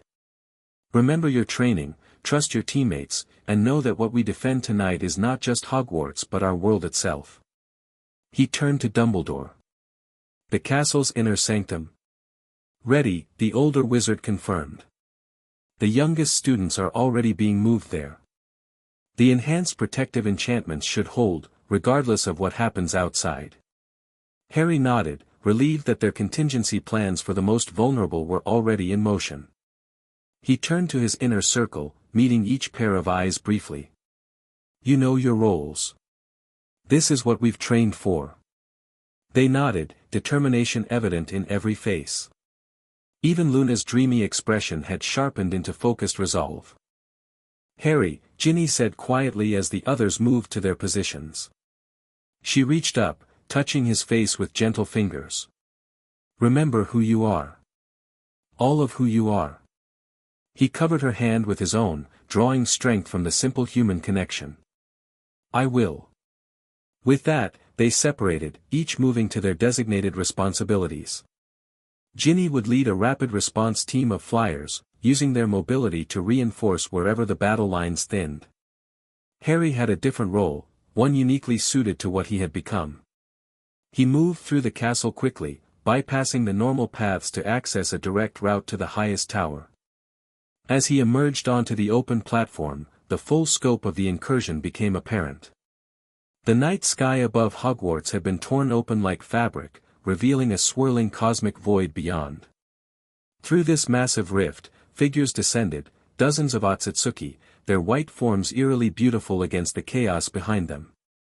At their center floated a being larger than the others, with elaborate horns and robes that seemed woven from starlight itself, clearly their leader.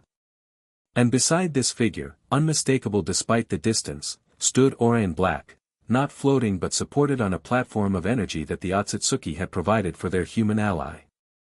Harry extended his consciousness, connecting to the defensive network that had been established throughout Hogwarts grounds.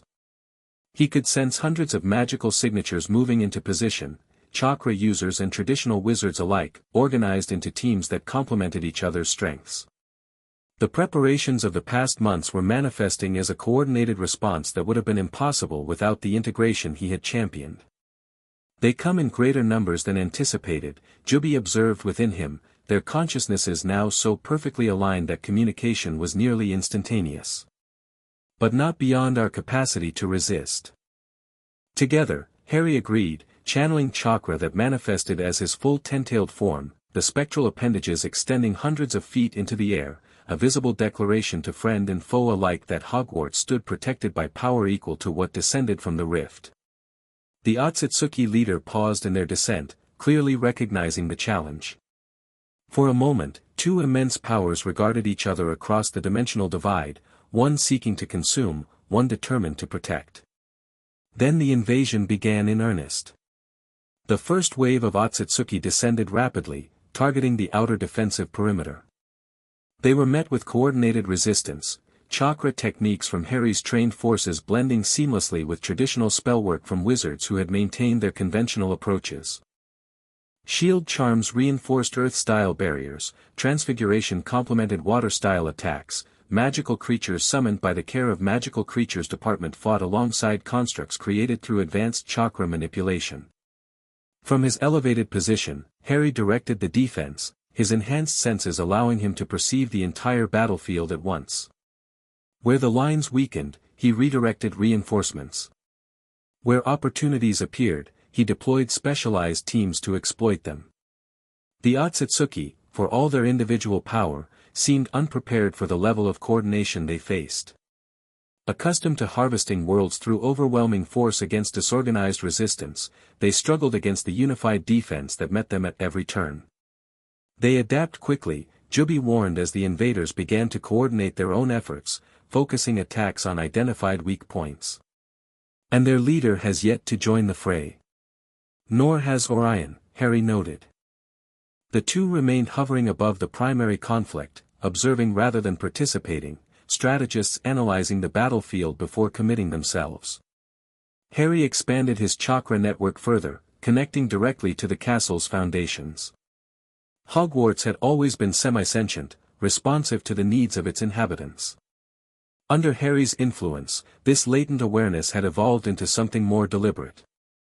Now, he activated defensive measures that had been integrated into the very stones, seals and enchantments that responded to his will as extensions of his own body. The ground beneath the advancing Otsutsuki shifted, reconfiguring to impede their movement. Towers extruded additional defensive positions. The very air around the castle thickened, creating resistance against the invaders' techniques while supporting the defenders' efforts. Through it all, Harry maintained his position, a visible beacon of power and coordination. Individual Otsutsuki occasionally broke through the defensive lines, attempting to reach him directly, sensing correctly that he represented the central threat to their harvest. These he engaged personally, his mastery of combined magical and chakra techniques allowing him to repel even the most powerful among them. But he knew the true confrontation was yet to come. The Otsutsuki leader and Orion Black continued their observation, waiting for the optimal moment to engage. That patience concerned Harry more than any direct attack could have. It suggested confidence in ultimate victory despite the initial resistance. Harry. Hermione's voice reached him through their communication network. The dimensional rift is expanding. They're not just sending forces through, they're trying to stabilize it permanently. He redirected his attention to the tear in reality above them. Indeed, it had grown larger, its edges more defined. What had begun as a jagged wound was becoming a structured portal, one that could potentially remain open indefinitely, allowing continuous invasion and, eventually, the full harvesting of their world's magical energy. They need a focal point, Juby analyzed. Something to anchor the rift from this side. Harry scanned the battlefield with enhanced perception, looking for anything that might serve as such an anchor. His attention fixed on a formation of Otsutsuki who had ceased offensive actions and instead arranged themselves in a circular pattern near the edge of the forbidden forest. There, he communicated to Ron through their linked network. Ritual formation at the forest boundary. Redirect Strike Team Alpha to disrupt whatever they're establishing. On it, came Ron's immediate response. Moments later, a coordinated group of their most combat-capable chakra users converged on the position, led by Neville and Sirius. The Otsutsuki responded with unexpected ferocity, confirming the importance of what they protected. The skirmish intensified into one of the most violent confrontations of the battle, drawing additional forces from both sides. Harry prepared to descend and join the fight directly when movement from the Otsutsuki leader caught his attention. The imposing figure had finally begun to move toward the castle, Orion Black still at their side. This, Harry realized, had been their strategy: create a distraction significant enough to draw focus and resources, then approach their primary target directly. And their target wasn't the castle itself, but Harry, or more specifically, the tentails he contained. They come for us now, Juby confirmed. The leader wishes to claim my chakra personally. Let them come, Harry replied, standing firm on his elevated position. We'll meet them as equals. The Otsutsuki leader and Orion arrived with surprising speed, halting a mere 50 meters from Harry's position. Up close, the leader's appearance was even more striking, pale skin like all Otsutsuki, but with intricate patterns that suggested tremendous age and status. The horns were more elaborate than any Harry had seen before, and the eyes held concentric patterns similar to his own Rinnegan. Jinchuriki, the leader spoke, their voice carrying easily despite the chaos of battle below. I am Kinshiki Otsutsuki, patriarch of the clan that has harvested 1,000 worlds. You possess what belongs to us, the divine chakra of the Tentails, last fragment of our original god tree. The Tentails belongs to no one but itself, Harry responded, his dual-tone voice matching the Otsutsuki's in power. And it has chosen to align with me and this world. An unfortunate choice, Kinshiki replied without emotion. One that condemns this dimension to complete harvesting rather than the partial extraction we might otherwise have permitted. Orion Black stepped forward then, his human appearance jarring beside the alien beauty of his ally. You've progressed further than I anticipated, Harry Potter. Full synchronization with the tailed beast, and so quickly. Most impressive. You betrayed your own world, Harry stated, disgust evident in his tone. Allied with beings who would consume it entirely. I transcended the limitations of my world, Orion corrected. The Otsutsuki understand what I seek, ascension beyond dimensional constraints. They will have this reality, I will have knowledge that spans all realities. A mutually beneficial arrangement, Jinchuriki confirmed. Though temporary. Once your useful information is extracted, Orion Black, your consciousness will join the harvest like all others of your kind. A flicker of unease crossed Orion's aristocratic features before his composed mask reasserted itself. We shall see, he murmured, too quietly for the Otsutsuki to hear but clearly enough for Harry's enhanced senses to detect. So Orion had his own agenda, separate from even his apparent allies. Harry filed this information away, potentially useful in the conflict to come. Enough discussion, Jinchuriki declared. Surrender the Ten-Tails willingly, and your death will be painless. Resist, and we will extract it slowly, allowing you to experience every moment of dissolution. Harry's response was not in words but in action. With blinding speed, he formed a massive raisin shuriken, a technique he had perfected in the months since his transformation, combining wind nature chakra with magical enhancement to create a devastatingly powerful attack. He launched it directly at the Otsutsuki leader, the spinning disk of energy cutting through the air with a high-pitched whine. Jinchuriki raised one hand casually, absorbing the technique without apparent effort. Predictable, the Otsutsuki patriarch commented. Your mastery of chakra is impressive for one so recently introduced to it, but you face beings who have wielded such power for millennia. With that, the real battle began. Jinchuriki launched forward with impossible speed, his fist coated in energy that distorted space itself. Harry met the attack with his own chakra-enhanced defense, the collision creating a shockwave that rippled outward, shattering windows throughout the castle. Orion Black engaged simultaneously, not with direct attacks but with complex sealing techniques that sought to disrupt the bond between Harry and Juby. Having studied tailed beasts for decades, he knew precisely where to target his efforts, the metaphysical connections that allowed human and Biju to function as one. Harry fought on two fronts, his physical body defending against Jinchuriki's overwhelming power while his chakra network repelled Orion's more subtle but equally dangerous interference. The battle transcended conventional combat, operating on multiple levels simultaneously, physical, chakra, magical, and dimensional. Below, the wider conflict continued, Hogwarts defenders holding their own against the Otsutsuki forces through coordination and integrated techniques. The attempted ritual at the forest edge had been disrupted by Neville's team, buying precious time before the dimensional rift could be stabilized. But Harry knew this was merely the opening phase. The true test would come as the battle progressed, as fatigue affected the defenders and as the Otsutsuki adapted their strategies to the unexpected resistance. We cannot win through direct confrontation alone, Juby advised as Harry narrowly avoided a space-time technique that would have severed his connection to his physical body. Jinchuriki's power exceeds even our combined strength at present. Then we change the parameters, Harry replied, already forming a new strategy. He disengaged momentarily, creating distance between himself and his attackers. Then, rather than continuing the offensive, he placed his hands in a unique seal position, one he had developed himself, combining traditional wizarding gestures with chakra-focusing hand signs.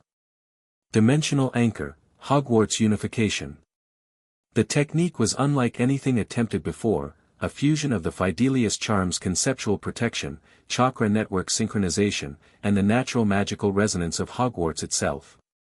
Golden energy erupted from Harry's position, spreading outward in a rapidly expanding dome that encompassed the entire castle and grounds. Where it touched defenders, it didn't harm but enhanced, connecting them to each other and to Harry in a vast, unified chakra network. Traditional wizards found their spells suddenly more powerful, more precisely targeted. Those trained in chakra techniques experienced perfect flow, their energy harmonizing with others around them. Most importantly, the technique created a localized dimensional stability field, not preventing movement within it, but making it impossible for the Otsutsuki to use their spacetime techniques to bypass defenses or create additional rifts. What is this? Jinchuriki demanded, his composure slipping for the first time as he found his more advanced dimensional abilities suddenly restricted. This is what you failed to anticipate, Harry replied, strength returning to his voice as the unified energy of hundreds of defenders flowed through the network he had established. You expected to find a world of individuals, easily divided and conquered. Instead, you face a community unified in purpose and now in power. Orion Black's expression showed something between admiration and alarm. Remarkable, he murmured. You've created a localized dimensional constant, a fixed point resistant to manipulation. I theorized such a technique but never successfully implemented it. Your mistake was trying to achieve godhood alone, Harry said, addressing Orion directly. True transcendence comes not from isolation but from connection. The unified field continued to strengthen as more defenders synchronized with it, their individual magical and chakra signatures harmonizing into a collective whole greater than the sum of its parts. Harry stood at its center, not controlling but coordinating, the focal point rather than the dominating force. Jinchuriki, recognizing the threat this development posed to the invasion, abandoned subtlety for overwhelming power.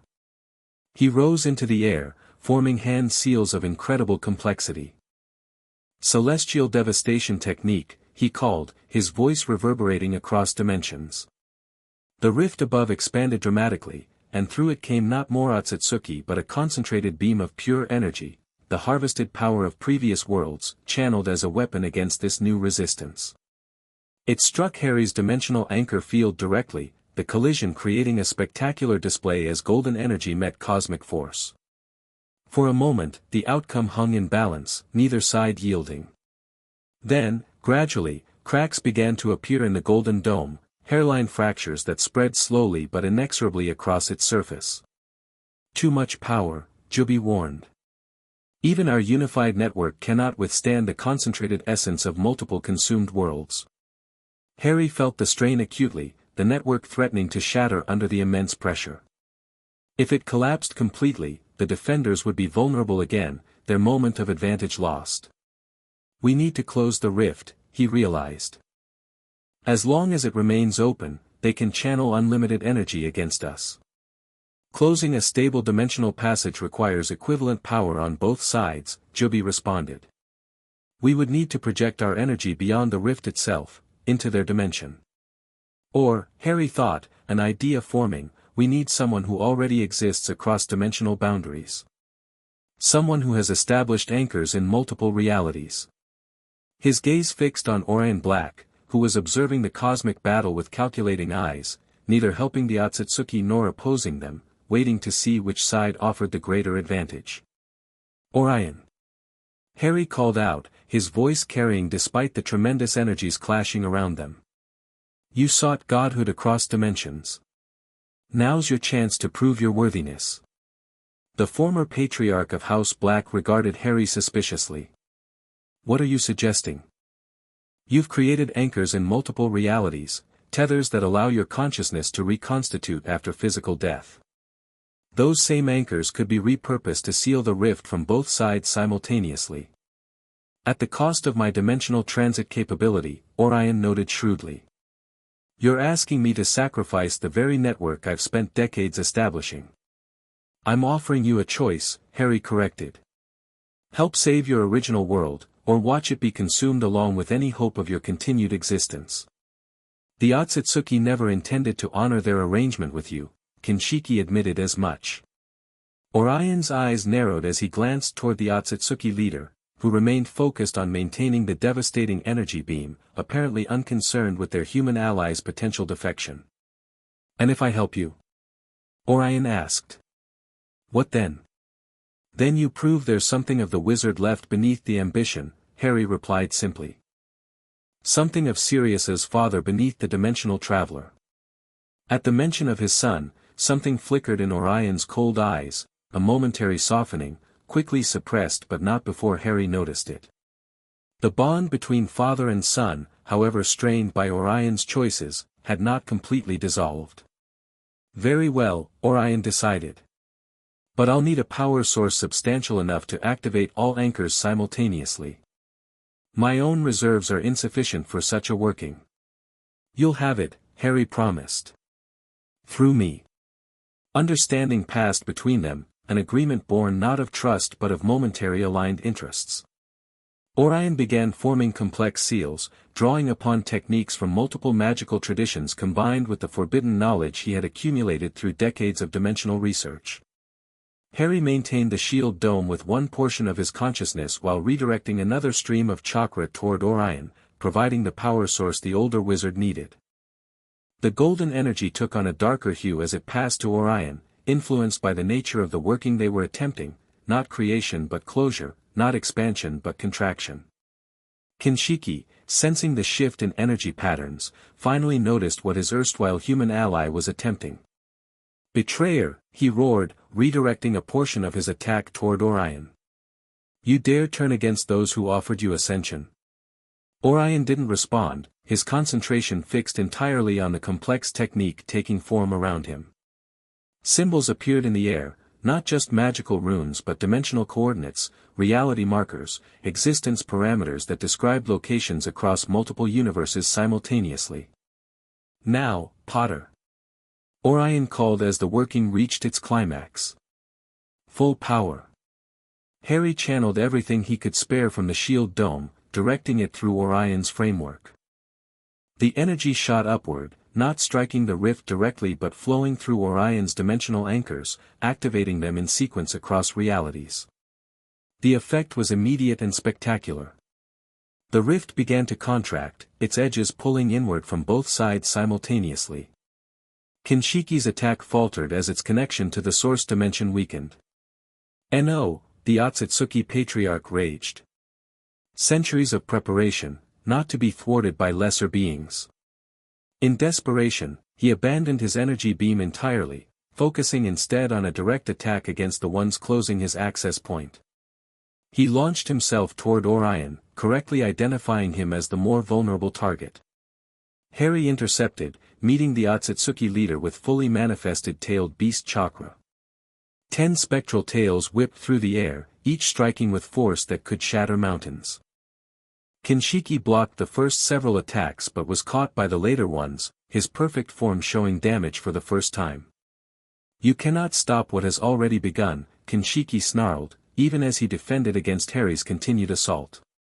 The harvest is eternal. If not today, then tomorrow. If not this generation, then the next.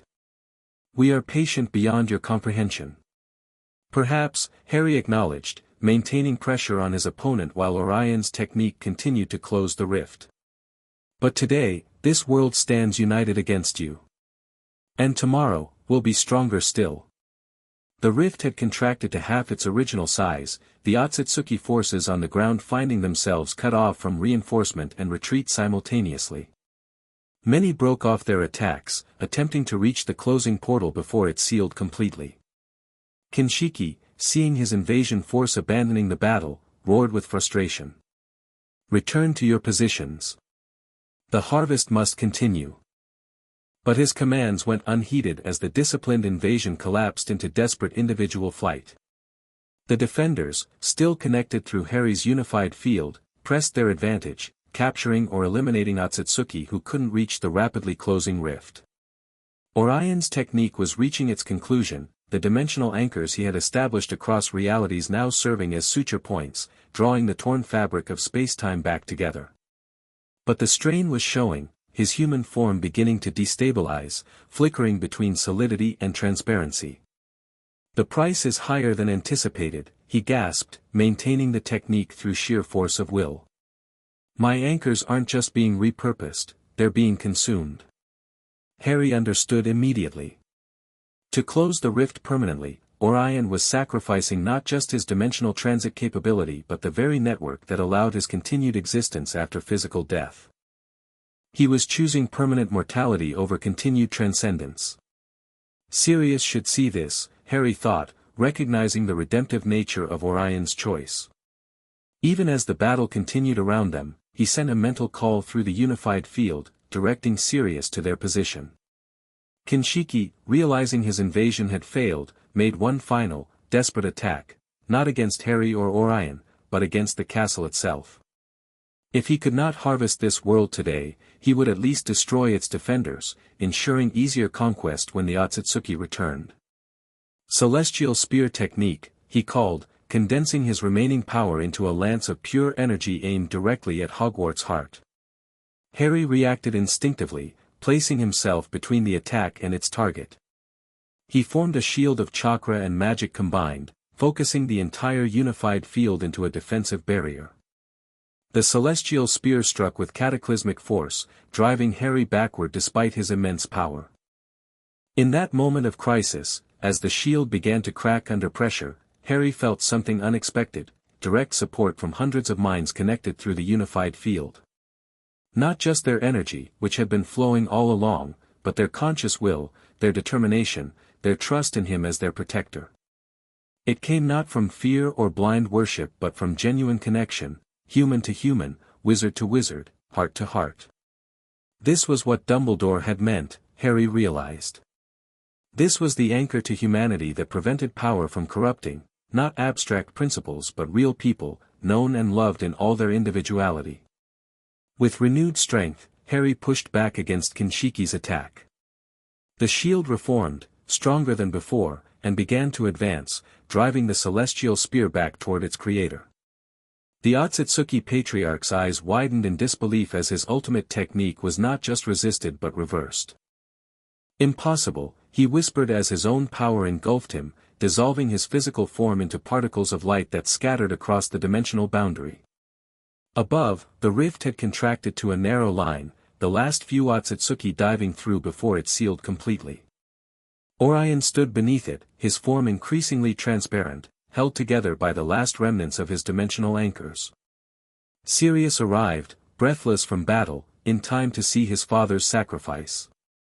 "Father," he called, uncertainty and decades of complicated emotion evident in his voice. Orion turned, his aristocratic features softening at the sight of his son. "Sirius. You look, well." The absurd understatement after years of separation and presumed death startled a laugh from Sirius. "Better than you, apparently." A ghost of a smile touched Orion's fading lips. "Indeed. I find myself unexpectedly mortal again." "Why?" Sirius asked, the single word encompassing countless questions. "Why disappear? Why pursue forbidden knowledge? Why return now, only to sacrifice himself?" "The answers would require more time than I have remaining," Orion replied. He glanced upward at the nearly closed rift. "But perhaps it's enough to say that in the end, I remembered what matters."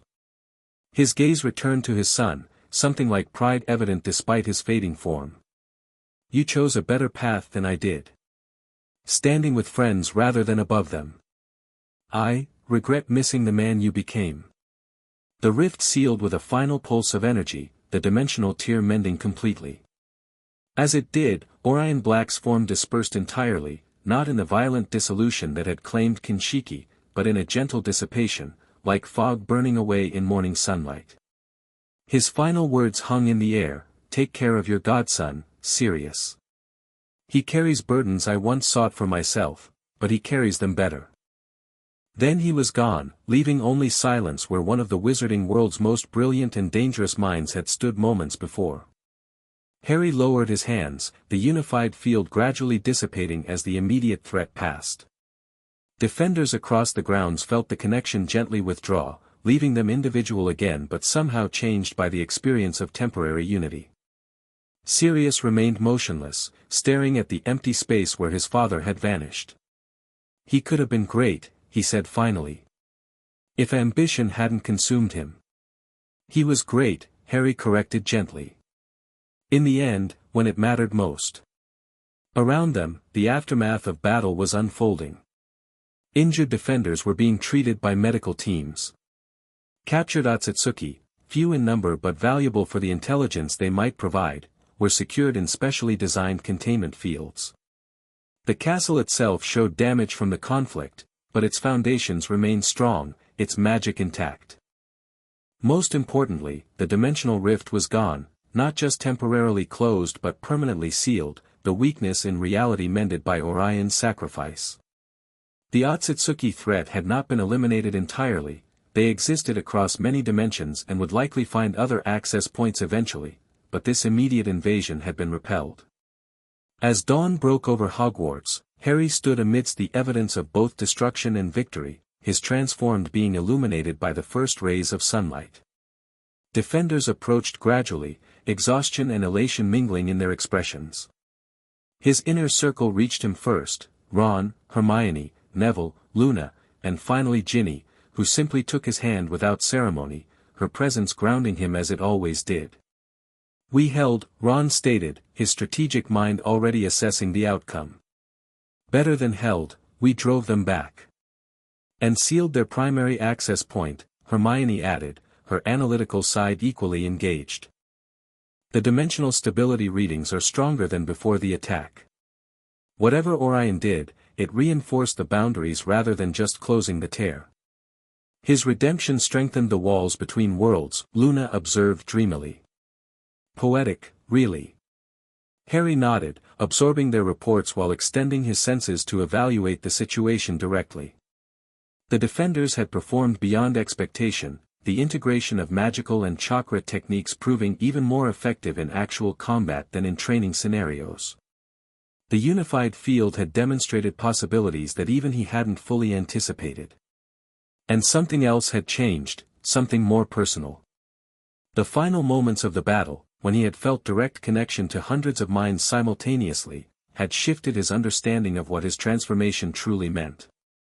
Not godhood in the sense of separation and superiority, but in bridging individual and collective, human and divine, this world and others. "What happens now?" Neville asked, voicing the question on everyone's mind. Harry looked around at the castle and grounds, damaged but standing, transformed but recognizable, forever changed yet essentially the same. It seemed an apt metaphor for his own evolution. "Now," he said, his dual-toned voice carrying naturally across the gathering crowd, "we rebuild. We learn from what worked and what didn't. We prepare for the future, not just against threats, but toward possibilities." He raised his hand, channeling chakra that manifested not as a weapon but as pure golden light, healing, restorative, connective. The energy spread outward, touching damaged structures and injured defenders alike, accelerating recovery without dictating its exact form. "The Otsutsuki will return someday," he continued. "Perhaps not for generations, but eventually. When they do, they'll find not just a defended world but an evolved one, a magical community that understands its full potential, that bridges traditions rather than dividing them." As he spoke, others joined the circle around him, Dumbledore and McGonagall representing traditional wizarding authority, Bill Weasley and Fleur Delacour from the international magical community, even reluctant ministry representatives who had fought alongside Hogwarts defenders when the invasion began. Tonight was a beginning, Harry concluded. Not just of resistance but of renaissance. The integration we've started, of chakra and magic, of human and divine, of individual talent and collective purpose, continues from this moment forward. Not as emergency measure, but as deliberate evolution. The sun had fully risen now, illuminating the transformed landscape of Hogwarts. Where battle damage had occurred, new growth was already emerging, crystalline structures incorporating the debris into beautiful, functional forms. The castle itself seemed to shimmer with renewed purpose, its ancient magic harmonizing with the chakra network Harry had established. In that moment of new dawn, Harry Potter, the boy who had once lived in a cupboard under the stairs, fully embraced what he had become, not just a Jinchuriki, not just a wizard, not just a leader, but a bridge between worlds. A being who walked between human and divine with feet firmly planted in both realms. A protector whose power came not from isolation but from connection. The god of the wizarding world had awakened fully at last, not through conquest or domination, but through sacrifice and service. Not by rising above humanity, but by carrying it forward into a new age of magical possibility. And as Harry stood among friends and allies, his transformed being radiating gentle power, he knew with absolute certainty that this moment, this community, this purpose, was what his mother had intended when she created the seal that bound his fate to Jubies. Not godhood for its own sake, but protection. Not power as domination, but as responsibility. The 10-tailed Jinchuriki looked out over what he had helped create, and saw that it was good. The end. Thank you for watching this video. Please be sure to subscribe to our channel and like this video.